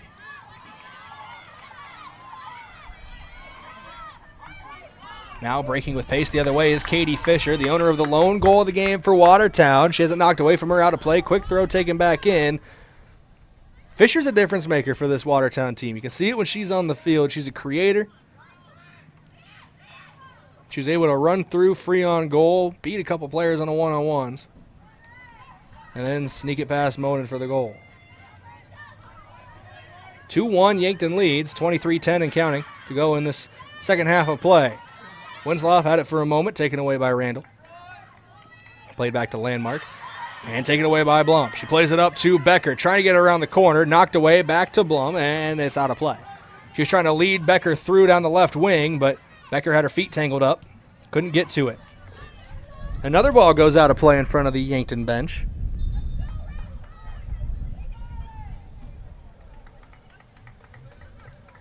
Couple substitutions being made, none for Yankton, they're both for Watertown.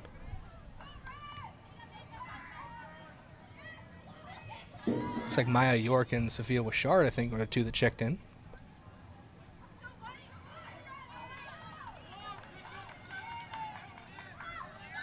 Throw in here for Watertown.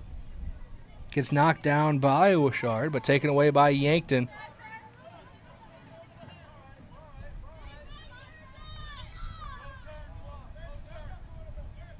Throw in here for Watertown. That one went off of a Yankton player out of play. Becker with a long touch gets around one defender. It has to be cleared out of play. Heads up defending by McKenna Blank, because if Becker got past her, there's nothing between Becker and the goal except Enstad and a couple hopes and dreams.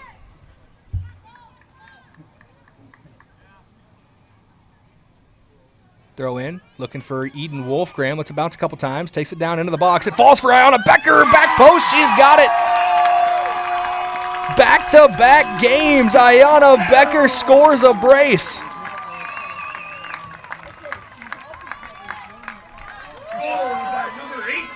The Yankton attack coming alive here in the second half. 3 goals in the first 18 and a half minutes of half number 2.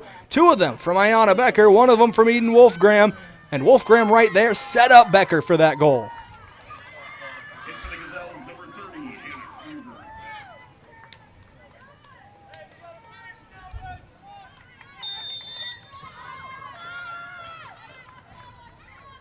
Kruger checks in for the Gazelles. It looks like Yankton with a 2-goal lead here is changing their formation up. More of a traditional back 4 if they continue to play this way, with Kruger and Foote as center halves and Chop and Gillis on the wings. And that's not going to mean that Yankton's attack isn't going to step off the gas pedal. So that one goes out of play, but Chloe Blum was chasing it down there, down that left wing.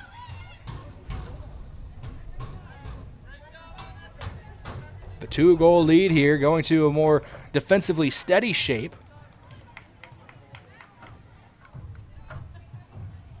Looks like we're going to get a throw in here for Yankton.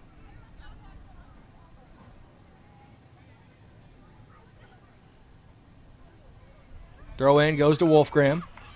Plays it back. Now sent back post. Johnson's there as well as Seiler. Neither of them can get to it. Watertown forced to clear it away. We'll get a throw in from the near side here upcoming. Carly chopped a throw. She wants that ball quickly. Actually, they're going to give it to Lucy Johnson to throw it in. Oh, excuse me. It's for a corner kick. Went over the end line. Didn't quite see it there. My apologies. Corner kick here for Johnson. She swings it in, going in the middle. It's headed up by Watertown. Still in a dangerous area. Knocked off of Blum. Johnson trying to get back to it.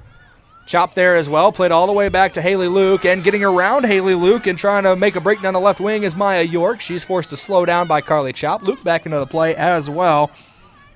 Here's Schoenmeyer. Played it inside, looking for options. Can't find any. Taken away. Whistle's going to blow as a player is down for Watertown.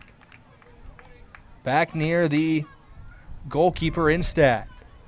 Free kick, Gazelles. Free kick will be given to the Gazelles, but that is Brooklyn Randall. Up quickly off the field.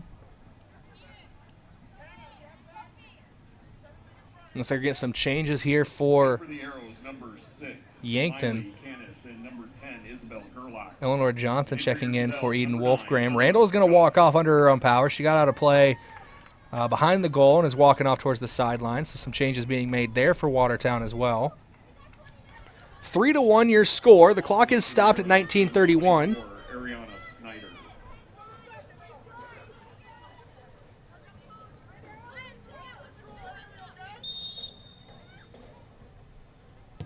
Booting this one away is Yankton. Looking for Chloe Blum down the left wing. Trying to flip the field here. Knocked out. And for another throw in for Yankton. 19-18 and counting. 3-1 Yankton leads. The Gazelles attack has come alive here in the second half. 1 goal for Eden Wolfgram. 2 more for Ayanna Becker. One of them assisted by Wolfgram. Lucy Johnson back post. She's there. She puts it in. It's the 4th goal of the game for Yankton. Sneaking into the back post, the sophomore Lucy Johnson puts it in. Tickles the twine. We got a 3-goal cushion for Yankton now in the second half of this doubleheader. 4-1 lead for the Gazelles, 19:02 to go.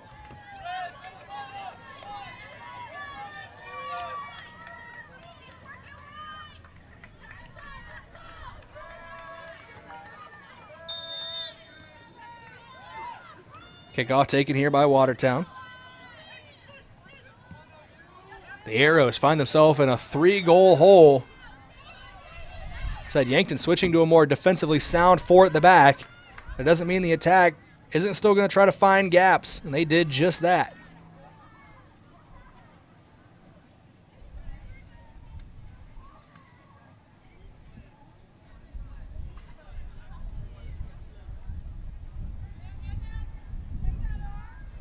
Remy Winslow off the throw in, trying to get back to it.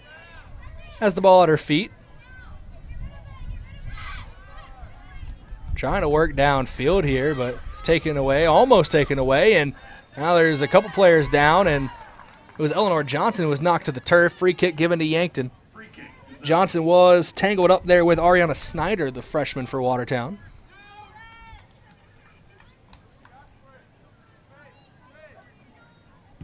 This one booted away.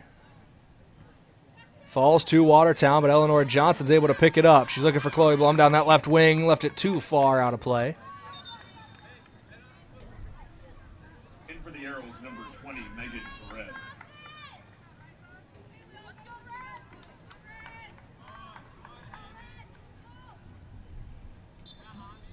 Throw in here coming for Watertown.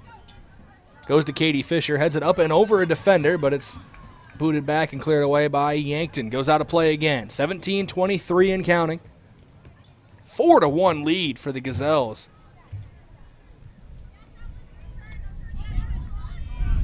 All 4 goals coming in this second half.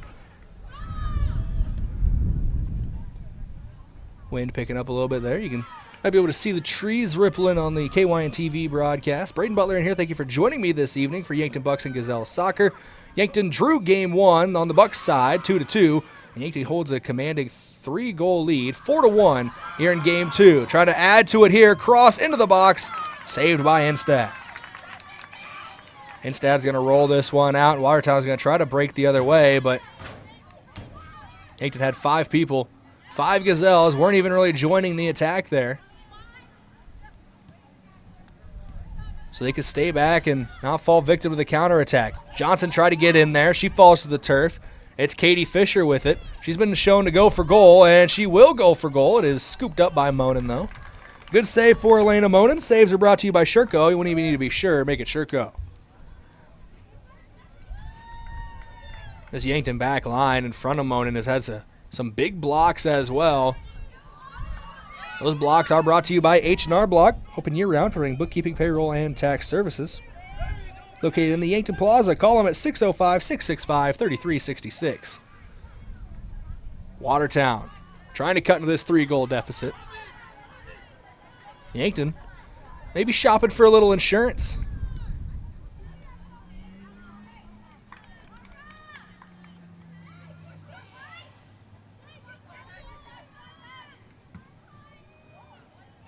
This one booted up high and away by Watertown. Ball's going to get played all the way back to Monin.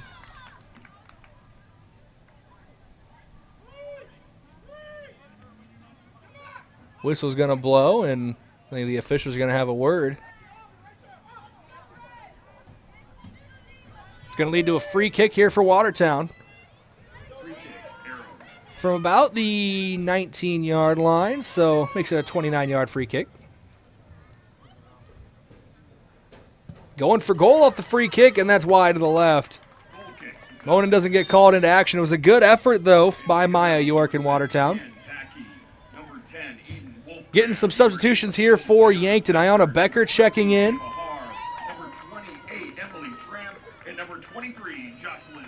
Emily Tramp checking in here as well, wearing number 28.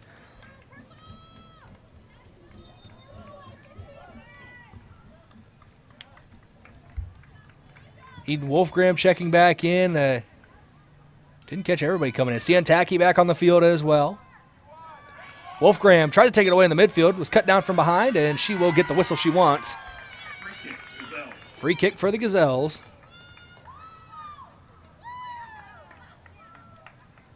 So it's Becker, Wolfgram, Tacky, and Elwood kind of more up front as attackers. Trying to get over the top to Becker was Wolfgram, knocked away, but it does get over them eventually. Becker holds up, though. It looked like she was offside. Going for goal is Tacky. Leaves it a little wide to the right, but a good goal-scoring opportunity. Smart from Becker there. I think she realized she was offside, so she pulled back up so she wasn't the first one to touch the ball. I don't know if the flag still ended up getting raised anyway, but Becker would have been through on goal if she wasn't offside. Kruger gets it away, looking for Ava Haar. Haar running onto it, puts the brakes on. As it stripped, it wasn't down on Fisher. Fisher's able to get around her for the moment. Haar still chasing her from behind. Wolfgram there as well, and Wolfgram will get the ball back away from Katie Fisher. Yankton trying to add some more goals. They play it outside to Siantaki. Tacky was trying to get it up to Becker, but it was knocked away. Good block by Watertown. That one gets through the legs of Kruger and Foot, but it's going to roll all the way to Elena Monin, so no harm, no foul there.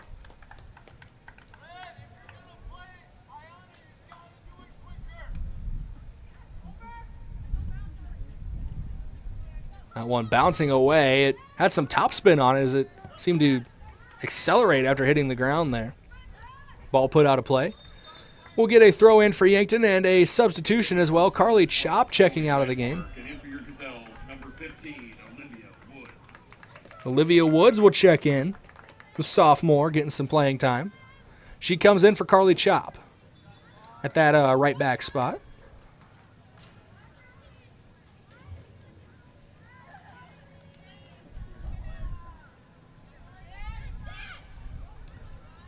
12:07 and counting to go in this one. Yankton leads 4-1. Emily Tramp trying to put it down the left wing. But it's picked up by Watertown. Now they're pushing the tempo on the far side. Goes out of play. Throw in here for Gillis. Wastes no time getting it in. Looking for Elwood. Back to Haar. Now Gillis. Through the middle. Goes to Becker. One touch. Trying to control it. Eventually does. Trying to find an opening in that Watertown defense, but couldn't get through them. The Arrows going back the other way. They need goals quick, fast, and in a hurry. 4-1 matchup right now. Yankton advantage over the Watertown Arrows.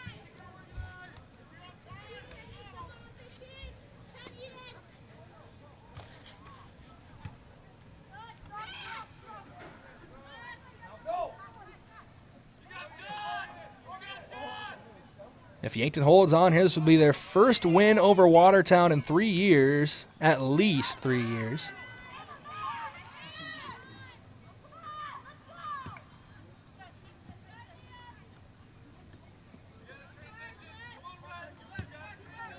There's Perez trying to boot it through the middle, but it's taken away by Chloe Foote. Now it goes to Ava Haar. Haar looking downfield, but she's going to put it out of play. It'll be a throw in for Watertown.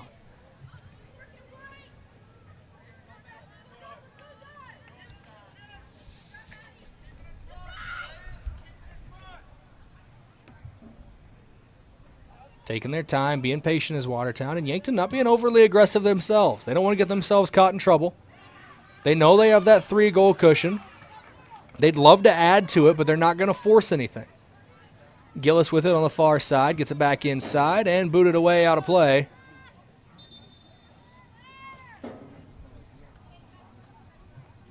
In for the Arrows, number 11, Shelby Spildy. Shelby Spildy checking in for the Arrows. She's coming in place of Claire Sconemaker.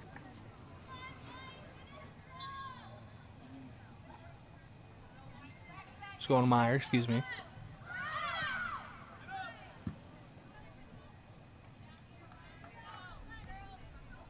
Far sideline right now. Watertown and Yankton battling for possession. Yankton, though, in control of this one with their 4-1 lead. 9:40 to go in this second half.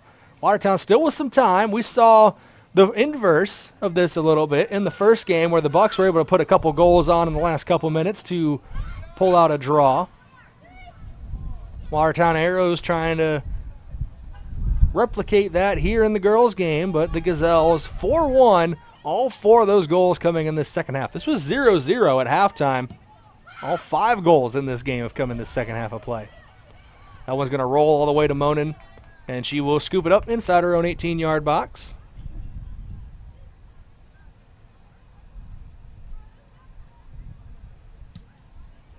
This one gets booted away.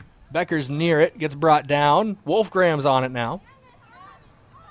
Wolfgram trying to push it around a defender, but that one is booted away by Ariana Snyder. Rolls out of play. Looks like we're going to get a substitution here for the Gazelles.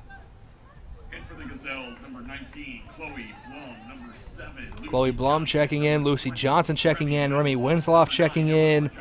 Haley Luke as well as Eleanor Johnson. It's darn near a platoon swap for Yankton.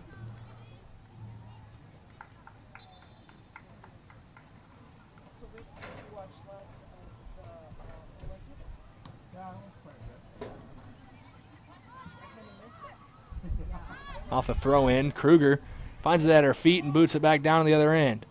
Yankton's defensive back line just focusing on clearing it away right now as some streetlights are starting to come on around the field. Out of play again, another throw-in here for Yankton. Gillis comes up to throw this one in. See who she's looking for. 7:53 and counting to go. Yankton holding a 3-goal advantage. Little pump fake from Gillis there, but gets it into Blum. Now inside to Wolfgram. Wolfgram gets around one defender, can't get around the second. Blum will try to chase it down, but it will go out of play. Last touch, it went off of Wolfgram, so there's going to be a throw-in for Watertown. Quick throw-in taken, and that one's out of play off of the Arrows. So a throw-in for Tessa Gillis here in front of her own bench. Best place to throw in from if you want some instruction from your head coach, Tyler Schering. He's got to be happy with his team's performance today. Winslow had it for a moment, passed it over to Johnson. Now Johnson up to Wolfgram. She's in the box, but it's knocked away from her. Rolling towards the corner flag, and it will go out of play, but over the touchline, not the inline. So it's going to be a throw-in basically from the corner. It looks like Olivia Woods is going to be the one to handle it.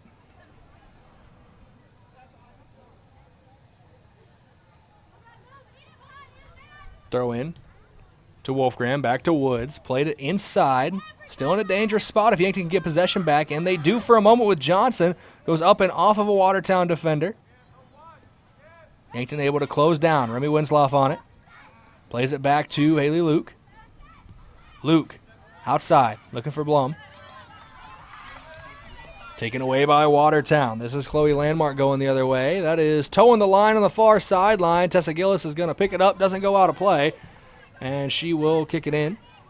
Went to Chloe Foote for a moment, trying to get it back downfield, but Watertown able to get it back at their feet. This is Maya York on the edge of the box. Little back heel, trying to find some space. We'll play it all the way back. Much more defensive formation here from Yankton. Trying to salt away this game as that one's sent into the box, but it only gets as far as Elena Monin, which, to be fair, is the farthest she can get without putting in the back of the net, but I digress. Monin will boot it away. This gets brought down near the midfield stripe.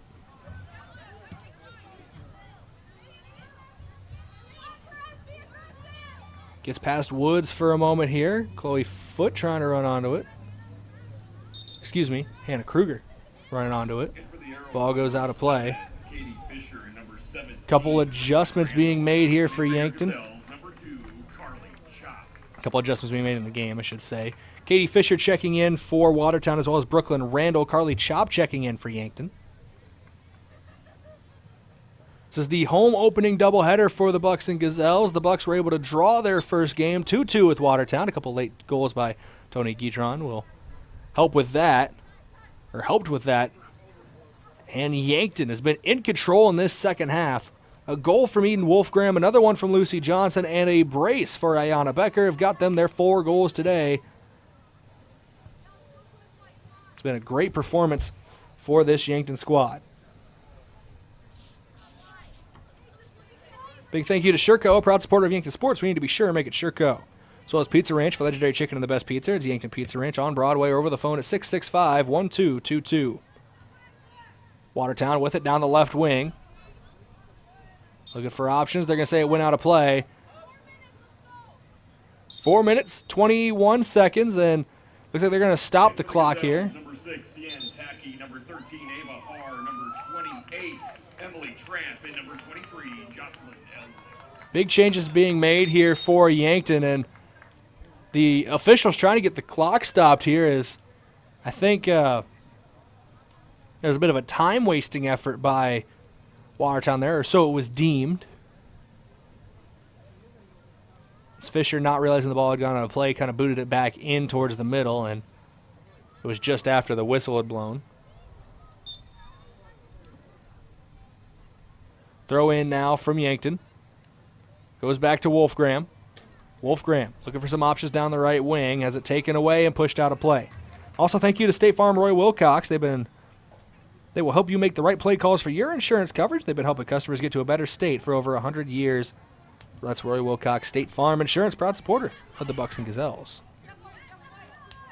That one put out of play. It'll be a throw in here for Watertown.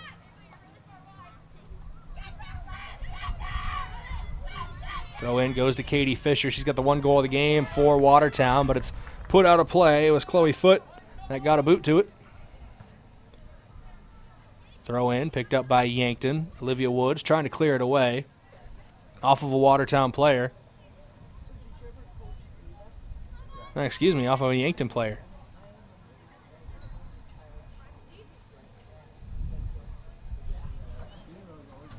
Throw in, picked up by Randall. Trying to get it out to Fisher, but just too far out of reach. Goes out of play for another throw in for Yankton. Under 3 to go with a 3-goal lead.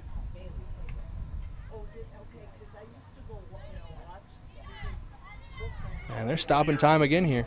Elizabeth Schaefer, and in for your Gazelles, number 11, Faye Ireland, number 5.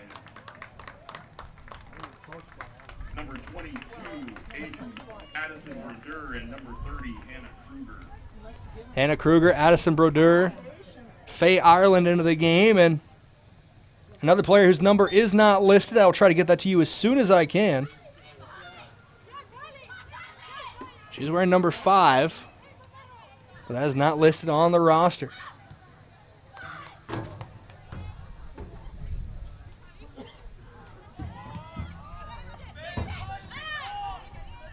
Bradeur got to try and get downfield here. Tacky had it for a moment, but it's taken away by Watertown as it got past her.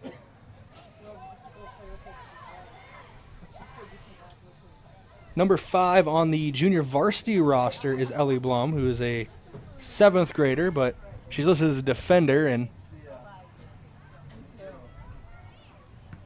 so if that is Blum, congratulations to her for getting out here and getting some varsity playing time. But that is the only number 5 listed on any roster for Yankton.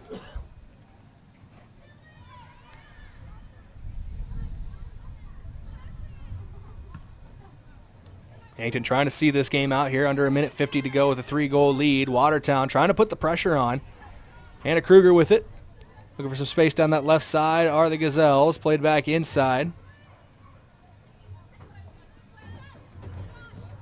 Now when booted up and over, it's going to roll into the hands of Elena Monin, though. Monin with another scoop. Big thank you to the Fox Stop for your daily convenience and fuel needs. Make a stop at the Fox Stop. Also, Beals Cleaners for rugs, uniforms, linens, and other cleaning services. Go to Beals in downtown Yankton. And lastly, Explorers Credit Union. Watch the Coach's Show on Saturday morning, sponsored by Explorers Credit Union. And discover the difference with Explorers Credit Union at explorerscu.com. Ball rolling out of play. Action, picked up by Tacky just over the line as Tacky was trying to pick that one up. Under a minute to go, 4-1. Yankton looks like they're going to roll to their first home win of the season and go above 500. For the first time in a while. They were out 500. Obviously, every team starts the year at 500, but they were at 500 a couple times last year. Weren't able to get over that hump. Same with the year before. So it's been a while, but this Yankton Gazelles team looking to start 2-1. New look formation. Has them playing a little different, more attacking. It's been fun to watch so far here in game number 1 for us on KYN TV as that one goes out of play. Going down to the turf hard was Isabel Gerlach.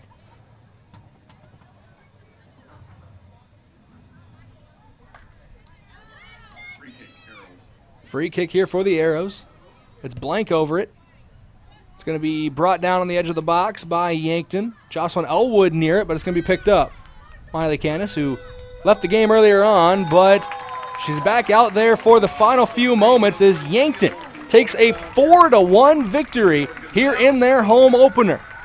Improving to 2-1 on the season, going above 500 for the first time this year and first time in a couple years. This has been a younger team for the last couple of years, but they've grown together.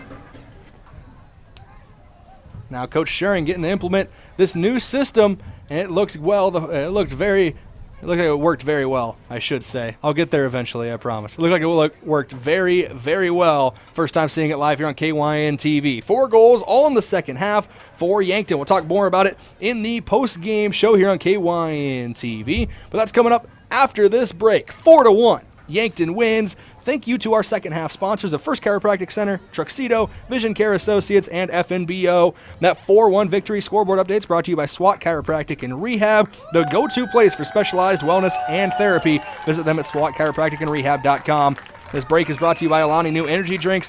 Alani New Energy Drinks are a healthy way to fuel your fun. Congratulations to the Gazelles picking up their first win in front of the home crowd this season, improving to 2-1. We'll be back with the post-game show in a couple minutes here on KYNT, KYN TV. If you want a job where your work matters, you belong at Avera. Here, we've invested in our workforce because every Avera team member drives our health ministry forward, making a difference in lives and communities every day. We offer competitive pay, great health insurance, and even career opportunities. We're putting people first, including you. Search for local job openings and apply at avera.org/careers. FM 1021 and AM 1450, KYNT, Yankton. Are you suffering from a recent injury or chronic pain? Come see us, Lane and Reed Sawatsky at SWAT Chiropractic and Rehab. We offer a wide variety of techniques to meet every patient's need and preference, including adjustments, dry needling, acupuncture, cupping, and rehabilitation. We are dedicated to providing personalized and effective treatment plans to help you perform at your highest level and feel your best. Whether you're dealing with back pain, neck pain, or a sports injury, we've got you covered. Go to SWATchiropracticandrehab.com to schedule an appointment. So I switched my insurance to State Farm, and get this. I talked to an actual State Farm agent who lives in my actual town. And get this. My actual agent in my actual town gave me actual help with the coverage I needed. And get this. My actual agent in my actual town who gave me actual help actually knows my name. And get this. They actually say it's called service. Call State Farm agent Rhonda Westland at 665-4411.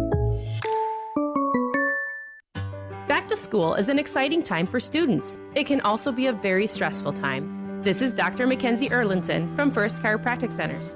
Heavy backpacks can cause injuries in children, so start the year off right and make sure your child's backpack weighs no more than 5 to 10% of their body weight and doesn't hang more than 4 inches below the waistline. For pain or discomfort resulting from backpack use, call First Chiropractic Centers. Making life better, one adjustment at a time.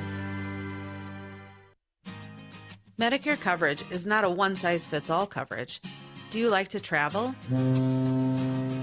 Are you wanting to spend your winters down south? Or just spend some time with your grandkids? Make sure you choose a plan that fits your needs and will travel with you. Visit Julie at Missouri River Associates to review your upcoming Medicare or your current needs. That's Julie at Missouri River Associates, 665-6885. Getting the kids to practice on time. Remembering if it's your day to bring snacks. Making it to the game with a clean jersey. Why are simple things sometimes so complicated? Thankfully, with auto owners, insurance doesn't have to be one of them. Auto Owners works with independent agents who answer when you call, so you can worry about more important things, like whether your kid is going to run toward first or third base. That's simple human sense. Don't gamble. Insure with MT&RC Smith Insurance in Yankton, your independent agent for home, business, auto, life, and bonds. MTRCSmithInsurance.com. Are you concerned about macular degeneration and the impact it can have on your eyesight? Vision Care Associates is proud to offer new technology that can help diagnose and manage macular degeneration earlier and more effectively than before. With cutting-edge equipment and the expertise of Dr. Fieser, Dr. DeYoung, and Dr. Slowey, we're dedicated to providing you with the best possible care. Call today and see the difference. Vision Care Associates, where the health of your eyes comes first.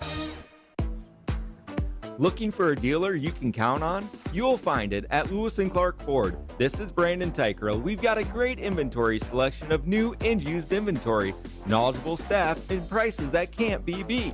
We also have on site Lewis & Clark Marine, and prices are slashed on all of our new and used boats. The season is ending and we need to sell these boats now.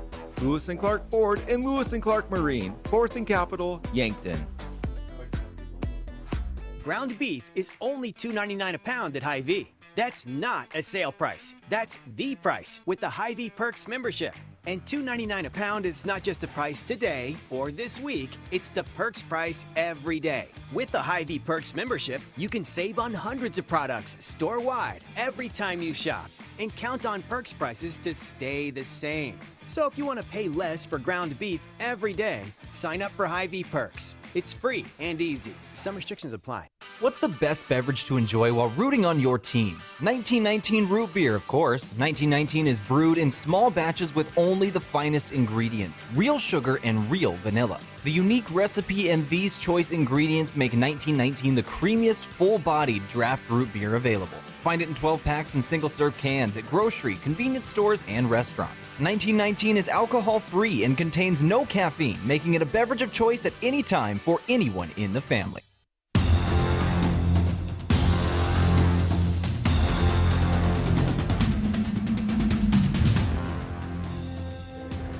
Welcome back in here, KYNT, KYN-TV. This is your post-game breakdown live from the Fairfield Inn & Suites and Holiday Inn Express in Yankton broadcast booth. Get great rates and flexible reservation changes by calling the Fairfield by Marriott or Holiday Inn Express Hotel Direct, 605-653-2250. Now, the word in the preseason and through the first couple games is the Gazelles running a more attacking style of formation, 3 at the back, trying to get out on the front foot a little more this year, and it worked out pretty well in game number 1 at home, game number 3 of the season, but a 4-1 victory over the Watertown Arrows here as they win their home opener.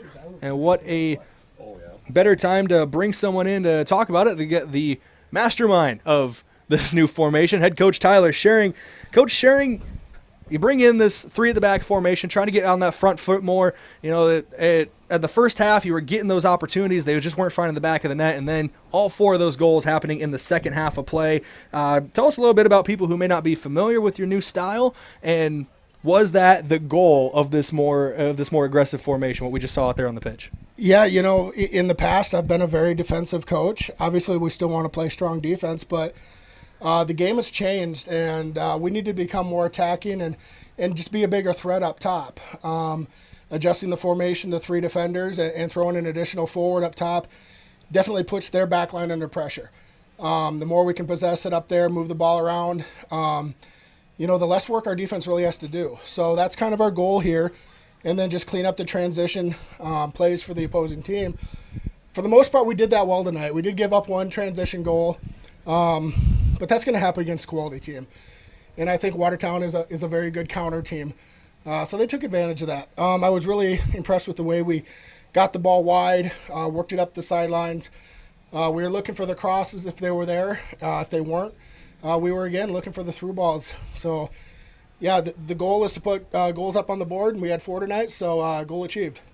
A couple names I want to talk about who contributed to that attack well. A goal and an assist, if I remember right, for Eden Wolfgram, and then a pair of goals for Ayanna Becker, which is the second brace of the season for Ayanna. So it's 2 members of the attack that performed really well. I loved watching Eden out there in the midfield, going back and winning balls, and then be able to push up forward and set up her teammates. So just talk about those 2, because they seem to connect a little bit there for those goals. Yeah, there's no doubt it helps having Eden back this year. She was out most of last year, and even when she came back, she wasn't 100%.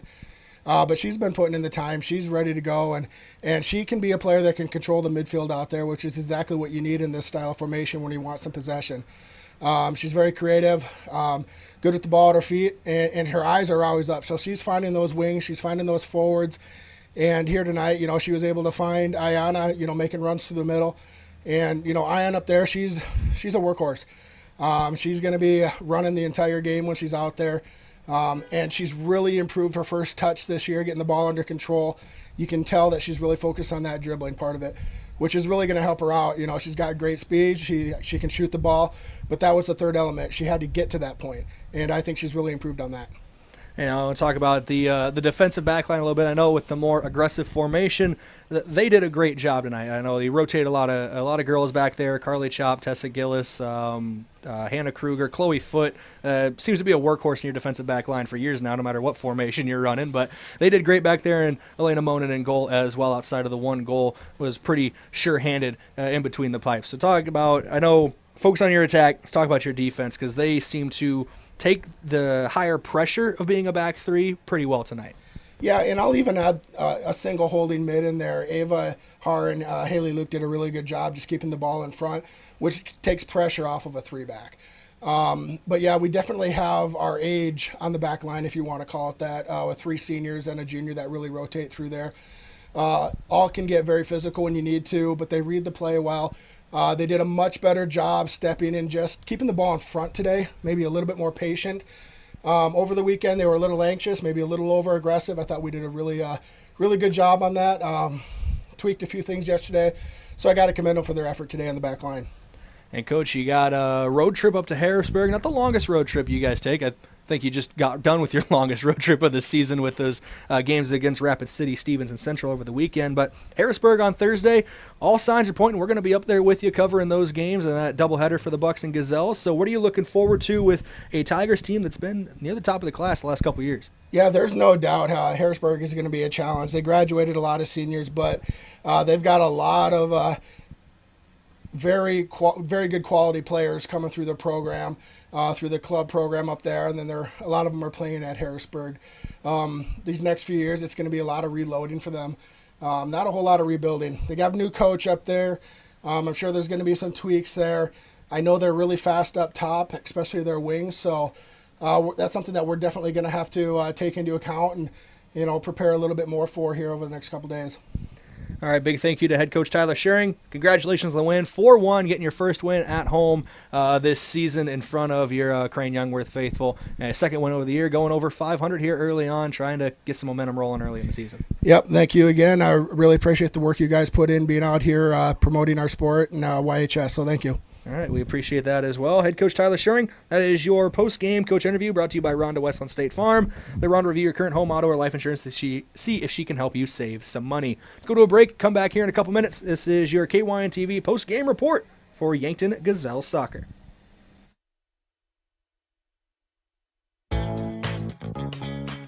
Things are about to heat up, but don't sweat it. Call Kaiser Heating and Cooling. We've been proudly serving Yankton since 1948, and our expert technicians are ready to help you stay cool and comfortable all summer long. Whether you need installation, maintenance, or repair, we're here to ensure that your AC is running at peak performance. So be the wiser and go with Kaiser. Call Kaiser Heating and Cooling of Yankton. Oh, Sheboygan, I just can't get you off my mind.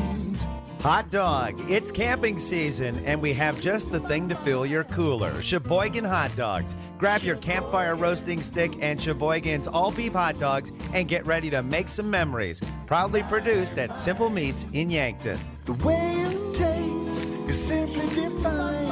I got Sheboygan on my mind. Sheboygan. Look at all the pictures of the resort you'd stay in every year. All you need to do is pay reasonable maintenance fees once a year. With any contract that you're signing, read and understand everything. What happens if you cancel? Can you get out of this contract? If you feel pushed into signing the contract, you need to stop and take a step back. If you have questions, contact the South Dakota Office of Attorney General's Consumer Protection Division at 800-300-1986. Are you ready to drive home your savings? For a limited time, Explore CU is offering an incredible deal on auto loans. They'll beat your current auto loan rate by up to 2% on new and used vehicle refinances from other institutions. Choose from a variety of terms to fit your budget and lifestyle. Enjoy a fast, easy application and approval process with no application fee. Don't miss out on this fantastic opportunity to save. Visit us at explorerscu.com to learn more and apply today. At Triple Time Rudy's, not only do you get top-notch fuel to keep you on the move, but it's a destination for delicious local treats. You'll find quality South Dakota products like Dimmick cheese and premium meats from the Kaler and Renner lockers. It's your community's pit stop for more than just fuel. Triple Time Rudy's supports schools and events and provides fuel discounts to Yankton's largest employers. For all your daily fill-ups and convenience needs, stop by Triple Time Rudy's at 17th and Broadway. The mission of State Farm is to help people manage the risks of everyday life, recover from the unexpected, and realize their dreams. Hi, I'm Roy Wilcox with State Farm Insurance. We have been helping customers get to a better state for over 100 years. No matter where you are in life, we're here to help you make the right play calls for your insurance coverage. Give me a call or stop by anytime. Call Roy Wilcox State Farm Insurance today, 665-7140. Find more at roywilcox.com. The other day, a gal came into the UPS store to drop off a package. On her way out, she noticed the print sample wall and asked if we could print invitations. The answer was, yes, we can. Hi, this is Doug at the UPS store in Yankton and Vermilion. For over 7 years now, the UPS store has been helping hundreds of customers with their printing needs. From basic copies to business cards and invitations to posters, we can print them. Stop out and ask about our current print specials and see how we can help with your printing needs. Do you want a job that keeps it real? At Truxedo, a real truck company, we keep it real by promoting our values of excellent service, teamwork, accountability, and innovation. Join the Truxedo team and enjoy your next career adventure. We have a variety of openings, including senior EH&S specialist and weekend maintenance technician too. So don't wait. Get up, get out, and apply at realtruck.com/careers and start your next adventure with a career at Truxedo. Know what happens when you keep your hard-earned assets at First Dakota National Bank? You can rest assured that your accounts are protected to the maximum allowed by the FDIC, and those funds stay local. Businesses and organizations are positively impacted. The whole community benefits. You can invest your resources just about anywhere today, but if you keep them safe, earn a good return, and benefit the local community, why would you invest anywhere else? First Dakota National Bank, member FDIC. Healthy Aging Month is right around the corner in September. A great place to start if you're 45 or older is by having your colonoscopy. That's right, age 45 and older is the recommended age to begin screening colonoscopies. Yankton Medical Clinic has 3 general surgeons who can do your colonoscopy in their ambulatory surgical center right at the clinic. No waiting, no hassle. Healthy aging begins with preventative screenings. Call 664-2742 or visit yanktonmedicalclinic.com. So much care, so close to home.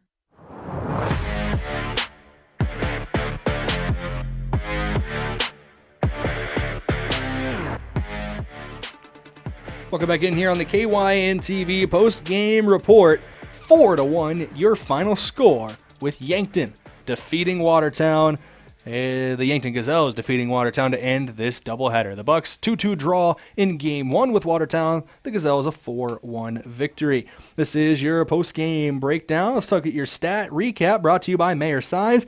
It's time to review the look of your business's signage with Mayor Signs Help. They offer all types of signs, including lit, non-lit, digital, and much more. Contact Mayor Signs today on 4th and Broadway in Yankton. Your stats today, 4 goals on the board for the Gazelles, one of them laid on by Lucy Johnson, the first one from a set piece for Eden Wolfgram, and 2 from Ayanna Becker, bagging her second brace of the season in back-to-back games as she had a brace against Rapid City Central on Saturday. Those are your 4 goals for the Gazelles. You had another goal opposite of them from Watertown. Katie Fisher got through on a breakaway. A couple saves made from Elena Monin in net for Yankton. Those saves brought to you by Sherco. We need to be sure, make it Sherco. Let's go to your defensive player of the game, brought to you by Olson's Pest Technicians. Your residential commercial pest control solution. Call 1-800-KIL-BUGS. Chloe Foote was putting a lot of work in the defensive back line today, and she's the central defender of that defensive back 3. She had a great game today, staying patient. We heard Coach Schering talk about it, but this entire defensive rotation for Yankton really deserves credit for accepting the challenge of being a back 3, knowing it might leave you a little more open at times to counterattacks and still being disciplined and playing back there. But Chloe Foote will be above the rest for right now, is your defensive player of the game, brought to you by Olson's Pest Technicians. Offensive player of the game, brought to you by High View. There's a hopeful smile in every aisle. Hard not to give it to Ayanna Becker for bagging another brace. Do want to give a lot of credit for Eden Wolfgram scoring a goal, creating in the midfield. She really is the engine that drives this Gazelles soccer team at times, and that's a lot of the time. She's a great midfielder, but Becker, with those 2 goals up top, bagging a brace, will be your offensive player of the game. Back-to-back braces for Becker. Say that 5 times fast. I could barely get through it once. She's your offensive player of the game, brought to you by High View. There's a helpful smile in every aisle. Calendar Countdown is a look ahead at the Yankton schedule. Parker Hannafin of Yankton is your sponsor for this. A look ahead to a brighter future with a new career at Parker of Yankton. All benefits begin day 1. Learn more at parker.com. Parker, engineering your success. That's Harrisburg on Thursday. We'll be up there, KYNT, KYNTV, broadcasting that one for you. A doubleheader between the Bucks and Gazelles and the Harrisburg Tigers. We heard from both Coach Dane Hansen in the postgame for the Bucks and Coach Tyler Schering in the postgame for the Gazelles. Should be some good matchups up the road in Harrisburg on Thursday. Be sure to tune in right here for those. Brayden Butler, I'll be back on the call for Yankton Soccer. 4-1 your final score in Game 2. Yankton Gazelles win that one. 2-2 Game 1. The Bucks draw on a couple of late goals from Tony Guitron. That will do it for your broadcast of Yankton Bucks and Gazelles Soccer. Thank you all for joining us this evening. Big thank you to Daniel Dykstra back in the booth, our studio technician, making sure we're on air safely. Big thank you to KYNT Sports Director Bryce Ladwick running the camera tonight, as he will be doing most of this Yankton soccer season. And of course, you, the listener, and our sponsors. Without all of you, this broadcast is not possible. I have been Brayden Butler. Thank you for joining me this evening. Until next time, stay safe, be good people. We'll be back on Thursday with more Yankton Gazelles soccer.